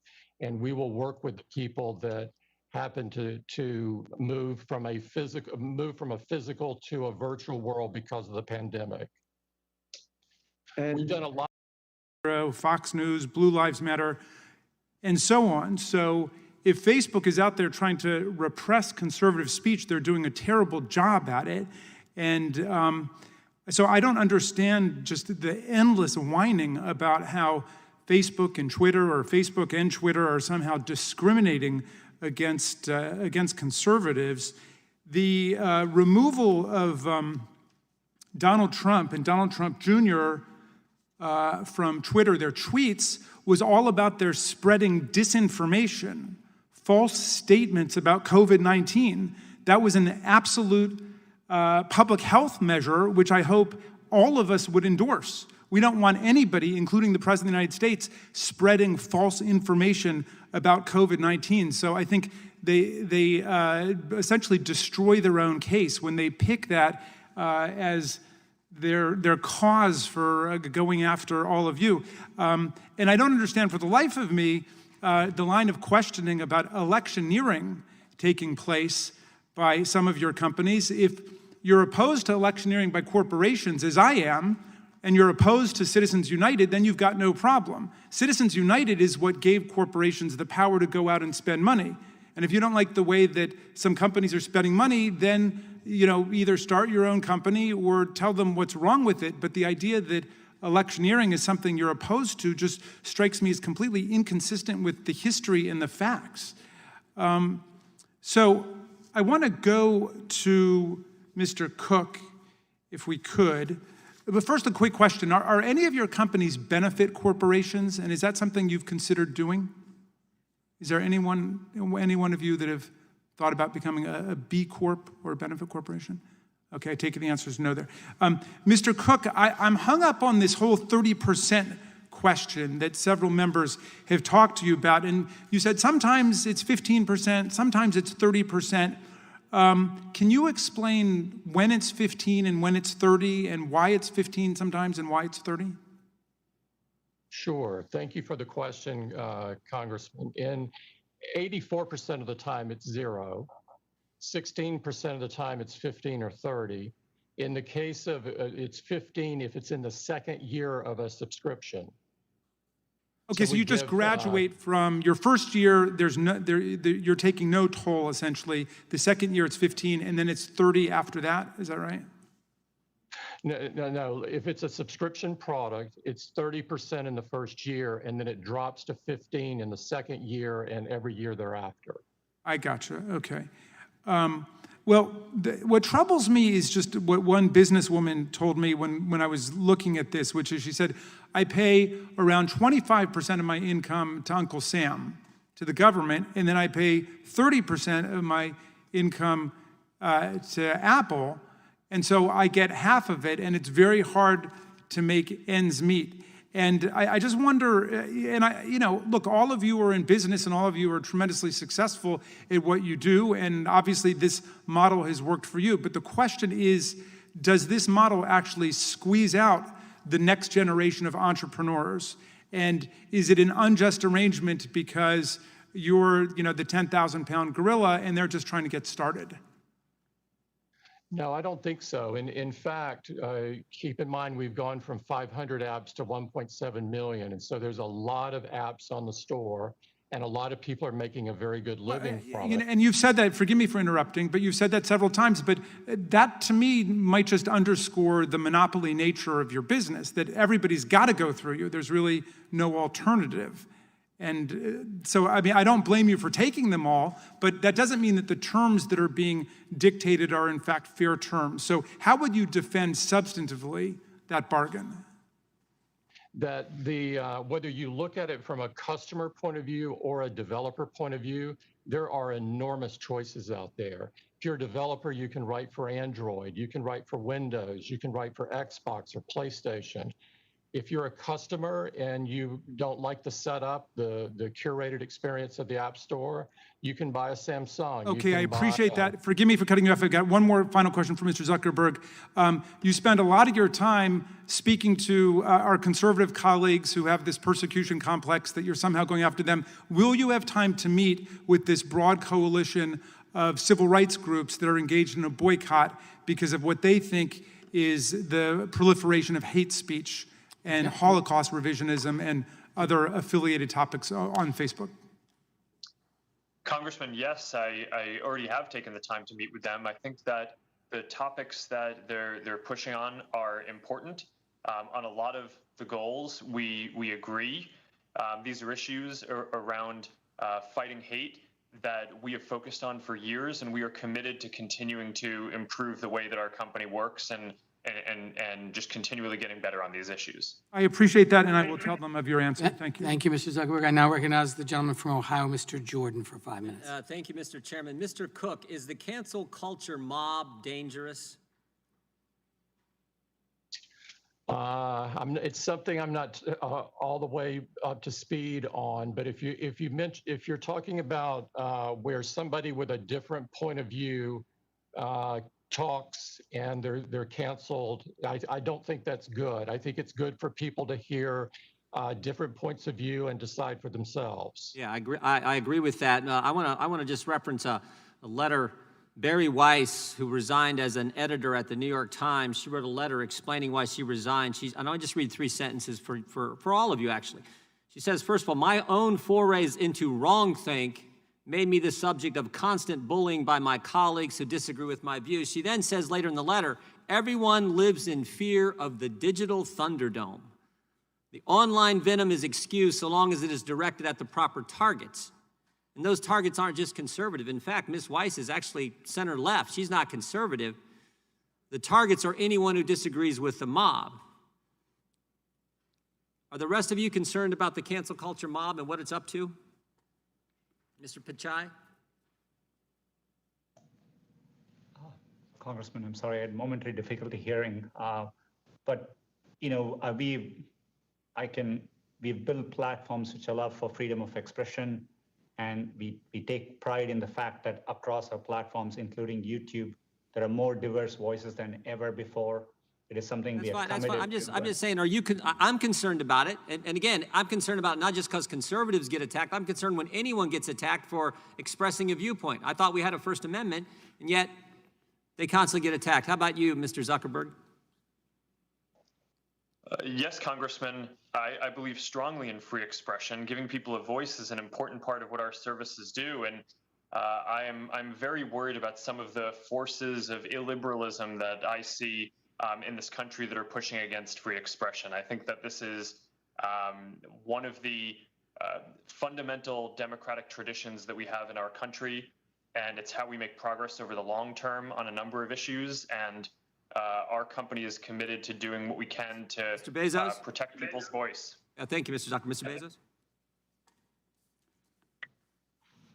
Bezos? Yes, sir. I am concerned in general about that. And what I find a little discouraging is that it appears to me that social media is a nuanced destruction machine. And I don't think that's helpful for a democracy. You agree with the term she used, Ms. Weiss used, digital Thunderdome? I see that, yes. Yeah, I see it too. And I guess my point is you were 4 pretty important guys leading 4 of the most important companies on the planet, and it would sure be helpful if you spoke out against this. I mean, Mr. Cook, there was a 1984 Super Bowl ad in black and white, had this Big Brother type figure as the narrator saying over the screen to a bunch of these workers, looks like it was straight out of the Soviet Union, saying to a bunch of these workers as they're sort of marching along, he says one of the lines that the narrator uses is, "Our unification of thoughts is more powerful a weapon than any fleet or army on the earth." And then the ad ends with this lady running in color and smashing the screen, busting the groupthink, busting the mob think. Do you remember that ad, Mr. Cook? What company had that ad? I remember it very well. It was Apple versus IBM at the time. Yeah, but the point was, mob think, cancel culture, groupthink is not what this country is about. And we are seeing it play out every single, just take the sports world, for goodness sake. In the last few weeks, Drew Brees had to bow to the mob simply because he suggested you should stand for the anthem. There was a football coach at Oklahoma State who wore the, quote, wrong t-shirt fishing with his boys. He got in all kinds of trouble. James Harden wears a mask saying, back the police, help the police, support the police. He gets attacked. Why don't we just let the First Amendment work? That's all we're asking. And you are 4 individuals who have so much influence. It would sure help if you're out there criticizing what the cancel culture mob is doing to this country. And people see it every single day. And I hope you'll do it. I hope you all said you disagree with it. I hope you'll really speak out against it and be fair with all viewpoints. I yield back. The gentleman yields back. I recognize the gentlelady from Washington, Ms. Jayapal. Thank you, Mr. Chairman. Mr. Pichai, I direct my questions to you. Many of us feel a deep urgency to protect independent journalism, and I wanted to talk a little bit about ad revenue and independent journalism. Google makes most of its revenue through selling advertising, and Google's advertising exchange is a, quote, real-time marketplace to buy and sell display advertising space, correct? Yes, Congressman, that's correct. And over 2 million websites, including online newspapers, use that exchange, correct? We are very proud to support publishers, and I don't have the exact numbers, but yes, that seems to that's an estimate put forth by tech expert Dina Srinivasan, and your own website for Google Display Network says you have access to over 2 million sites. What is Google's share of the ad exchange market? Congressman, I'm not exactly familiar. I've seen various reports, but Okay. we are a popular choice. Great. Let me put it up for you. If you look at the screen, you will see that 50 to 60%, Google has 50 to 60% according to the Online Platforms and Digital Advertising CMA market study that was just released. And in order to buy and sell on these exchanges, websites and advertisers go through a middleman like Google's DV360 and Google Ads. If you look at the slide, Mr. Pichai, you can see that the share of this buy-side market that Google has is 50 to 90%, according to the same study. And I just want to simplify how these exchanges work. So say in Seattle, Dee's Electronics, a mom-and-pop business, wants to buy online ad space in the Seattle Times. Dee's Electronics would need to go to a middleman, like Google Ads, which would then bid for ad space on an ad exchange. The problem is that Google controls all of these entities. So it's running the marketplace, it's acting on the buy side, and it's acting on the sell side at the same time, which is a major conflict of interest. It allows you to set rates very low as a buyer of ad space from newspapers, depriving them of their ad revenue, and then also to sell high to small businesses who are very dependent on advertising on your platform. It sounds a bit like a stock market. Except, unlike a stock market, there's no regulation on your ad exchange market. If there were regulation, it would actually prohibit insider trading, which means that the broker can't use the data in the broker division to buy and sell for their own interests. Instead, brokers have to serve their clients. Does Google have a similar obligation to serve its clients, the businesses that are selling and buying ad space? Congresswoman, if I could explain this for a minute, we paid over $14 billion to publishers. We are deeply committed to journalism in this area. On an average, we pay out 69% of the revenue when publishers use Google's buy and sell side tools. And it's a low margin business for us. We do it because we want to help support publishers in this area. I understand that, Mr. Pichai. What I'm trying to get at is when any company controls the buy and the sell side, I worked on Wall Street a very long time ago, there are reasons that insider trading is regulated, and this ad exchange is essentially the same thing. And without accountability, it isn't meaningful to just care about the newspapers. We're seeing them die all over, and ad revenue is a big reason. Let me put up a graph here that shows that Google's ad revenue is increasingly coming from ads on Google-owned sites and less so from other websites. Can you explain that trend? I can't quite see whether this is net revenue or gross revenue. Obviously, when it comes to non-Google properties, we share the majority of revenue back to publishers, whereas on our own properties, we obviously, we have the inventory. So, but I would need to understand more. I just quickly looked at it. I'm not sure if we can send it. We can send it to you and make sure you have it. Google has not made its search traffic volumes public in years, so there's no way for us to know exactly what's happening here, and there's no way for businesses to verify whether they've been treated fairly or left behind in favor of Google-owned companies. Is Google steering advertising revenue to Google Search? Congresswoman, users come to Google Search. It is that traffic, and that's where our source of revenue comes from. So we are focused on providing users the information they are looking for. We work hard to earn their trust. We know competition for information is just a click away. Thank you, Mr. Pichai. I just want to make the point that independent journalism is incredibly necessary to our democracy, and we want to do what we can to protect it. I want to just ask one last question of Mr. Zuckerberg.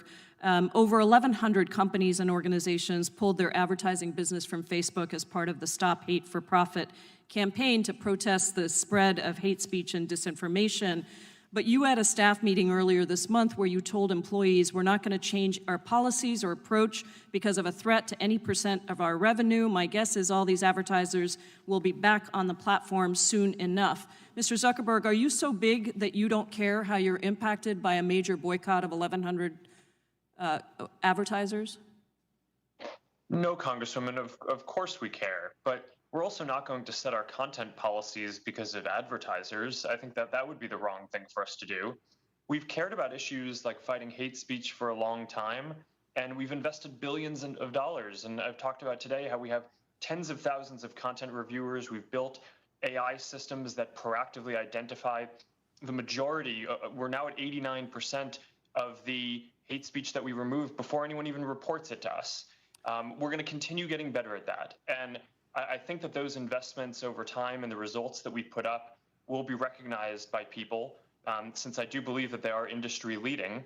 And I think that our advertising also is, for a lot of small businesses, the most effective or among the most effective ways that they can find and reach new customers. Thank you, Mr. Zuckerberg. And a My lot of time people rely on has it. expired, but I would just say that I know you've commissioned your own civil rights audit.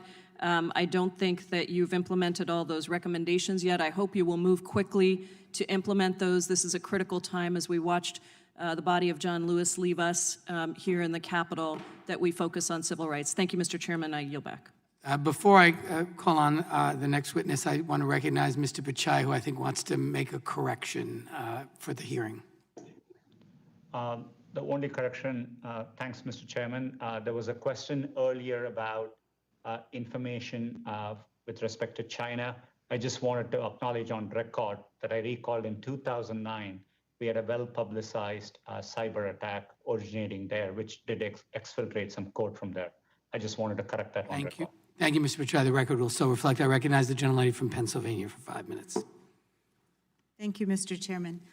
In March 2020, Amazon announced that it was going to start delaying shipments of non-essential products in order to better serve customers and meet need while helping to ensure the safety of their warehouse workers.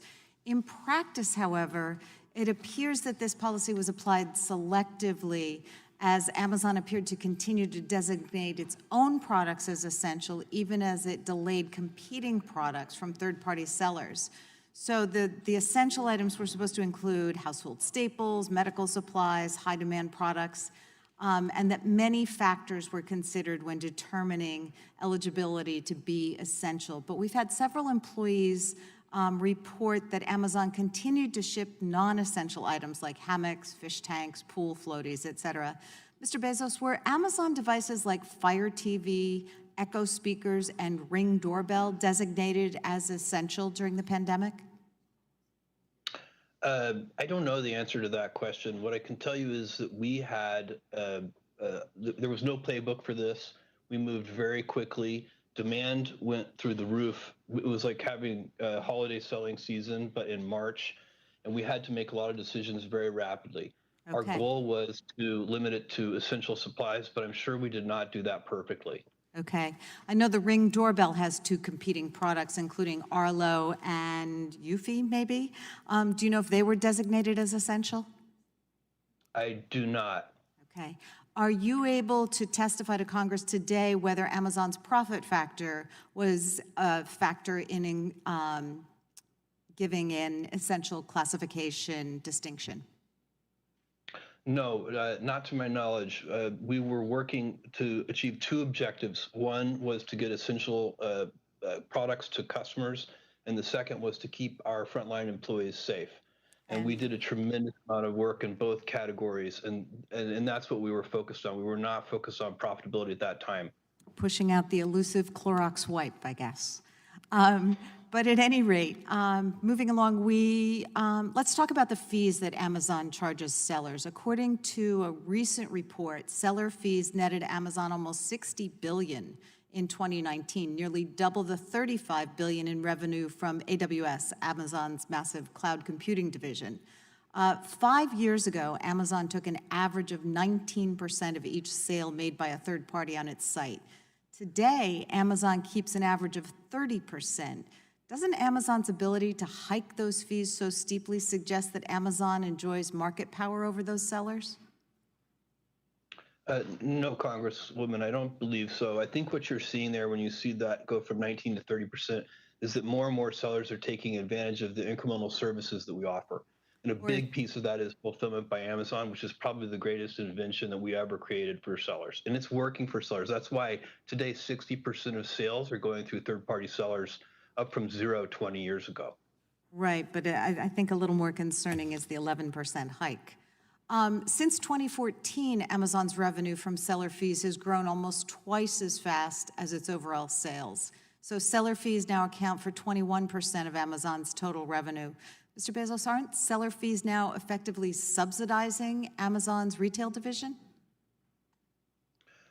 Congresswoman, no, I don't believe so. I think what you're seeing there, when you see these fees going up, what's really happening is that sellers are choosing to use more of our services that we make available.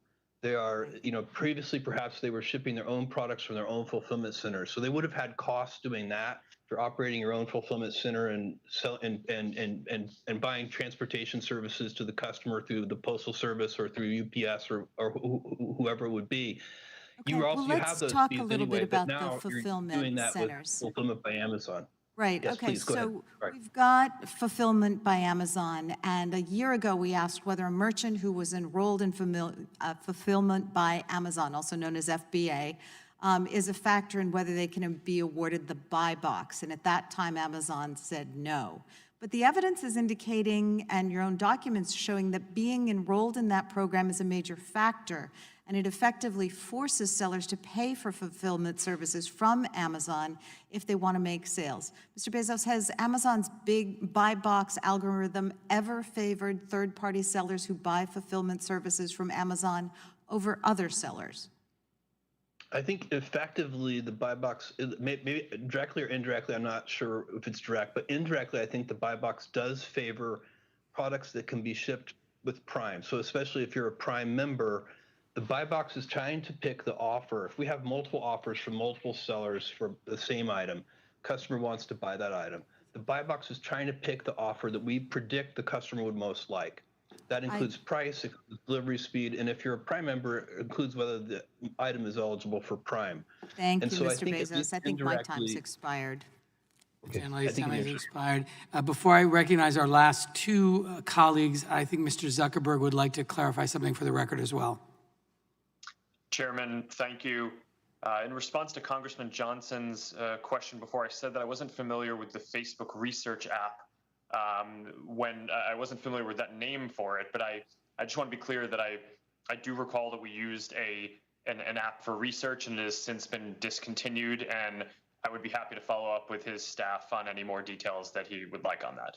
Thank you, Mr. Zuckerberg. The record shall so reflect. I recognize the gentleman from Colorado, Mr. Neguse. Thank you, Mr. Chairman. Good afternoon, Mr. Cook. I wanted to direct a few questions to you and wanted to talk a little bit about the App Store and app development. So just taking a step back, my understanding from your testimony today is that essentially Apple has to operate by the same rules that the app developers operate by in terms of being able to access the App Store. Is that correct? We have 60 apps on the App Store. They go through the same rules that the 1.7 million do. Okay, so here's kind of why I asked that question. My understanding is the App Store review guidelines tell app developers not to submit copycat apps. Is that correct?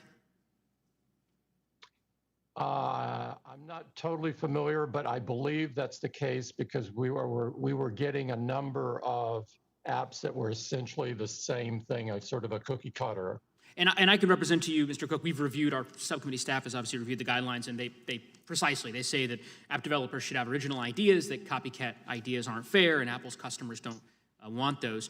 On the other hand, the app developer agreement, which you require every developer to agree to, does give Apple the right to copy other apps. And so the question is why one rule for the developers that compete with you and the opposite rule for Apple? Congressman, I'm not familiar with that, but I could follow up with your office on it. Well, I would appreciate if you could follow up with our office. My understanding, again, is that the app developer agreement explicitly says that Apple can use any information that an app developer provides to Apple for any person, or any purpose. And so obviously you have complaints from any number of app developers who have testified before our committee.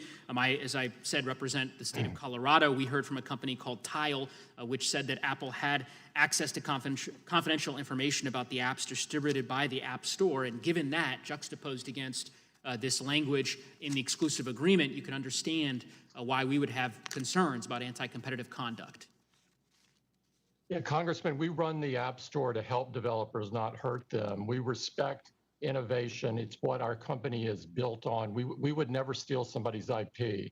But I will follow up with your office on more detail on this. Well, and I appreciate that, Mr. Cook, because I think to the extent that Apple were willing to commit, and I intend to ask Mr. Pichai a similar line of questioning, because I believe this is consistent across multiple different platforms. To the extent Apple was willing to commit within the developer agreement to say that while you have access to that data, that you are not going to use that data and are not permitted to use that data to replicate your own app, a copycat app, if you will, that would certainly, in my view, be a reflection of a step away from any type of anti-competitive conduct. And it sounds like you'll follow up and we can learn more with respect to that issue. Mr. Pichai, similarly, there was an article just today, or excuse me, yesterday, from The Verge. The title is "Google Reportedly Keeps Tabs on Usage of Rival Android Apps to Develop Competitors." And I'll quote from the article, Google said that the data doesn't give information about how people behave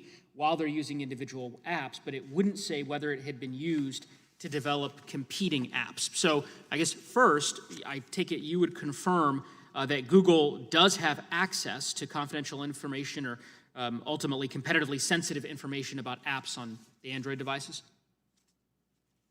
Congressman, if I could clarify this. Today, we have an API which is available for other developers as long as users consent. This gives us system health metrics. This is how we can launch digital well-being features on Android. This is how we understand which apps are using battery, and we can give a dashboard which shows, maybe for crashing or quality control or for battery usage or for digital well-being. So at a high level, this data is available through a public API, and other developers can avail as long as the users give consent to it. So, Mr. Pichai, I just want to clarify, again, I'll quote from this article. The article refers to this data as sensitive data about other apps, including how often they're opened and for how long they're used. I'm not asking how you use that information. I'm just asking whether or not, in fact, what the article alleges it is correct, that you do have access to that data. Yeah, with user consent and the APIs exist, yes, we do. And does Google and use it's that? critical for us to have access to that so that we can maintain the, this is how we understand and we can, improve resource usage of applications. Understood. We can have features like. My time's limited, sorry. I just want to get to this core question. Given that Google does have access to that data, does Google use that data to develop competing apps? And if your answer is no, will Google commit to making the necessary changes within its Android developer app agreements to ensure that developers have that sense of clarity, that in fact the data will not be used for Google to be able to develop a competing application? Congressman, like other businesses today, we do look at trends, and we, in fact, in Play Store, we do publish the number of installs of application, and we give ranges. And so there's a wide variety of way by which we try to understand what's happening in the market. But I appreciate your concern about making sure there's clarity in this area, and we'll continue to invest and give more clarity. Yeah, I must, I guess, want to just follow very quickly, Mr. Chairman, if you're willing. So I guess I'm wondering if you can just answer that fundamental question. Does Google use that information to develop competing apps? I understand the purposes you've described in terms of how you use the information. I'm just asking if one of those, in fact, is to develop competing apps. The gentleman's time has expired, but the witness may answer the question. Congressman, because we try to understand what's going on in market and we are aware of popularity of apps, I don't want to. I want to be accurate in my answer, but in general, the primary use for that data is to improve the health of Android. But and any data we get, we have user consent for it, and we make it available through an API to other developers as well. The gentleman's time has expired. I now recognize the gentlelady from Georgia, Ms. McBath. Thank you, Mr. Chairman. And gentlemen, thank you so much for spending so much of your time with us today. We really appreciate it. And many of you have mentioned John Lewis today and his fight for equality, and that I know that all my colleagues and I will carry on. Very quickly, can each of you simply commit to improving racial and gender equity at your companies, including Black leadership and women in your senior ranks? Just a yes or no answer, please. Mr. Zuckerberg. Yes. Mr. Cook?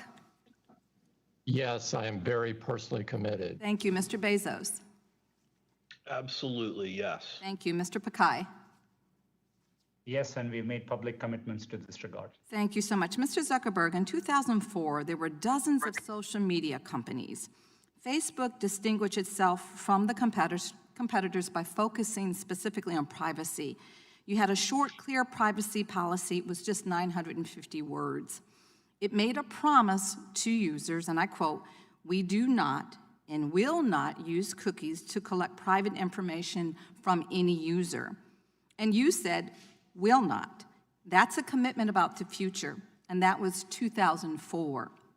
Mr. Zuckerberg, today, does Facebook use cookies to collect private information on users?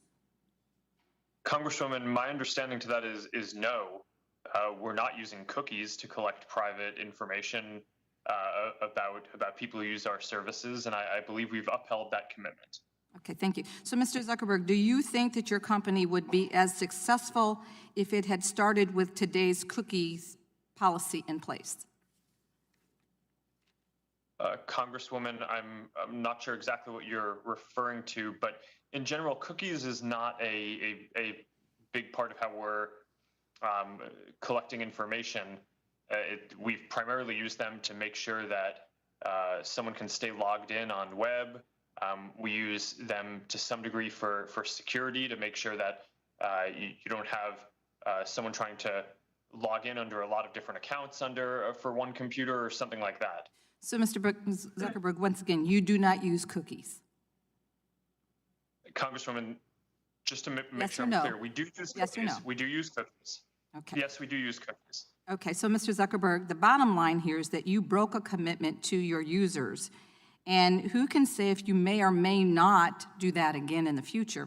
The reality is that Facebook's market power grew and Facebook sacrificed its users' policy. Mr. Bezos, my colleagues have touched on counterfeit goods, and I share their concerns very deeply. I'm also concerned about stolen goods. Mr. Bezos, are stolen goods sold on Amazon? Congresswoman, not to my knowledge, although we're more than 1 million sellers, and so I'm sure that there have been stolen goods Really, Mr. sold on Bezos? Amazon. Really, Mr. Bezos? I'm sorry. There's not? You don't believe that there is? I That said- surprises me. No, I just said with over 1 million sellers, I'm sure that it has happened. But certainly, I don't think it's a large part of what we're selling. Okay, so Mr. Bezos, basically then you're saying yes. I guess so. Okay, so I want to ask you about information that you require from sellers to prevent the sale of stolen goods. Do you require a real name and address, yes or no? For sellers? Once again, do you require a real name and address from sellers? I believe we do. But let me get back to your office I'd rather give you the accurate answer, but I think we do. And I'm aware that you are. So yes, you do require a name and address. Do you require a phone number, yes or no? I don't know if it's required. I think we often have it, but I don't know. So briefly then, how do you verify that each of these pieces of information is accurate? I don't know the answer to your question. So you don't know how many people work on verifying seller verification before the seller is allowed to sell on Amazon? No, Congresswoman, I don't. Okay, then I'm going to ask you, sir, will you commit to reporting all sales of stolen and counterfeit goods to law enforcement and to victims to track large-scale offenders engaged in organized retail crime? To the degree that we're aware of it, we will certainly pursue it. In fact, I would. Sir, can you just make a encourage blanket this- commitment? Can you just make a blanket commitment, whether you're aware of it or not?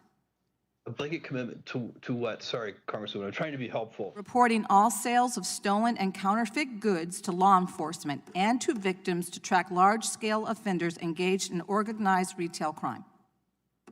I see no reason why, if we're aware of stolen goods, we wouldn't report it. We would want the correct law enforcement authorities to be involved.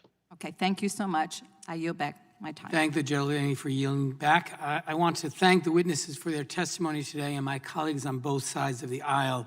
I also want to acknowledge the extraordinary work of our team, led by Slade Bond, Lena Khan, Amanda Lewis, Phil Barenbrook, Anna Leinhardt, and Joe Venoy, who have done an extraordinary job throughout this investigation and in preparation for our hearing today. Today, we had the opportunity to hear from the decision makers at 4 of the most powerful companies in the world. This hearing has made one fact clear to me. These companies, as they exist today, have monopoly power.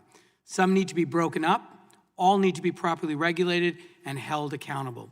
We need to ensure the antitrust laws first written more than a century ago work in the digital age. When these laws were written, the monopolists were men named Rockefeller and Carnegie. Their control of the marketplace allowed them to do whatever it took to crush independent businesses and expand their own power. Well, the names have changed, but the story is the same. Today, the men are named Zuckerberg, Cook, Pichai, and Bezos. Once again, their control of the marketplace allows them to do whatever it takes to crush independent business and expand their own power. This must end. This subcommittee will next publish a report on the findings of our investigation. We will propose solutions to the problems before us. As a great American Supreme Court Justice Louis Brandeis once said, we must make our choice. We may have democracy or we may have wealth concentrated in the hands of a few, but we can't have both. This concludes today's hearing. Thank you again to our witnesses for attending. Without objection, all members will have 5 legislative days to submit additional written questions for the witnesses or additional materials for the record. And without objection, this hearing is adjourned.